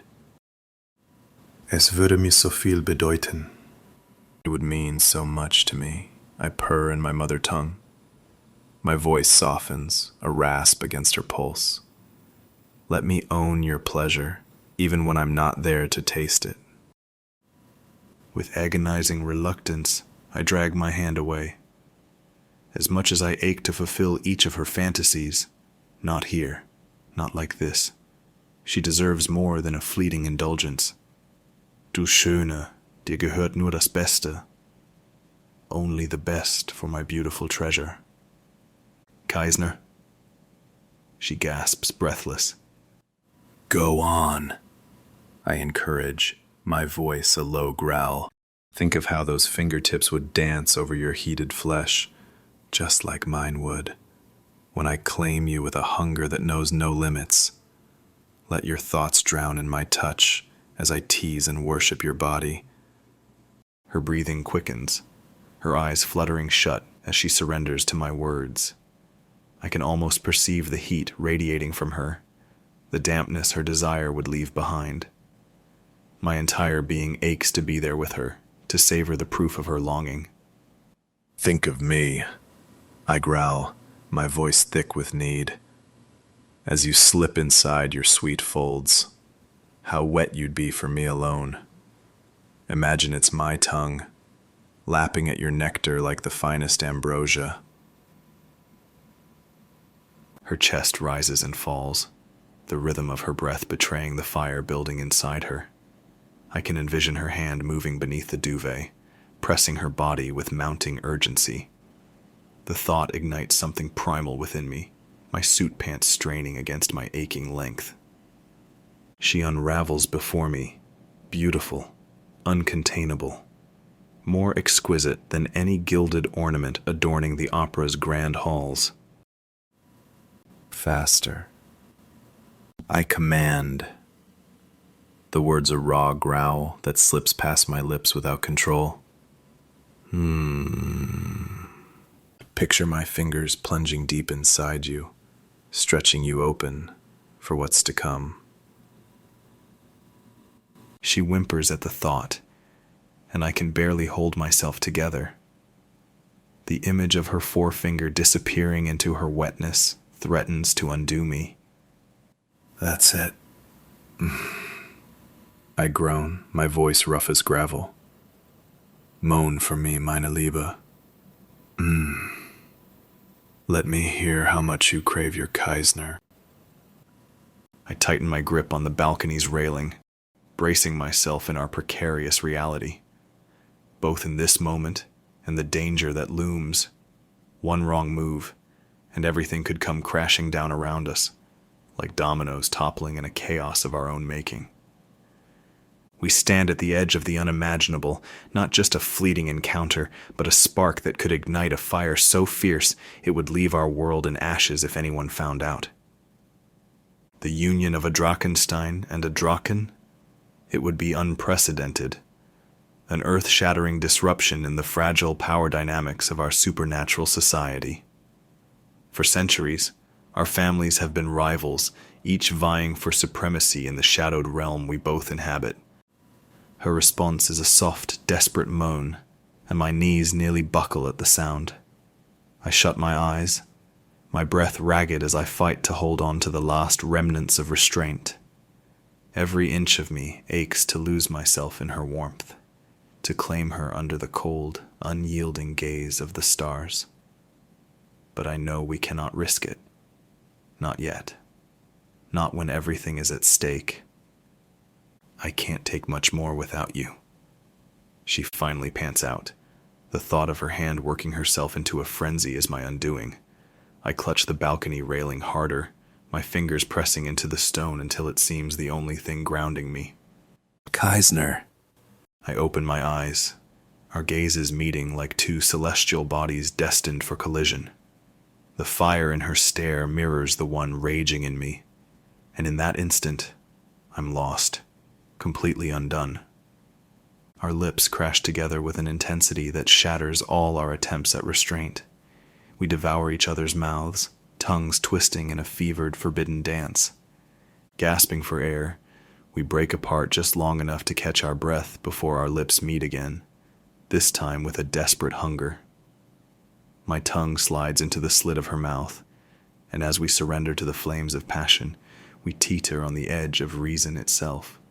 Never before have I felt such a ravenous desire for another.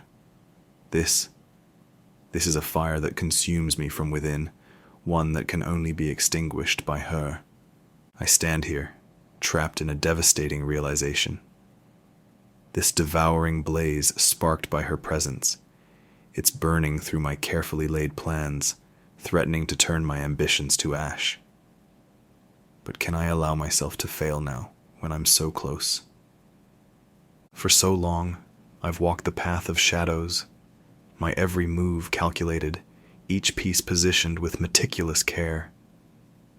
But now, my fingers trace the delicate line of her jaw. marveling at how something so gentle could shatter years of resolve.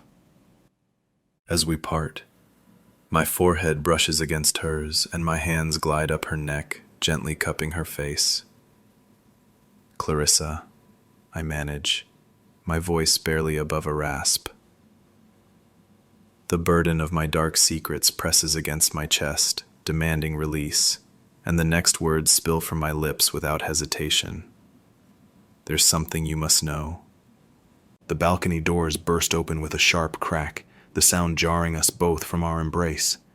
My heart leaps into my throat, and I sense her body tremble against mine as we turn to face the intruder. Standing in the doorway, silhouetted by the dim light of the room behind him, is my enforcer, Janek.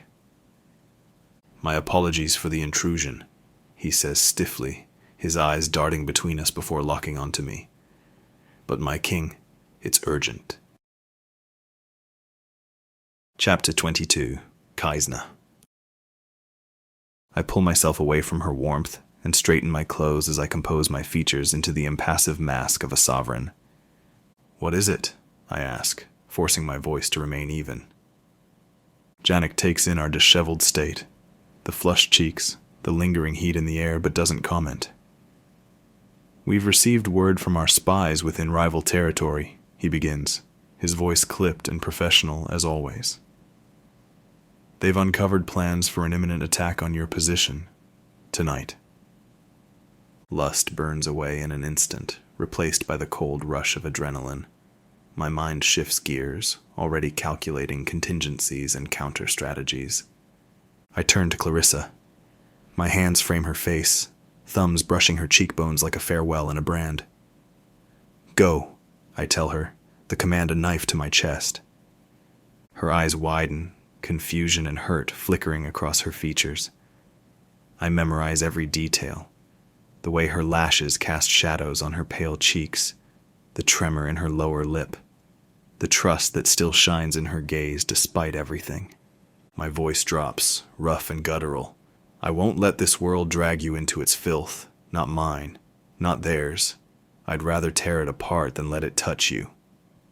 The words echo with finality. I trace her features with shaking fingers, committing her to memory like a prayer I'll carry into whatever darkness awaits. "You don't look back, Clarissa. Not until I come for you.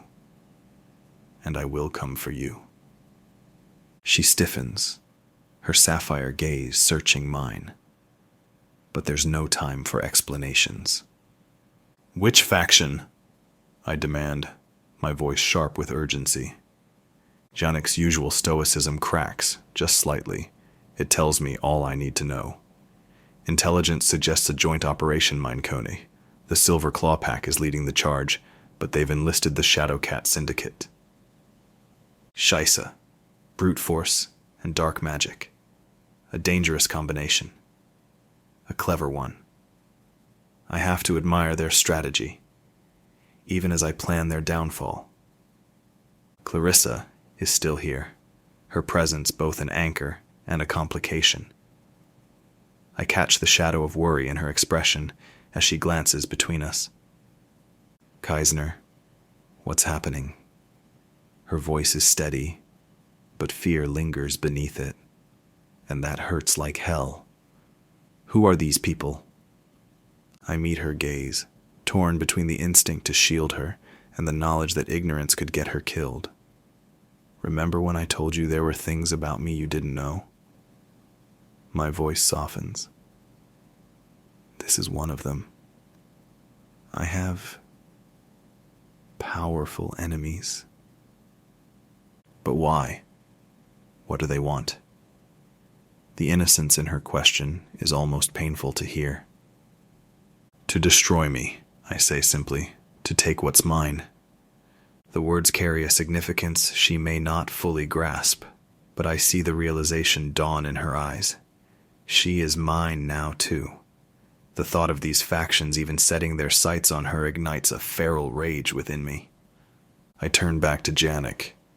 There will be time to talk later. Now is the time for war. "Initiate protocol Hellfire," I command, my tone leaving no room for hesitation. And get word to the Reaper. I'm calling in that favor he owes me. Janek inclines his head and steps away to make the call. I exhale sharply, turning back to Clarissa. The burden of leadership presses down on me, yet in this moment, all I see is her. I meant what I said, I murmur. You need to leave. I can't protect you and fight at the same time. The words taste bitter on my tongue. I, Kaisner Drachentstein, admitting I can't do something. It would be laughable if it wasn't so damn annoying. Her sapphire eyes flare with defiance. Fear lingers there, true and tangible, but it's overshadowed by a determination that fills me with a pride I've never known. This is the woman who has captured my heart, who stands tall in the face of danger. I won't leave you, she whispers. 4 simple words, and they unravel me. In them I hear everything unspoken, every promise yet to be made. I seize her in a desperate kiss, raw and consuming, pouring into it everything I can't bring myself to say. Her lips are a perfect fit, her scent, jasmine and rain, searing itself into my memory. The taste of her, the feel of her, will haunt me long after this night is over. When we finally part, she surprises me. Her delicate hands cup my face with a tenderness that threatens to undo me completely. Her eyes shine with unshed tears, locking onto mine with an intensity that leaves me breathless. "Stay safe," she murmurs, tracing the curve of my cheek with her thumb. "Whatever happens, promise me you'll stay safe." I press a kiss to her palm, knowing I cannot promise what she asks. In my world, promises are sacred, binding. To vow safety would be foolish. So I say nothing. My stare locks with hers, trying to convey everything I cannot say. The depth of my feelings, the fierce protectiveness that burns within me, the regret at having drawn her into this dangerous world of mine. I turn to Janek. "Escort Lady Clarissa back to Draken Manor. Take Marcus with you." My voice is harsher than I intend, but I can't afford weakness now. Double the guard. No one lays a hand on her. Verstanden? Clarissa flinches, caught off guard by the shift in me. She hasn't yet seen this side, the cold, ruthless king, the man forged by blood and war. Being constantly on high alert would be the life to expect should she choose to accept me as her mate. Oh, but she would have nothing to fear then. Not while I'm around to care for her and make her the happiest woman alive. Janek bows his head. "Your Majesty?" "Marcus," he calls over his shoulder, gesturing to the man standing near the doorway. "Stay with Miss Draken while I bring the car around. Too many eyes on this street." Marcus steps forward, his expression unreadable. "My lady." He extends his arm to Clarissa. For the briefest moment, she hesitates before placing her hand in his.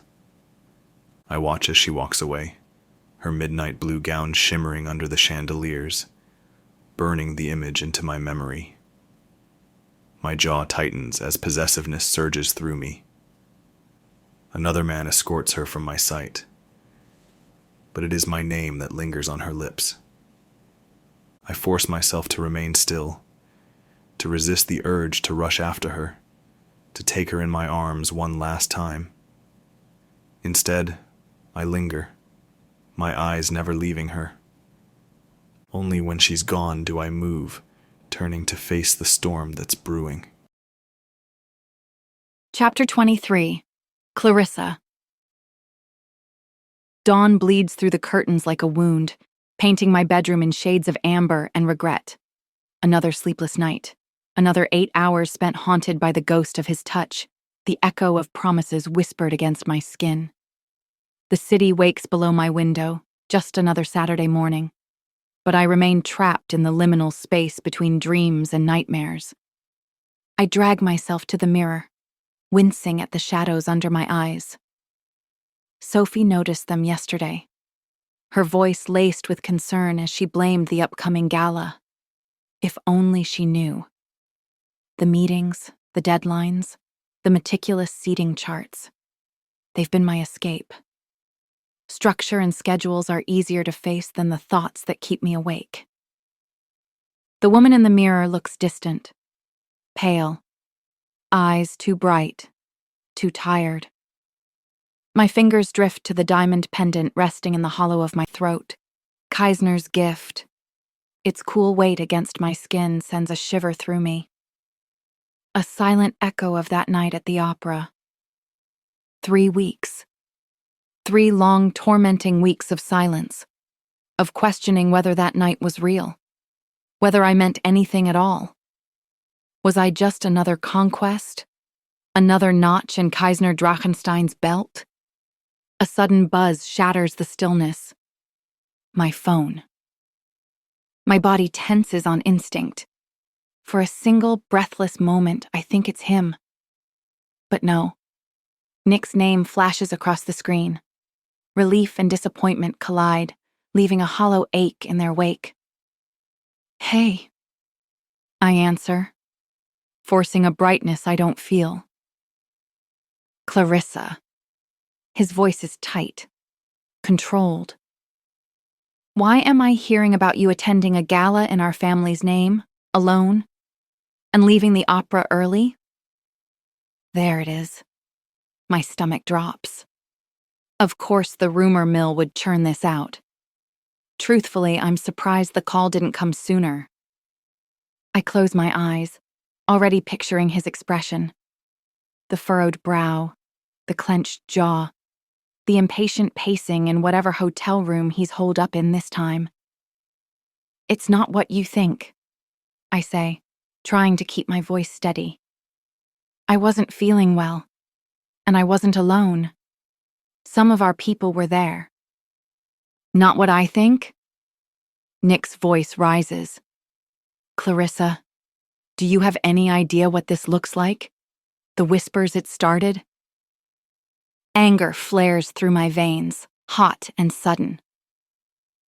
Our reputation is fine, Nick. I represented us well. The rest is idle gossip, and you know it. The silence that follows is heavy. I can almost see Nick pinching the bridge of his nose, a habit of his I've only recently learned. I'm just worried about you, he whispers. With everything that's going on. Rissy, this isn't like you. Guilt lances through me. Here I am, keeping secrets from the one person who's always had my back. But how do I explain Kaisner? How do I say I've been unraveling by degrees since the night we kissed?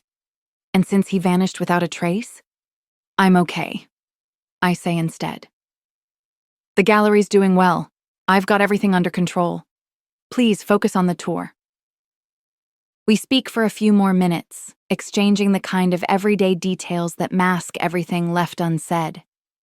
When I hang up, I feel both lighter and heavier. Lighter for having calmed his fears. Heavier because I'm still keeping him in the dark. I set the phone down and stare at my reflection. Pale skin, eyes rimmed with exhaustion and grief. Hollow cheeks, a ghost of who I was. Enough. I strip off my nightgown and sink into the bathtub, the jasmine-scented water wrapping around me with soothing warmth. I let myself slide beneath the surface, eyes closed, wishing I could wash away the ache, the questions, the hurt of not knowing where I stand with him. When I emerge, tears mingle with the droplets running down my face. I hate him. Hate him for what he's made me feel, for disappearing without a word. But no amount of fury can cauterize the wound he left behind. Damn you, Kaisner, I whisper. My voice echoes off the marble tiles, mocking me with their futility. Because even as I curse his name, my heart aches with longing. I scrub at my skin almost violently, as if I could somehow erase the memory of his touch, the ghost of his kisses that haunts my dreams. But it's useless. He's carved himself into my very being, marked me as his in ways that go deeper than any claiming bite. Eventually, the water begins to cool. I step out, wrapping myself in a plush towel, and face my reflection in the fog-streaked mirror. My eyes are red-rimmed, but clearer somehow. Stronger. I dig through my closet and choose a pale blue sweater dress and cream-colored wool coat. The familiar routine of dressing, of making myself presentable, seems like armor being assembled piece by piece. Each button fastened, each strand of hair smoothed into place, is an act of defiance against the weakness he's conjured in me. I may love him with every fiber of my being, but I am still Clarissa Draken. And it's time I remembered that. A swipe of mascara, a touch of color on my lips, small acts of rebellion against the melancholy that's held me captive. I twist my hair into a neat chignon, refusing to wince at how prominent my cheekbones have become. My phone buzzes again. This time, it's a text from Samara, asking me to come to Alexiev Manor. The Alexievs aren't exactly known for their love of Drakens, but if Sam's calling for me, it must be important. The bustle of Paris greets me as I step outside. The cold air bites at my cheeks, bringing color to my pale skin. It hurts, but it's a good hurt. A reminder that I'm still here, still breathing, still moving forward, despite everything. I may not be okay. Not yet. But I'm trying. And for now, that has to be enough. The taxi ride to L'Île de la Cité resembles a passage between worlds. Outside the window, the city's modern bustle fades, replaced by the quiet elegance of increasingly affluent neighborhoods. On my lap, my phone vibrates, its cheerful chime unnervingly out of place. I glance down, and my heart clenches. Time for your daily German lesson.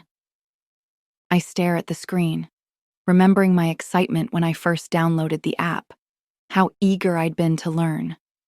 Now, those once harmless German phrases cut deep, each one a fresh reminder of him, of his voice, deep and rich, whispering meine Liebe against my skin. With trembling fingers, I swipe the notification away. I can't bear it. Not today. Not when every German word feels like another splinter in my fractured heart. The phone slips into my purse, face down. One more defeat in a morning already heavy with them. The manor's iron gates loom before me, intricate and imposing. Before the driver can reach for the intercom, the doors swing open in eerie silence. Ice skitters down my nape. The driveway stretches endlessly ahead, flanked by perfectly sculpted topiaries and riotous flower beds. The manor itself is a behemoth of stone and glass, stunning in its grandeur, suffocating in its implications. This is the seat of Ursa power in Paris, and I'm walking straight into its maw. As I approach, the front door opens on its own, revealing a butler who looks as though he stepped out of a period drama. His face remains unreadable as he inclines his head in greeting. Miss Draken, this way, please. I follow him into a foyer vast enough to swallow my entire London flat. The air is thick with history, the weight of generations pressing down on me. Stern-faced Alexievs stare from gilded portraits lining the walls, their eyes tracking my every move. A shiver threatens to crawl up my spine. Guest or not, I can't shake the feeling that I don't belong here, that I'm an intruder. Lost in thought, I don't notice the mountain of a man rounding the corner, until I crash straight into him. It's like colliding with a wall of solid muscle. The impact jolts me backward, but before I can fall, strong hands close around my arms, steadying me with effortless strength. I look up, and up, and up.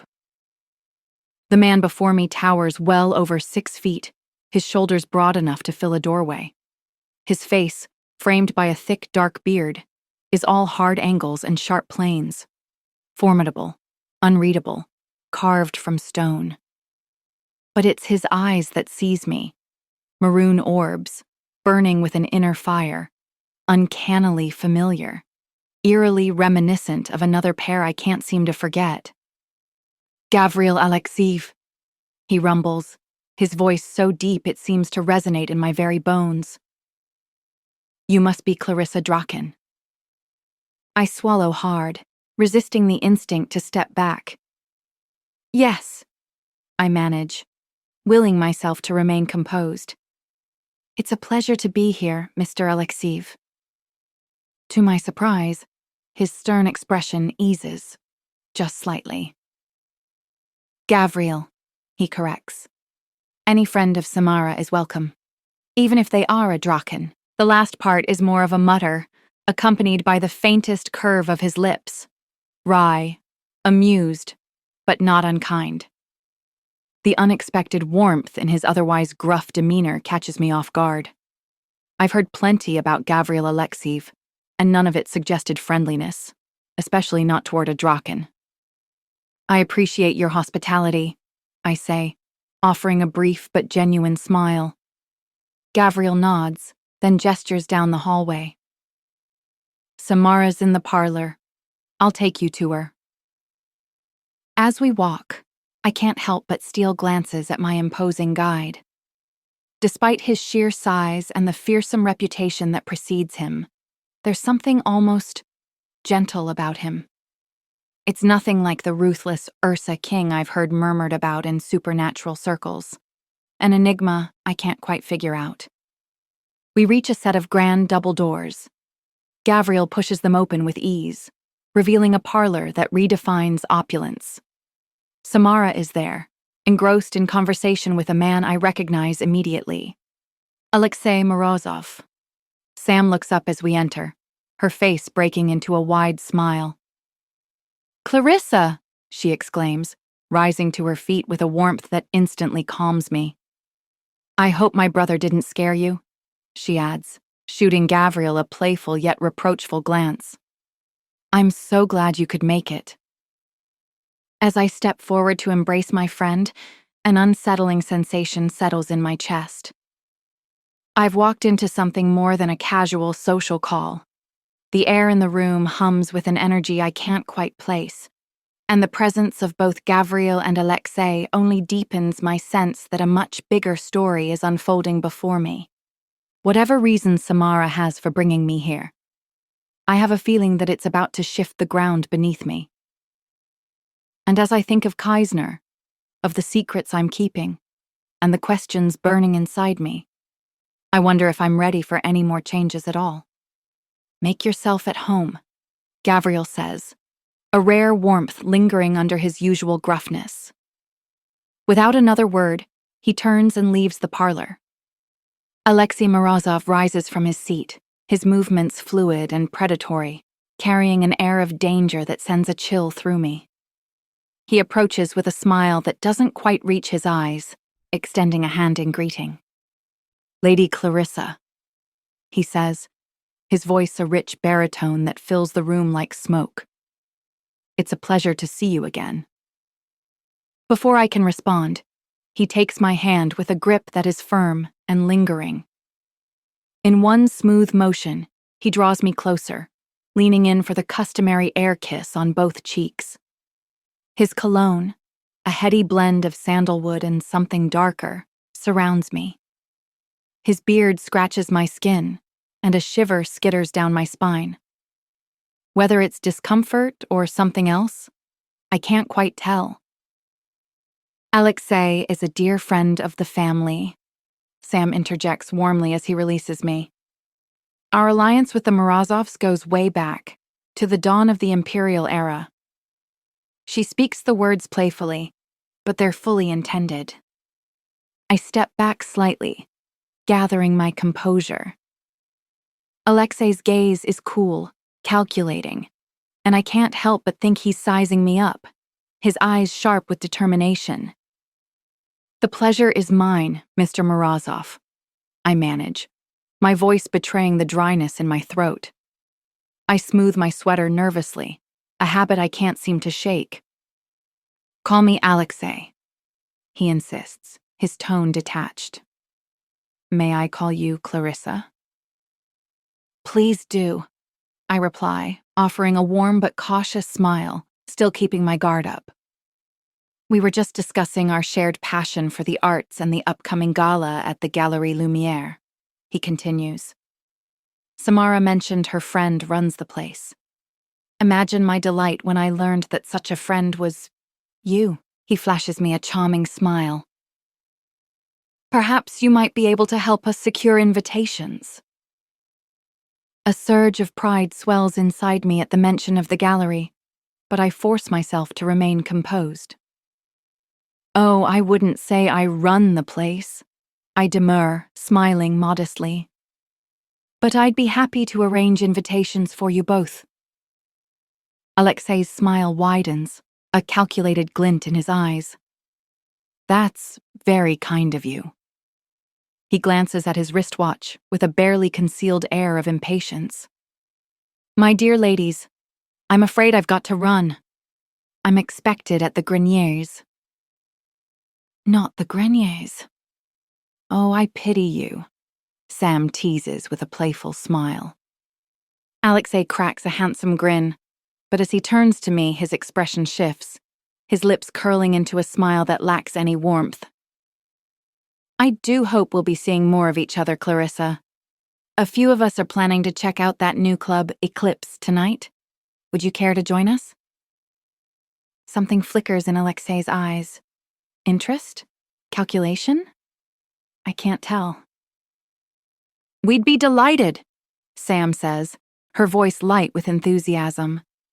It's been ages since I've gotten a taste of the city's nightlife. With a final nod to us both, Alexei excuses himself. As soon as the door clicks shut behind him, Samara spins toward me, her features packed with barely contained excitement. You've made quite an impression on our dear Alexei, she says. The second he found out about our connection, he practically begged me to call you down here. And he's not the begging kind. Heat rushes to my cheeks. He seems nice, I reply, unsure how to respond to the sudden attention. Samara's expression shifts quickly, her excitement fading into concern. All right, spill it, she demands. What happened at the opera? You went by yourself, then bailed in the middle of the second act? What the hell was that all about? You've heard, huh? I murmur with half a shrug. Everyone did, she replies dryly. The pressure of the past few weeks crashes down on me all at once. I sink into one of the plush armchairs, suddenly recognizing the exhaustion in my bones. It's complicated, Sam. Samara settles across from me, her gaze unwavering. Complicated how? Clarissa, you know you can tell me anything. No secrets between us, remember? I take a deep breath, bracing myself. The diamond pendant around my neck feels like a stone, heavy against my skin. I wasn't alone at the opera. Samara's eyebrows shoot up. Oh? I was with... I hesitate, knowing that once I say his name, there's no going back. I was with Kaisner. A deafening silence falls in the room. The air shifts as shock, concern, and something akin to fear flicker across Sam's face. So it's true, then? She whispers, her voice barely a breath. Someone mentioned it to me last week, but I dismissed it as a rumor. And just like that, the dam breaks. Weeks of pent-up emotions flood out in a rush. I tell her everything. My electric connection with Kaisner from the very first moment, the intensity that burned between us, the kiss at the opera that had me reeling. My voice cracks as I describe the sudden, painful way he left, the silence that has stretched on since. I don't know what to think, I manage, the tears pressing at the back of my eyes. Was it all a game to him? Did any of it mean anything at all? Samara shifts closer, pulling me into her arms. "Oh, my dearest," she murmurs, her voice soft but heavy with sympathy. "I had no idea you were going through all this." I lean into her, finally letting the tears fall. They streak down my cheeks, hot and unrelenting, each one carrying with it a bit of the pain and confusion I've been holding inside. "Sam, I can't stop thinking about him. But I haven't heard a single word from him. What if I imagined it all? What if I'm just another conquest to him?" Samara gently strokes my hair, her touch a balm to my frayed nerves. "I've never seen you like this about anyone," she murmurs. "Listen to me, Clarissa. Whatever happened between you and Kaisner, it was real. I'm sure of it." I sniffle, wiping at my eyes, unable to stop the tears. "But why hasn't he contacted me?" "I don't know," Sam admits, her demeanor gentle but resolved. "But Kaisner Drachentstein is a powerful man, with a lot on his plate. You mentioned he was being targeted by his enemies the last time you saw him. So maybe that's why he's been radio silent? Maybe there's more going on than we know." A soothing stillness embraces us for a moment, the soft ticking of an ornate clock on the mantel the only sound. "Clarissa," Samara says finally, her tone serious, as if considering each word carefully. "I love you, and I'll support you no matter what. But Kaisner is dangerous. The Drachensteins have a reputation, and it's not a kind one. Please promise me you'll be careful." I nod, gratitude and stubborn defiance swirling inside me. Kaisner may be dangerous, but there's so much more to him than that. I'm certain. I have to be. "I promise," I say. "And Sam?" "Please don't say anything to Nick. He'd lose his mind if he knew." She winces at the sudden realization. Shit, you're right. Nick is going to hate this. He absolutely loathes that family. "I know." I breathe, the tears threatening to spill over again. Samara mimics zipping her lips. "Your secret is safe with me." "Now," she says, a mischievous glint flashing in her eyes. "You need a night out. Let's take Alexei up on his offer and hit Eclipse this weekend. He's a great chaperone. We can trust him. It'll do you good to let loose a little." Despite my emotional exhaustion, a smile tugs at the corners of my lips. "You know what?" I sniff, wiping away the last of my tears. "That sounds perfect." As we start making plans, a burden slowly lifts from my shoulders. I may not have answers about Kaisner, but for now, that doesn't matter. What matters is that I'm not alone. With friends like Samara by my side, I can face anything. Chapter 24. Clarissa. The doors of Eclipse glide open, revealing a world suspended between decadence and shadow. The muffled bass from the street erupts into full intensity, wrapping around me like a living thing, pulsing with the heartbeat of the club.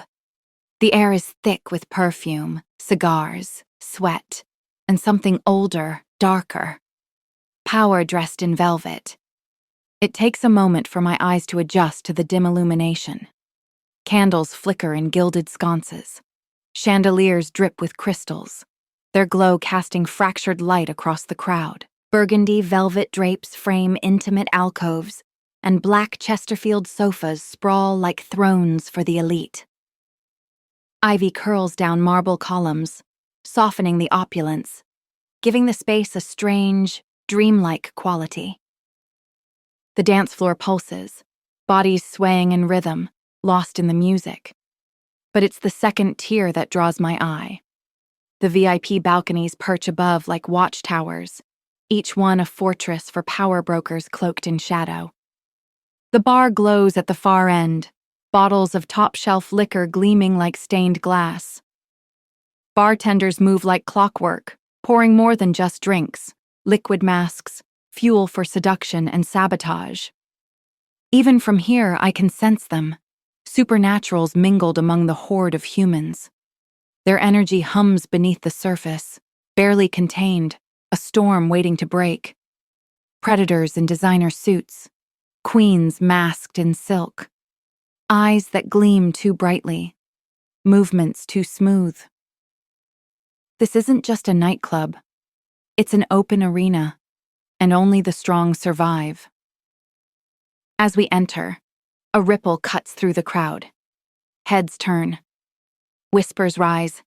The space parts instinctively, an unspoken acknowledgement of who we are. Samara squeezes my hand. "Ready?" she says, her voice light. But I catch the sharpness beneath it. She knows exactly what kind of place this is. I straighten my spine, lifting my chin. Whatever happens tonight, I am the Draken heiress. I belong here as much as anyone. Our group forms around us as we move further inside. Samara falls into easy conversation with Alexei and his friends. Their laughter rises above the music, sharp and carefree, a contrast to the unease in my gut. Alexei's gaze finds mine, his smile razor sharp. "First round's on me," he announces, gesturing grandly to the bar. His friends cheer, already drifting toward it like a pack on the prowl. I hesitate. For a moment, I feel out of sync, disconnected from their easy revelry. But Samara loops her arm through mine, anchoring me to the moment. "Come on," she urges, her eyes dancing. "Let's have some fun." I nod, shoving my uncertainty aside. This is what people do, isn't it? Drink, dance, forget. Alexei orders a round of shots, a vibrant blue liquid that smells like tropical fruit and recklessness. He hands me one, his fingers lingering a beat too long. "To new friends and unforgettable nights," he toasts, his grin all charm and calculation. Glasses clink, drinks disappear. I hesitate for a fraction of a second, then throw the shot back. The burn ignites a fire in my chest, spreading outward in a slow, curling heat. Alexei's eyes sparkle with mischief as he watches me. "Odin, ne pushka," he laughs, his accent thickening. "One is never enough." Before I can react, he's signaling the bartender, a smile tugging at the corner of his lips. "One more round." The glass is refilled almost before I can register his words. This time I don't pause. I throw it back, feeling the liquid scorch its way down my throat, sharp and raw. Something shifts inside me, wilder, more vibrant. The alcohol spreads through my veins, dulling the edge of my thoughts, wrapping me in a warm, reckless buzz. I feel lighter, bolder, like the world just became a little more manageable. Alexei leans closer. His voice reaches me again, but it's distant now, like I'm underwater. "Let's make this a night to remember." I nod, my smile a little too wide, a little too knowing. Countless stares fall on me, but suddenly I don't care anymore. And as the bass reverberates through my body, I let Samara lead me into the throng of dancers, our bodies moving with the beat, with the pulse of the night. Gods. This is what it means to be alive, to be young and full of possibility. I'm ready to embrace it all, to let the night and the city sweep me off my feet and into a world of passion and adventure. I'm ready for this. Ready for everything. Samara's laugh rings out beside me. She pulls me close and we start singing along to the lyrics, our voices lost in the collective energy of the crowd. We sway together, our movements wild and carefree. The night feels endless, a swirling blur of color and sound, and for the first time in ages, An overwhelming sense of freedom washes through me. I spin with the beat, laughing, the tension in my chest easing with each note. My gaze drifts upward to the second tier of eclipse. That's when I see him. Kaisner. He stands at the railing of one of the VIP balconies, a silhouette against the warm glow spilling from within. Even from here, his presence is a gravity all its own, an unspoken command that shifts the very air around him. His sharp, cold eyes are fixed on me, burning through the crowd as though I'm the only thing that matters. Dressed in black, his tailored suit accentuates the broad cut of his shoulders, the power that hums beneath the fabric. The club's golden light casts shadows across his features, sharpening the line of his jaw, the hollow of his cheek. But it's his eyes that snare me. Even through the dim haze, I sense them. Fiery embers locked onto mine, unwavering. A sharp pang of emotion crashes over me. Excitement, longing, but beneath it all, anger. Weeks of silence. Weeks of replaying that night at the opera, of questioning what was real and what was illusion. The passion we shared, the abrupt way he left. And now here he is, watching me. I tear my gaze away, my heart hammering. As if on cue, a stranger steps into my space. Tall, lean, his amber eyes glowing in the dark. Shifter. "May I have this dance?" he asks, his voice smooth, barely audible over the pounding music. I glance back at Kaisner, who hasn't moved, still watching. A reckless idea takes root. What better way to show Kaisner that I won't be taken for granted than to enjoy myself with someone else? I turn back to the shifter, letting a slow smile curve my lips. I'd love to. He takes my hand, guiding me into the rhythm of the crowd. The music swallows us whole. His hands settle on my hips. My arms loop around his neck. The dance is slow, deliberate, a silent performance meant for an audience of one. I don't glance up. I don't have to. I can feel Kaisner's gaze, a smoldering heat searing into my back. The beat shifts, deep and sensual. The shifter leans in, his breath warm against my ear. I tilt my head slightly, hair spilling down my back, playing into the moment. It's exhilarating, this sense of power that comes from knowing I'm being watched, from knowing that every sway of my hips, every brush of my body against my dance partners, is a deliberate provocation. Then, a hand clamps around my arm, firm, unyielding. I turn sharply, meeting Janek's cool, mysterious gaze. His expression is stoic, but there's a glimmer of something, amusement, perhaps, in his eyes. "Miss Draken," he says, his voice cutting through the music like steel. "Your presence is requested in the VIP area." The words aren't a suggestion. I glance up at the balcony where Kaisner stands, his posture tense, his jaw clenched. Even from this distance, I can see the storm brewing in his features, the barely contained rage and possessiveness. A thrill of satisfaction runs through me. Good. Let him stew in his own jealousy for a bit. Let him suffer a fraction of the frustration and confusion I've been grappling with these past weeks. My dance partner stiffens beside me. "Hey, man," he snaps, his grip on my waist tightening. "We're in the middle of something." Janek doesn't move, doesn't blink. The tension in the air sharpens, coiling tight. A silent conversation passes between them, one that ends with the shifter releasing me, jaw clenched. "Fine," he mutters. "She's not worth the trouble anyway." Janek ignores him, turning back to me with the same professional detachment. I exhale slowly, forcing my pulse to steady. Then, with a wry smile, I murmur. Lead the way. From above, Kaisner remains still. The world sways around us, music, laughter, movement. But none of it reaches us. Not in this moment. His gaze on me never wavers, and in it, I see everything. The spark of gentle fury, his wounded pride, the challenge. I lift my chin and follow Janek through the crowd, each step bringing me closer to the fire.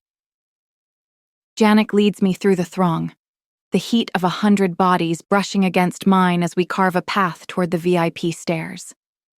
The music still pulses around us, but it appears distant now, muffled by the anticipation coiling in my chest. I don't look up. I don't need to.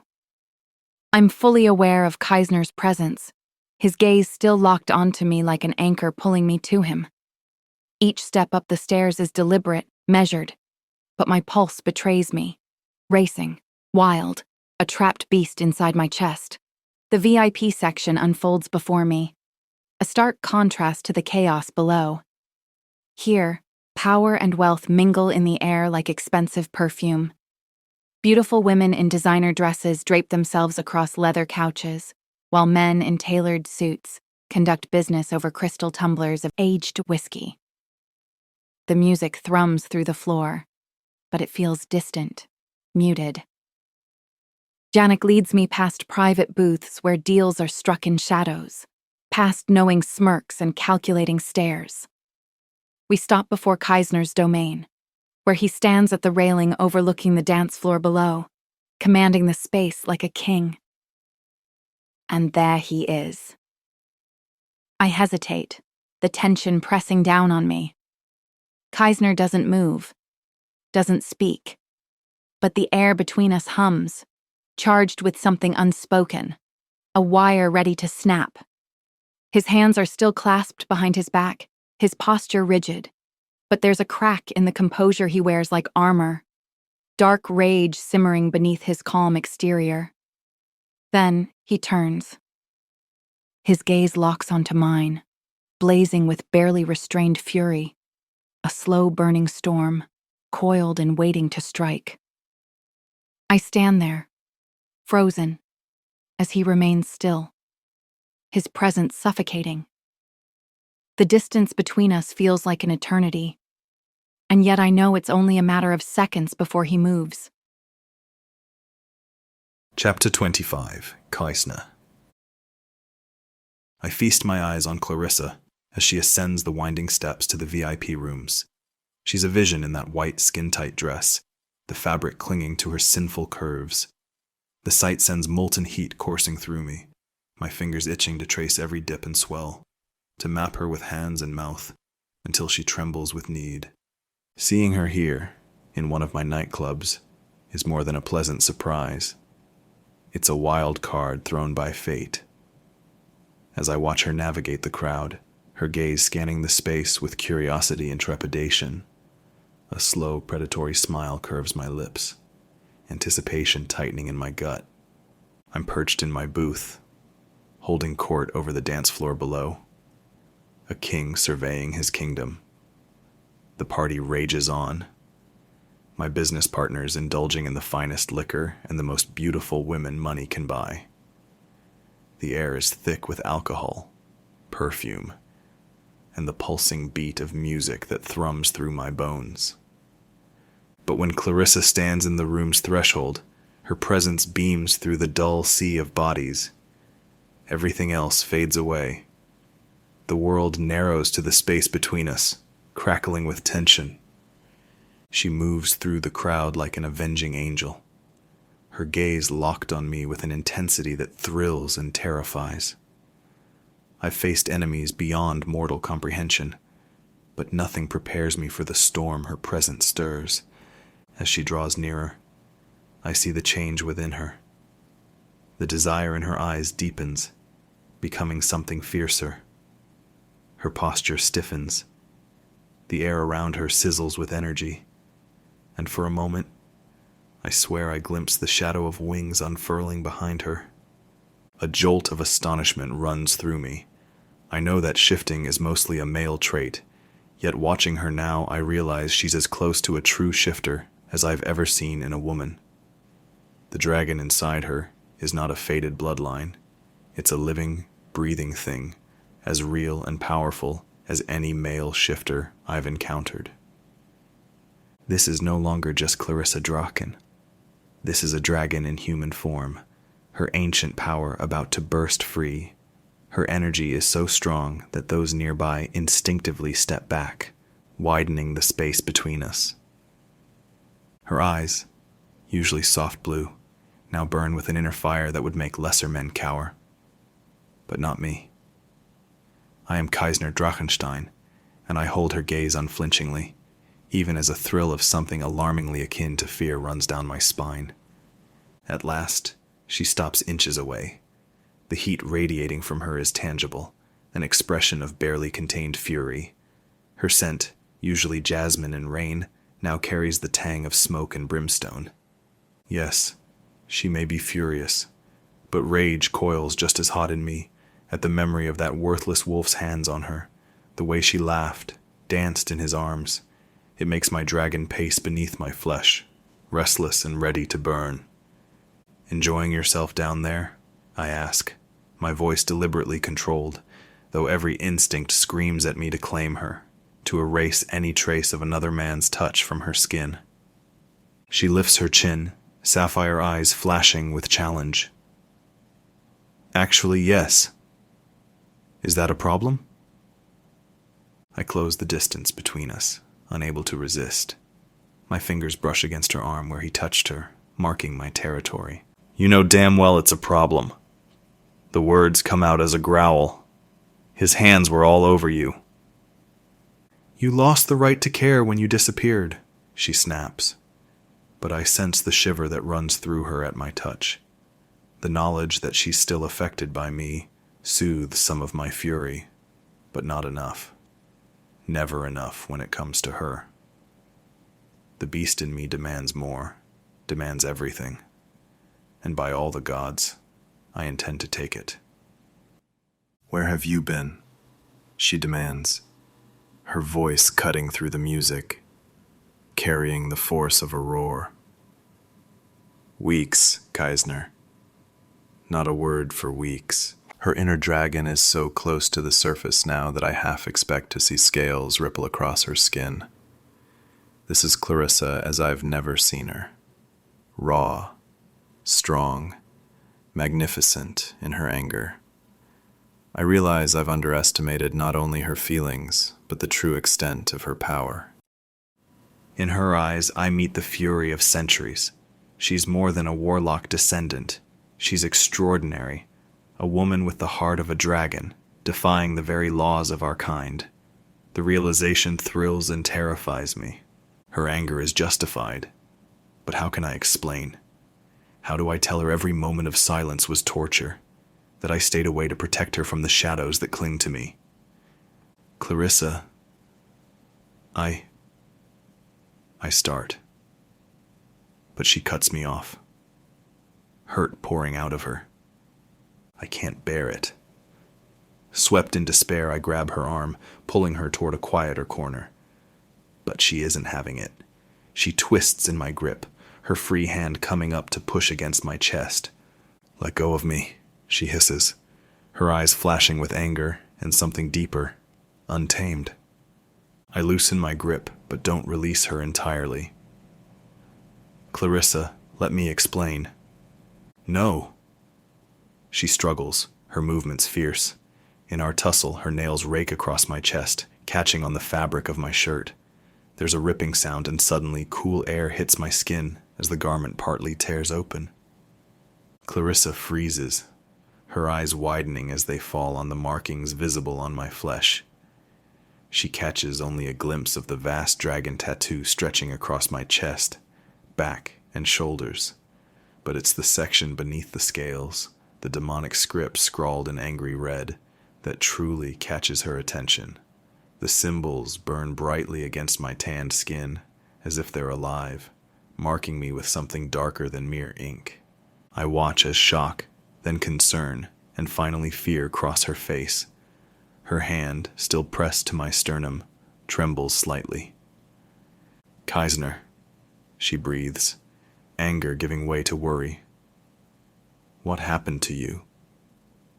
The warmth of her palm against my skin sends a jolt through me, soothing the constant burn of the demonic markings. I fight the urge to lean into her touch, to seek more of that relief. Instead, I take a deep breath, bracing myself to explain the truth about the dark magic I've wielded, the price I've paid, and the dangers still lurking in the shadows. As I meet her gaze, I see not just the woman I've come to care for, but a potential ally in the battles ahead. If only I can find the right words. My jaw clenches as I remember the ritual, the dark magic I used to eliminate the threat to my clan, and to her. The demonic language is more than forbidden lexicon. It's a conduit for power beyond comprehension. Each scripture on my chest represents a life taken, a curse laid, a bargain struck with forces demanding payment in blood and pain. The backlash of dark magic is brutal and unforgiving. The red lines crisscrossing my skin will soon turn black, yet they'll remain, cruel reminders of the lengths I've gone to protect her. "These are," I begin, my voice low and rough, gesturing at the markings. "Demonic scriptures," Clarissa interrupts, barely a whisper. Her eyes trace the patterns with fear and fascination. I know what they are. But why? The shock of her recognition hits me like a physical blow. I hadn't expected her to understand. For a moment, I'm speechless, torn between explaining and hiding this dark part of myself. It wasn't just me they were after, I say, voice low and ragged. They wanted everything I care about. That means you. The words taste like ash. You think I could stand there and watch them circle you like wolves? I've faced monsters since that night at the opera, bargained with devils, bled in shadows, all to stop them from touching you. I pause, jaw clenched, breath shallow. You don't know what I've done, Clarissa. And God's help me, I'd do worse just to keep you safe. Clarissa reaches out, her fingers brushing the script on my chest with hesitant reverence. Her touch burns. You did this for me? She asks, her voice trembling. I catch her hand in mine, holding it close to my heart. For you, I confirm, my speech rough, for us, for the future I see with you. Understanding dawns in her eyes, and it nearly breaks me. How can she look at me with care when my hands are stained with blood, when my soul is scarred by darkness? "Oh, Kaisner," she breathes, her voice full of emotion. Fear, yes, but also acceptance, compassion, and beneath it all, a profound connection that makes my heart race and my breath catch. This moment is a turning point. Clarissa has seen the darkness in me, and yet she hasn't turned away. I nod, unable to trust my voice. Yes, I was protecting her. But in doing so, I hurt her in ways I never intended. I was waiting for the right time, I explain, when I could see you without exposing you to more gossip. I never meant to hurt you. Her anger fades, replaced by a flood of emotion that disarms me. The caress nearly undoes me. I only care that you're alive and well. My gaze rakes over her, this woman who means more to me than blood, power, or breath itself. Heat coils low in my gut, hunger, and something bordering on awe, darkening my voice. My sweet baby girl, I murmur, the endearment rasping out like a secret I hadn't planned to confess. I never thought I'd see you here tonight. And yet, here you are. Like a reckoning. She swallows hard, her reaction painting a mirror of my own, this charged air between us, this ache that never dulled. I never thought I'd be here, she whispers. But now I am. The words dissolve, but the meaning remains, raw, undeniable. Now you are. I echo, stepping in until there's nothing but heat between us. My fingers trail up her arm, slow and claiming, and fate doesn't give second chances, Clarissa. She brought you here for me, for this. I lean down, my lips brushing her ear. Tell me you feel it too, this pull. This fire. Tell me your body's screaming for mine, the way mine's been aching for you since the fucking opera. She gasps. And it's all I need. Good. I growl, backing her into the shadows, a predator cornering his prey. Because I don't want your fear, I want your surrender. Every moan, every breath, every broken cry that leaves your mouth tonight. Mine. My hand curls around her throat, not to hurt, but to hold, to own. Kaisner, she breathes, voice shaking like the last leaf before the fall. I want to be yours. You're already mine. I growl, the words ripped from somewhere primal. And then I'm kissing her. No, claiming her. My mouth crashes into hers with fevered intensity, all teeth and tongue and hunger, like I could taste the truth off her lips. It's not soft. It's not sweet. It's a warning to the world. She moans into me, surrendering, melting, and I take. I take. My hand slides from her throat to her jaw, angling her head just so I can deepen the kiss, devour her from the inside out. Every flick of my tongue is a promise. Every rough pull of her bottom lip is an apology in blood and heat. I break the kiss only to drag my mouth down her neck, teeth scraping, breath ragged. You feel that? Oh. I murmur against her skin, voice wrecked with restraint. That's what it's like when a monster falls for something he was never meant to have. She gasps, and I sense her pulse stutter beneath my lips. But you're mine now, I growl, biting down, just enough to make her shiver. And if anyone tries to take you from me, I'll rip the fucking world in half to get you back. Her fingers fist in my shirt like she can't bear to let go. Good. She won't have to. Say it. I demand, my hand fisting in her hair, tilting her head back. Say who you belong to. She's panting, lips parted, eyes glazed with heat and something dangerously close to devotion. You, she whispers. I belong to you, Kaisner. Damn right you do. And this time, when I kiss her, it's not just a kiss. It's a vow. The taste of her is intoxicating, sweet, warm, with just a hint of defiance. I deepen the kiss, my touch exploring every curve, every breathless shudder. She gives in, surrendering with a fervor that unravels me. She was made for this, for me. Clarissa doesn't pull away. She leans into me instead, her body pressing flush against mine, her hands tangling in my hair, nails raking against my scalp with just enough pressure to send a shiver down my spine. My control, already precarious, hangs by a thread.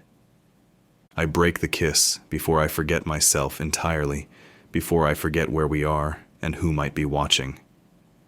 My forehead rests against hers, both of us breathless, our chests rising and falling in sync. This is madness.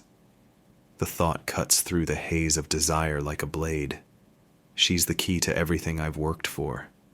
The blood that will awaken my dragon. The power that will restore my birthright. But as I look into her sapphire eyes, all my careful plans crumble to ash. I can't use her. Not like this. Not when she looks at me as if I'm something more than the monster I've become. The demon's whispers echo in my memory, reminding me of what I came here to accomplish. Take what you need. Claim your power. But her trust burns brighter than any dark magic, and I find myself drowning in emotions I swore I'd never feel again. I should walk away, I murmur against her lips. Her fingers tighten in my hair. Then why don't you? I chuckle darkly, the sound low and rough. You know why. And now I understand. Everything has shifted. The darkness within me, the sacrifices I've made, and the ones yet to come, none of it matters. Because what's between us isn't just heat or desire. It's deeper, rawer, a meeting of souls, a recognition of something true and untamed, as if the universe itself, in all its chaos, conspired to bring us together, two fractured halves of a whole, finally locking into place. I claim her lips again, the kiss urgent, reckless.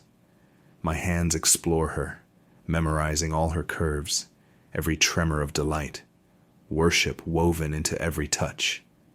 And she succumbs, like waves crashing against rocky shores, unstoppable and relentless. Clarissa is my fate, my greatest temptation, the missing piece I never knew I was searching for. And as I lose myself in her, as the fire between us consumes everything else, I know one thing with certainty. I will chase this feeling, chase her, for the rest of my days. Chapter 26. Kaisner.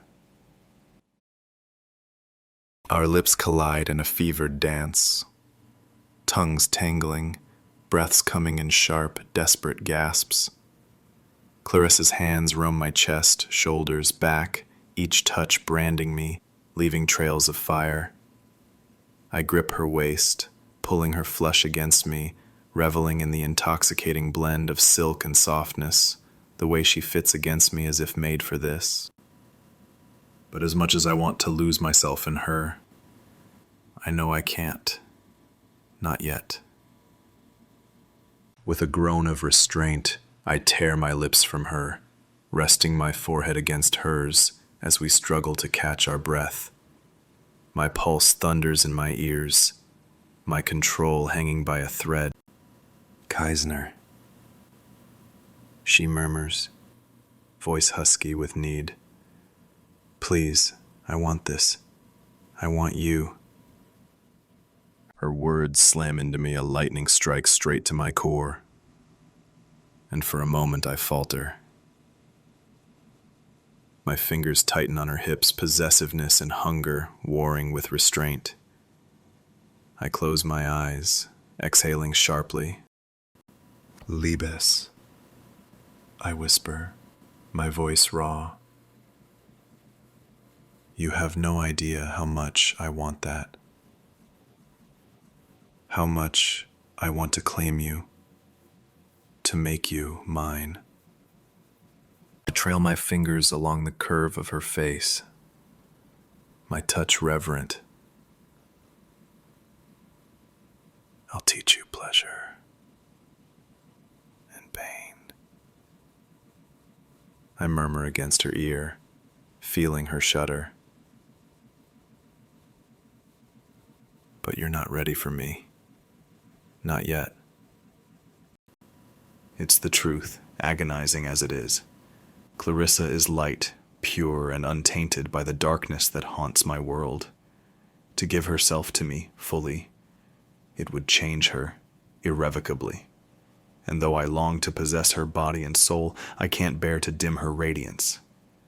She looks up, eyes dark with defiance. "I'm not afraid," she says, steady and sure. "I know what I want, Kaisner. And I want you." A wry smile tugs at my lips. "I know you do. Believe me, the feeling is more than mutual." I brush a strand of hair from her face, letting my fingers linger. "But there are parts of me, parts of my world, you're not ready to face yet." I kiss her, slow and deliberate, savoring her taste, the way she melts into me. When I pull back, I let my lips graze her ear. "When the time is right, when you're ready to accept all of me, the light and the dark, then I'll make you mine." I let the words settle, pressing a kiss to her neck. Fully.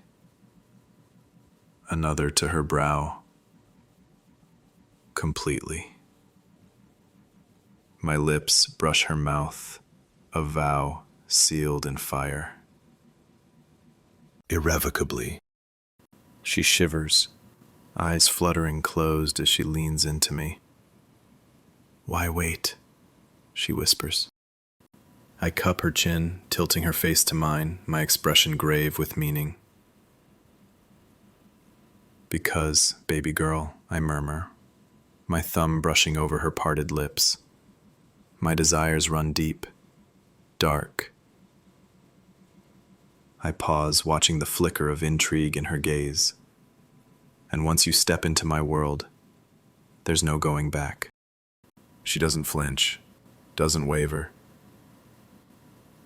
"I don't care," she breathes. A slow, wicked smile spreads across my lips. "Are you sure?" Her grip tightens on my hand.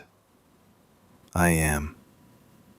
And just like that, my restraint shatters. I claim her lips in a searing kiss, one hand tangling in her hair, the other branding her waist. The world ceases to exist. No music, no prying eyes, just the undeniable pull between us.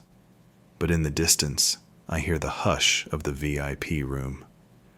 My business partners, the most powerful men in both mortal and supernatural circles, are watching, assessing, calculating the shifts in alliances and power dynamics. But none of it matters.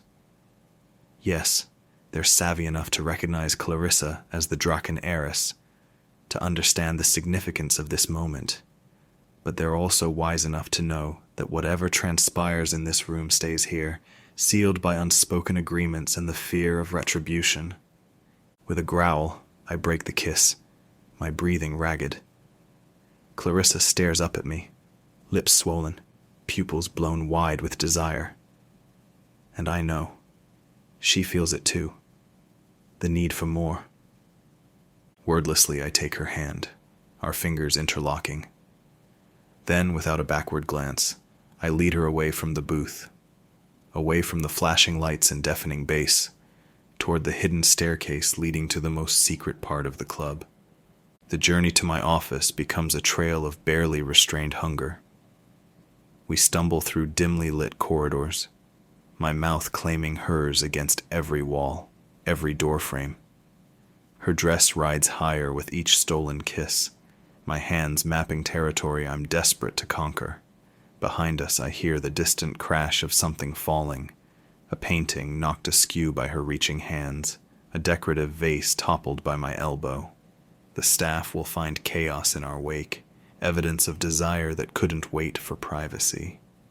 By the time we reach my office, we're both breathing hard, her lipstick smeared, my shirt half unbuttoned by her eager fingers.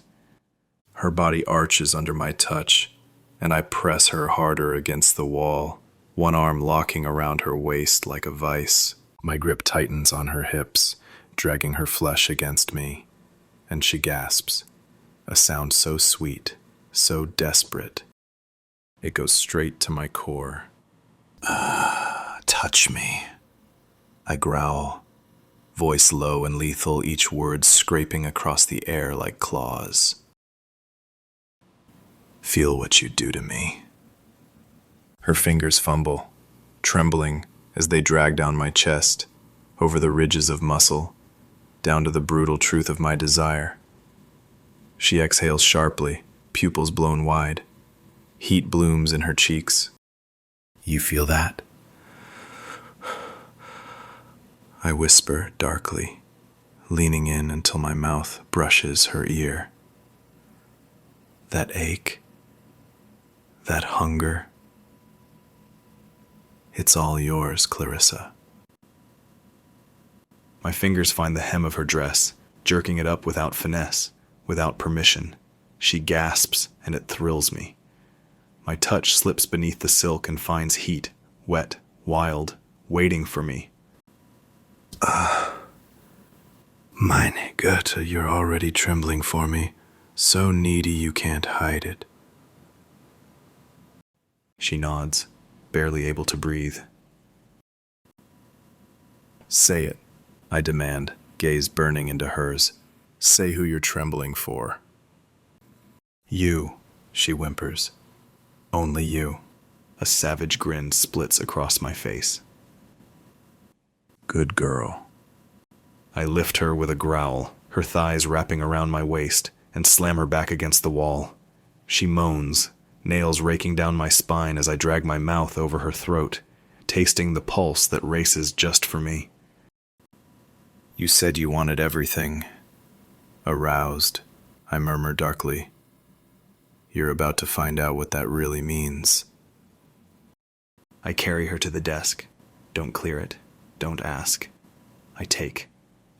Papers scatter. Something shatters. I don't care. She gasps as I lift her onto the edge, spreading her legs with practiced ease, laying her out like a sacrifice. My hands grip her thighs like I own them. Like I own her. Eyes on me, baby girl. I command, sinking to my knees. I want to watch the moment you come undone.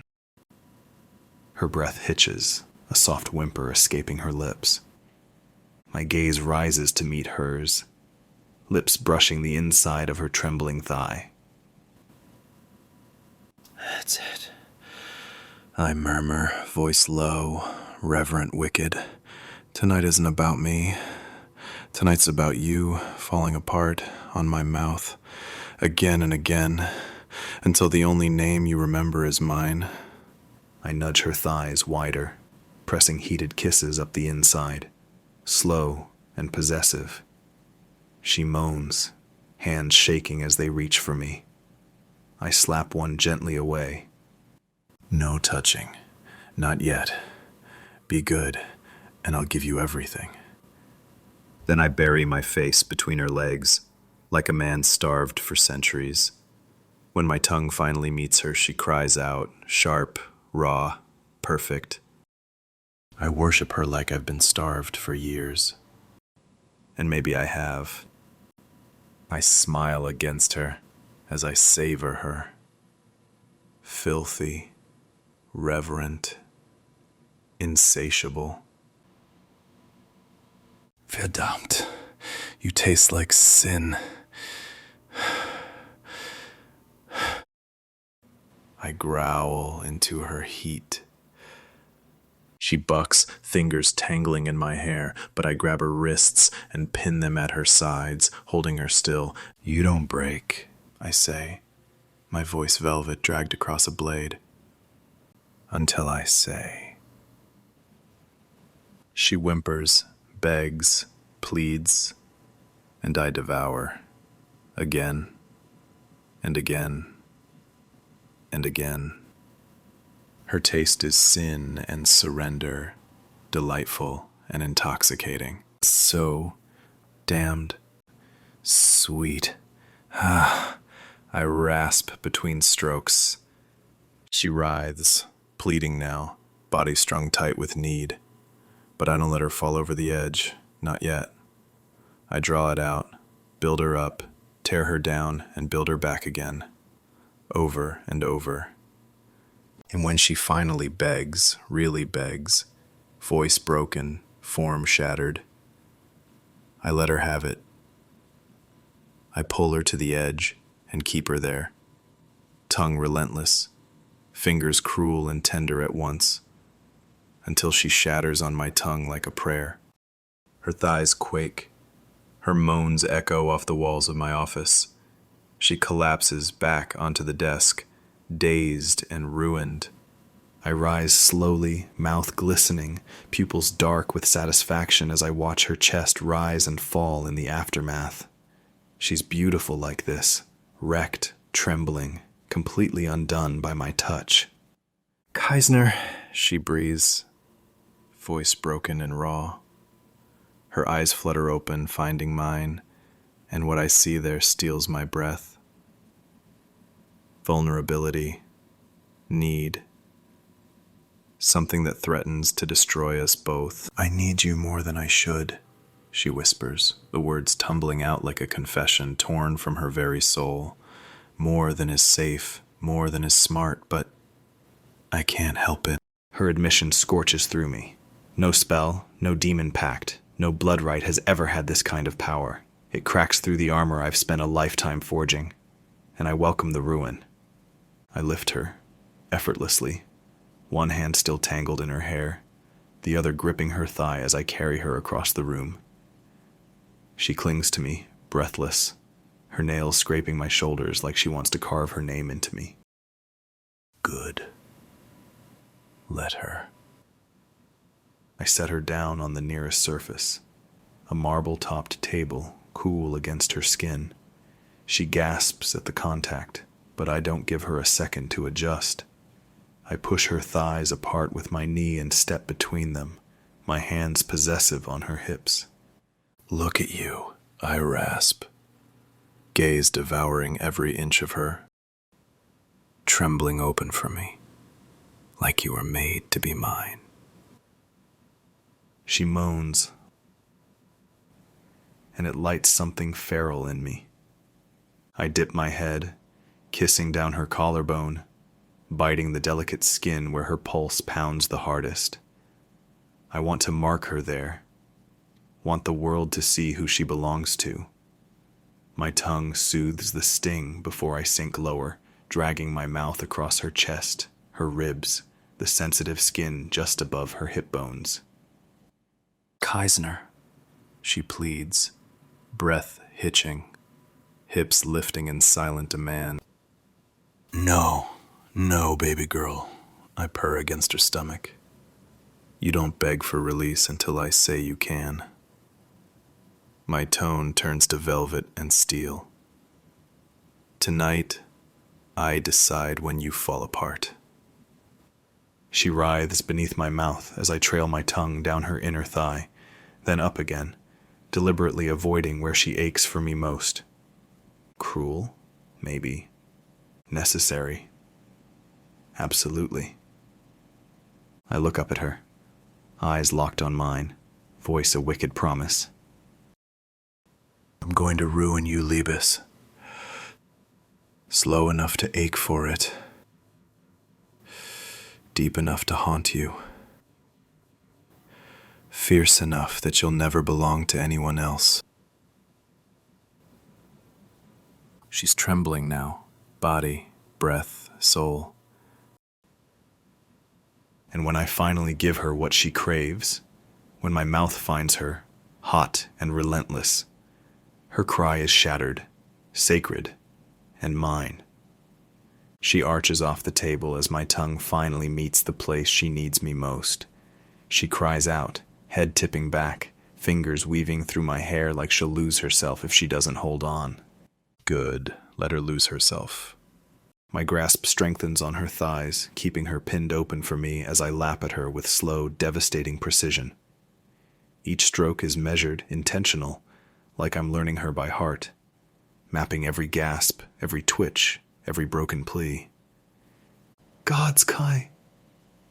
The sound of my name torn from her lips in that wrecked, reverent tone is better than blood and shadow and power combined. I growl against her, the vibration making her tremble, and I sense the tremor start in her legs. She's close. I pull back, lips slick, eyes dark with hunger. Not yet, baby girl. I whisper, voice thick with command. You don't break until I say, remember?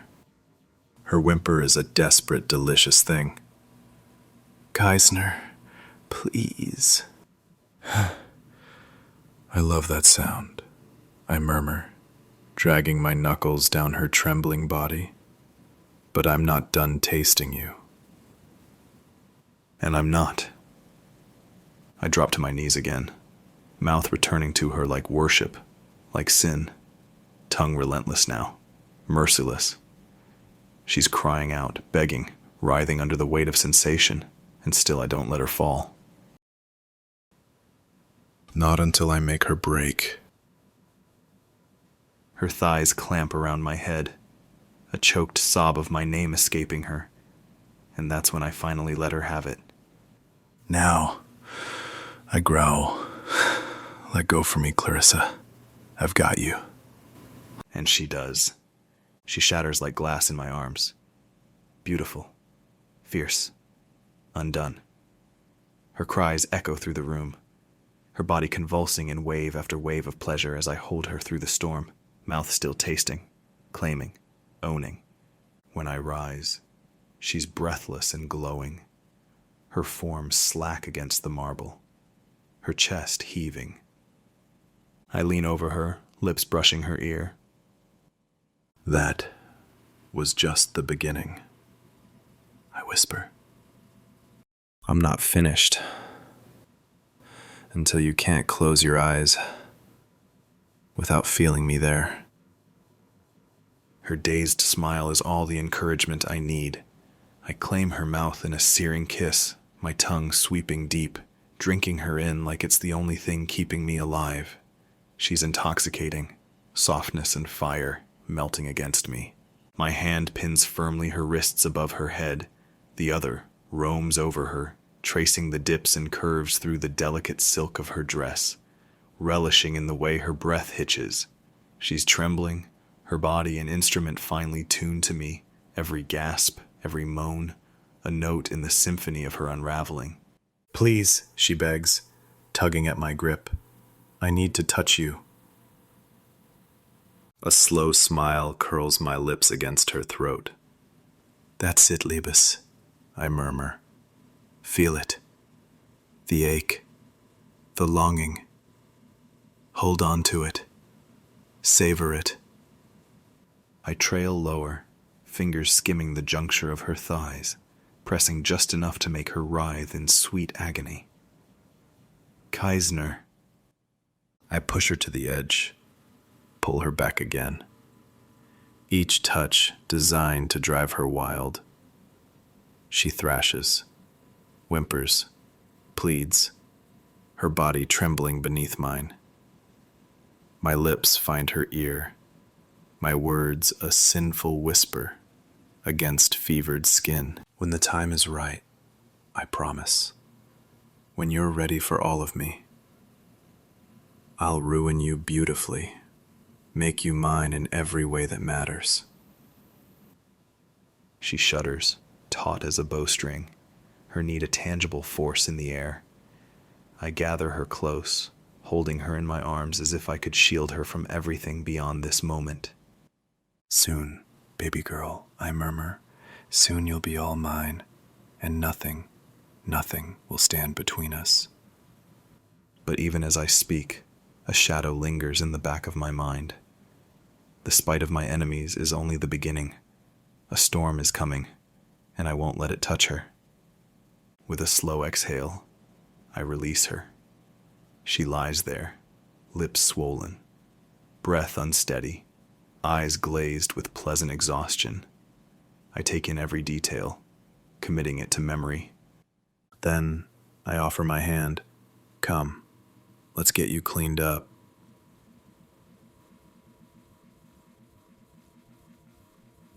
I lead her through my office to the private washroom beyond, marble and gold reflecting the soft lamplight. The intimacy of the space makes everything more real, more dangerous. I watch her in the mirror as she smooths her hair, fixes her lipstick. Each small gesture a reminder of what we've shared and what we're both fighting to resist. She takes my hand without hesitation as I guide her back through my office, past the scattered papers that bear witness to our passion. I slide my shirt on over my shoulders, the fabric dragging against flesh marked by her touch. The scent of her clings to me, sweet, wicked temptation, and the ache of holding back still burns like wildfire under my skin. Every second of restraint had been a fucking crucible. I turn to her, eyes hooded, voice low. I don't take trust lightly, Clarissa. My thumb grazes her cheek, lingering where my stubble scraped her flesh. You gave yourself to me, and I'll never forget it. I lean in, breath brushing her lips, close enough to kiss, cruel enough not to. But let's be clear. My smile turns dark, reverent. What we started tonight? That was just a taste, the beginning of your undoing. And when you're ready to fall deeper, my eyes narrow, voice dropping to a vow, I'll be waiting to ruin you. Completely. She leans into my touch, mouth curving into a soft smirk. I'd do anything for you, Kaisner. My chest tightens at the devotion in her tone, the depth of emotion reflected in her eyes. I know, baby. I murmur, brushing my lips against her forehead. And that's why I have to be careful with you. That's why we take this slow. I tilt her chin up, holding her gaze. But never doubt this. I want you. Body, heart, soul. And God's help anyone who tries to take you from me, I add inwardly. I lead her out of the chamber, into the thrumming chaos of the nightclub. The shift is jarring. The flashing lights, the pounding bass, the sea of bodies moving in rhythm. After the intimacy of our private moment, it seems almost obscene. Clarissa blinks, momentarily dazed as she readjusts. I keep my hand at the small of her back, a touch as much about possession as it is protection. My gaze sweeps the crowd, instinctively searching for threats. Your friends? I murmur, nodding toward the group. They're looking for you. A flicker of guilt crosses her face. I should probably go back to them, she admits, though there's no conviction in her voice. Every fiber of me protests. I want her by my side. Not just tonight, but for longer. For something I can't name. But I know I can't cage her. If this is going to work, I have to let her choose me. You're right, I say. The word splinters on my tongue. They'll be worried. She looks up at me, surprise flickering in her eyes. I didn't demand she stay, and the choice I'm offering her is clearly unexpected. It solidifies my resolve. I want to be the man she deserves. I'll call you, I promise. We have much to discuss, and, Clarissa, I hesitate. I need to see you again. Soon. A soft smile curves her lips. I'd like that. I lean in, capturing her mouth in one last kiss. Slower, deliberate, a promise. It lacks the fire of our earlier passion, but not the intensity. This kiss is a vow, a silent oath filled with everything I'm not yet ready to say. When I pull back, I see the same emotions reflected in her eyes.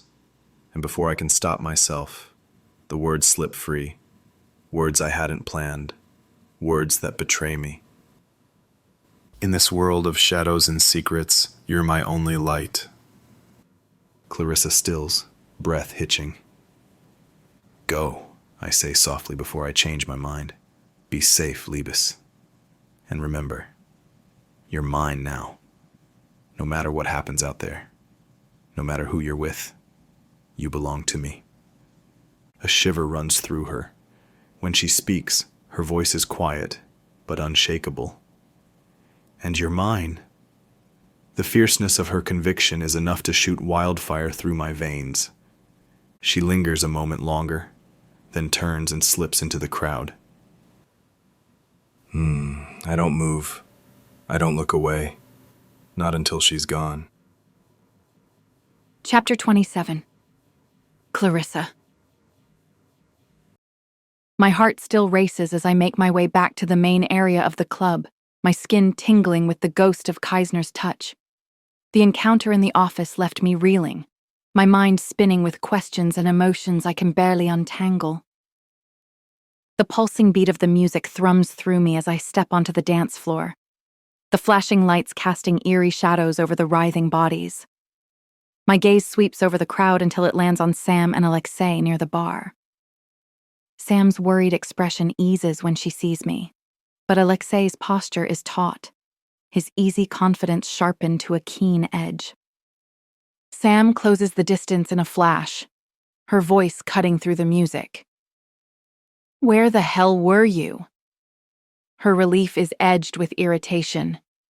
Heat creeps up my neck. I just needed some air, I say, the lie thin and weightless. It was getting a bit stuffy. Sam arches a skeptical brow. Uh-huh. And that air wouldn't have anything to do with a certain tall, dark, and dangerous man you disappeared with, would it? Before I can answer, Alexei steps in with a smirk and 2 drinks in hand. Clarissa, there you are, he says, his grin rakish. We were starting to think you ditched us for better company. If only he knew how close he was to the truth. I take the drink, grateful for the brief distraction.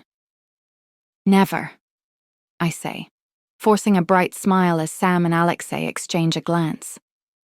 The music surges around us, and for a moment, I let the beat carry me, the steady thrum of bass a balm to my restless thoughts.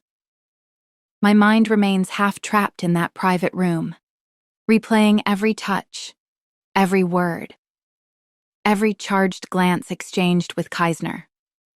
Sam leans in, voice pitched low so only I can hear.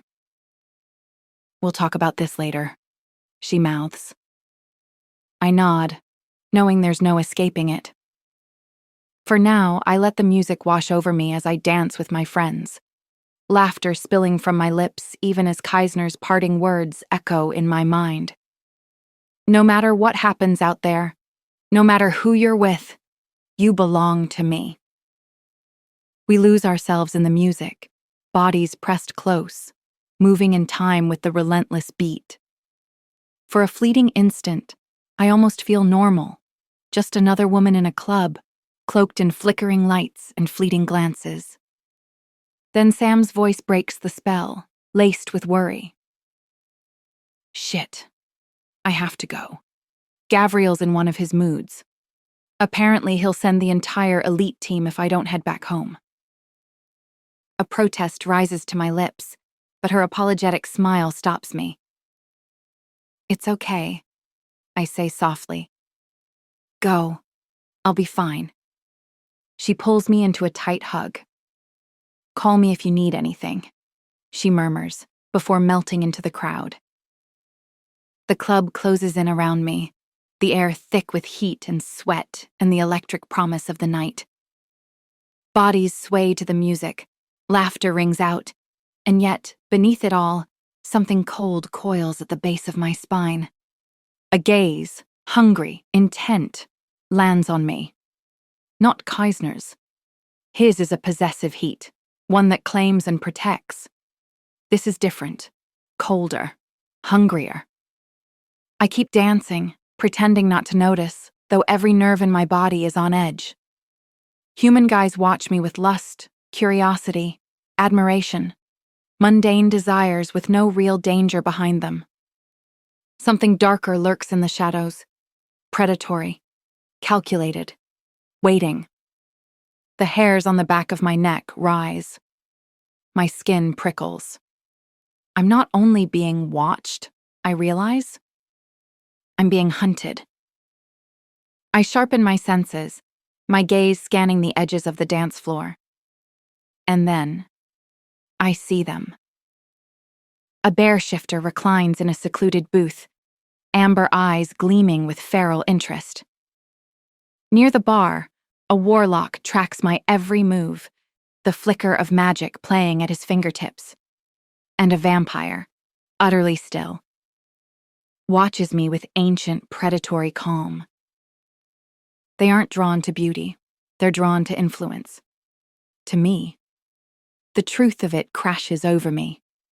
I am not just a woman in a club tonight. I am Clarissa Draken, a prize to be claimed, a stepping stone to power. A hand brushes my elbow and I flinch. Alexei's low voice cuts through the music, a smooth invitation.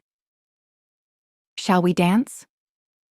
His expression is easy, but his nostrils flare, catching the faint scent of Kaisner on my skin. He tucks that knowledge away, a card to be played at the perfect moment. Before I can respond, he guides me back onto the dance floor, his hand firm at my waist. The bourbon on his breath mingles with expensive cologne. His every move a study in controlled dominance.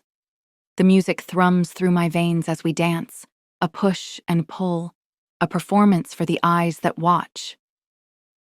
Buenas noches, bella, a voice purrs, cutting through our dance like a blade through silk.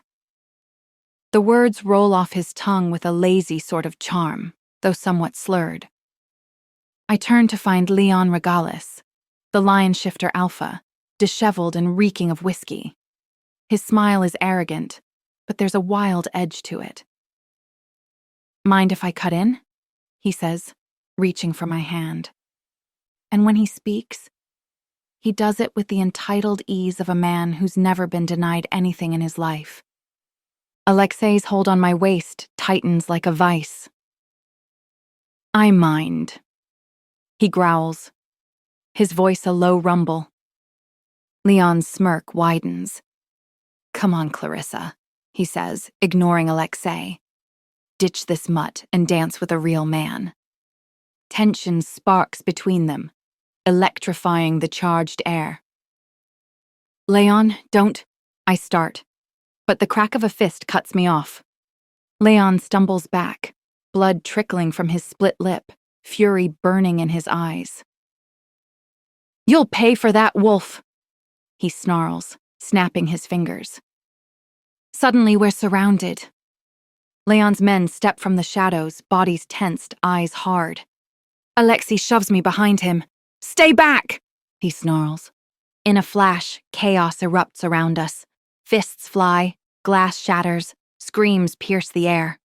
I'm shoved, jostled, struggling to stay upright. Alexei moves like a force of nature, his strikes precise and devastating. But for every man he drops, another takes his place. Just when it seems the tide might turn against us, he lands a brutal blow to Leon's solar plexus, dropping him to his knees. Seizing the moment, he grips my hand and drags me through the roiling crowd. We're almost at the door when Alexei stiffens, his body going still. Alexei? My voice wavers. What's wrong? He turns and my breath lodges in my throat. His features have shifted, elongated, feral. His eyes glow yellow in the strobe light, and when he opens his mouth, I see fangs where normal teeth should be. Mine, he growls, the word a claim, a threat. You're mine. Sheer black dread washes over me. Alexei, don't. I try to back away, but his hand shoots out, gripping my arm with bruising force. He pulls me close, his hot breath fanning across my face as he leans in, fangs bared and ready to claim me. A single deafening crack splits the air, cutting through the pulsing music like a knife. My ears ring, the world around me muffled as if I've been plunged underwater. The crowd freezes, a tableau of shocked faces illuminated by the strobing lights. Then, pandemonium. The bass drops out, replaced by screams and the thunder of hundreds of feet as people scramble for the exits. Bodies press against me from all sides, panic a living entity in the air. The acrid smell of gunpowder stings my nostrils, mixing with the sweat and fear emanating from the fleeing crowd. Another shot rings out, and the concussion echoes in my chest, my heart stuttering in response. Glass shatters to my left, the tinkling of falling shards barely audible over the chaos. Warm liquid splatters across my face. Alexei's grip on my arm loosens, his eyes wide with shock. He opens his mouth as if to speak, but only a gurgle escapes. Then, like a marionette with snapped strings, he crumples to the floor. I stand frozen, unable to process what I'm seeing. Alexei lies motionless at my feet, blood pooling around him, his unseeing eyes staring up at me. I can't breathe. I can't think. The world tilts and spins. Suddenly, strong hands grip my shoulders, pushing me against the wall. A blurred face swims into focus before me, lips moving, forming words I can barely hear over the high-pitched ringing in my ears. He shakes me gently, repeating himself until his words finally break through the fog in my mind. "Are you all right?" The voice seems to come from far away. "Clarissa, can you hear me?" I stare down in horror to see my pristine white dress now stained bright crimson. My gaze drifts to Alexei's body, drawn by shock and disbelief. A hand grips my chin, forcefully turning my head away from the gruesome sight. "Don't look at him. Look at me, Clarissa. Look at me." I blink, focusing on the face before me. Kaisner. His eyes are wild with concern, his jaw clenched tight. When I see the gun holstered under his jacket, realization dawns, cold and horrifying. You shot him," I mumble, my body shaking uncontrollably. I try to take a deep breath, but my lungs refuse me. Black spots dance at the edges of my vision. Panic sets in. "Clarissa!" Kaisner's face blurs before me, his voice distant and distorted. "Clarissa, breathe!" But it's too late. The world tilts sideways, darkness rushing in to claim me. The last thing I'm aware of is Kaisner's strong arms catching me as I fall. Then, blissful nothingness. End of part 1 of Wings of Shadow. And so the curtain falls on this tragic night. I cradle Clarissa against my chest, her silk dress a whisper of pale innocence against the darkness that has erupted around us. Behind us, the nightclub is transformed into something primal, a stage where civilized facades crumble beneath the weight of ancient instincts unleashed. The Morozov clan's roars echo off crystal chandeliers, while silver flashes of wolf fury dance between overturned tables. The air itself tastes of copper and magic, thick with the musk of shifted forms and the electric charge of supernatural power unleashed. Each step I take carries us further from the chaos, yet deeper into a labyrinth of consequence that will reshape everything we believed about our world. Clarissa's breath comes in soft tremors against my throat, her fingers clutching the fabric of my shirt, as if anchoring herself to something solid in a reality that has suddenly become fluid, dangerous, alive with possibilities she never imagined. The other patrons flee like scattered shadows, their mortal minds already beginning the delicate work of forgetting. of transforming witnessed horror into half-remembered nightmare. But we cannot retreat into such merciful amnesia. We are bound now by what she has seen, by what I have revealed, by the truth that entwines our fates beyond return. This is merely the first movement of our dark symphony, the opening verse of a story that will echo through realms both mortal and divine. The second part of our tale awaits, arriving soon upon this channel, where the true weight of tonight's revelations unfolds, where ancient enemies emerge from shadows older than civilization, and where Clarissa and I must navigate a world transformed by the simple, terrible truth of what we mean to each other. This is not farewell. This is intermission. The throne of our destiny awaits in part 2 of Wings of Shadow.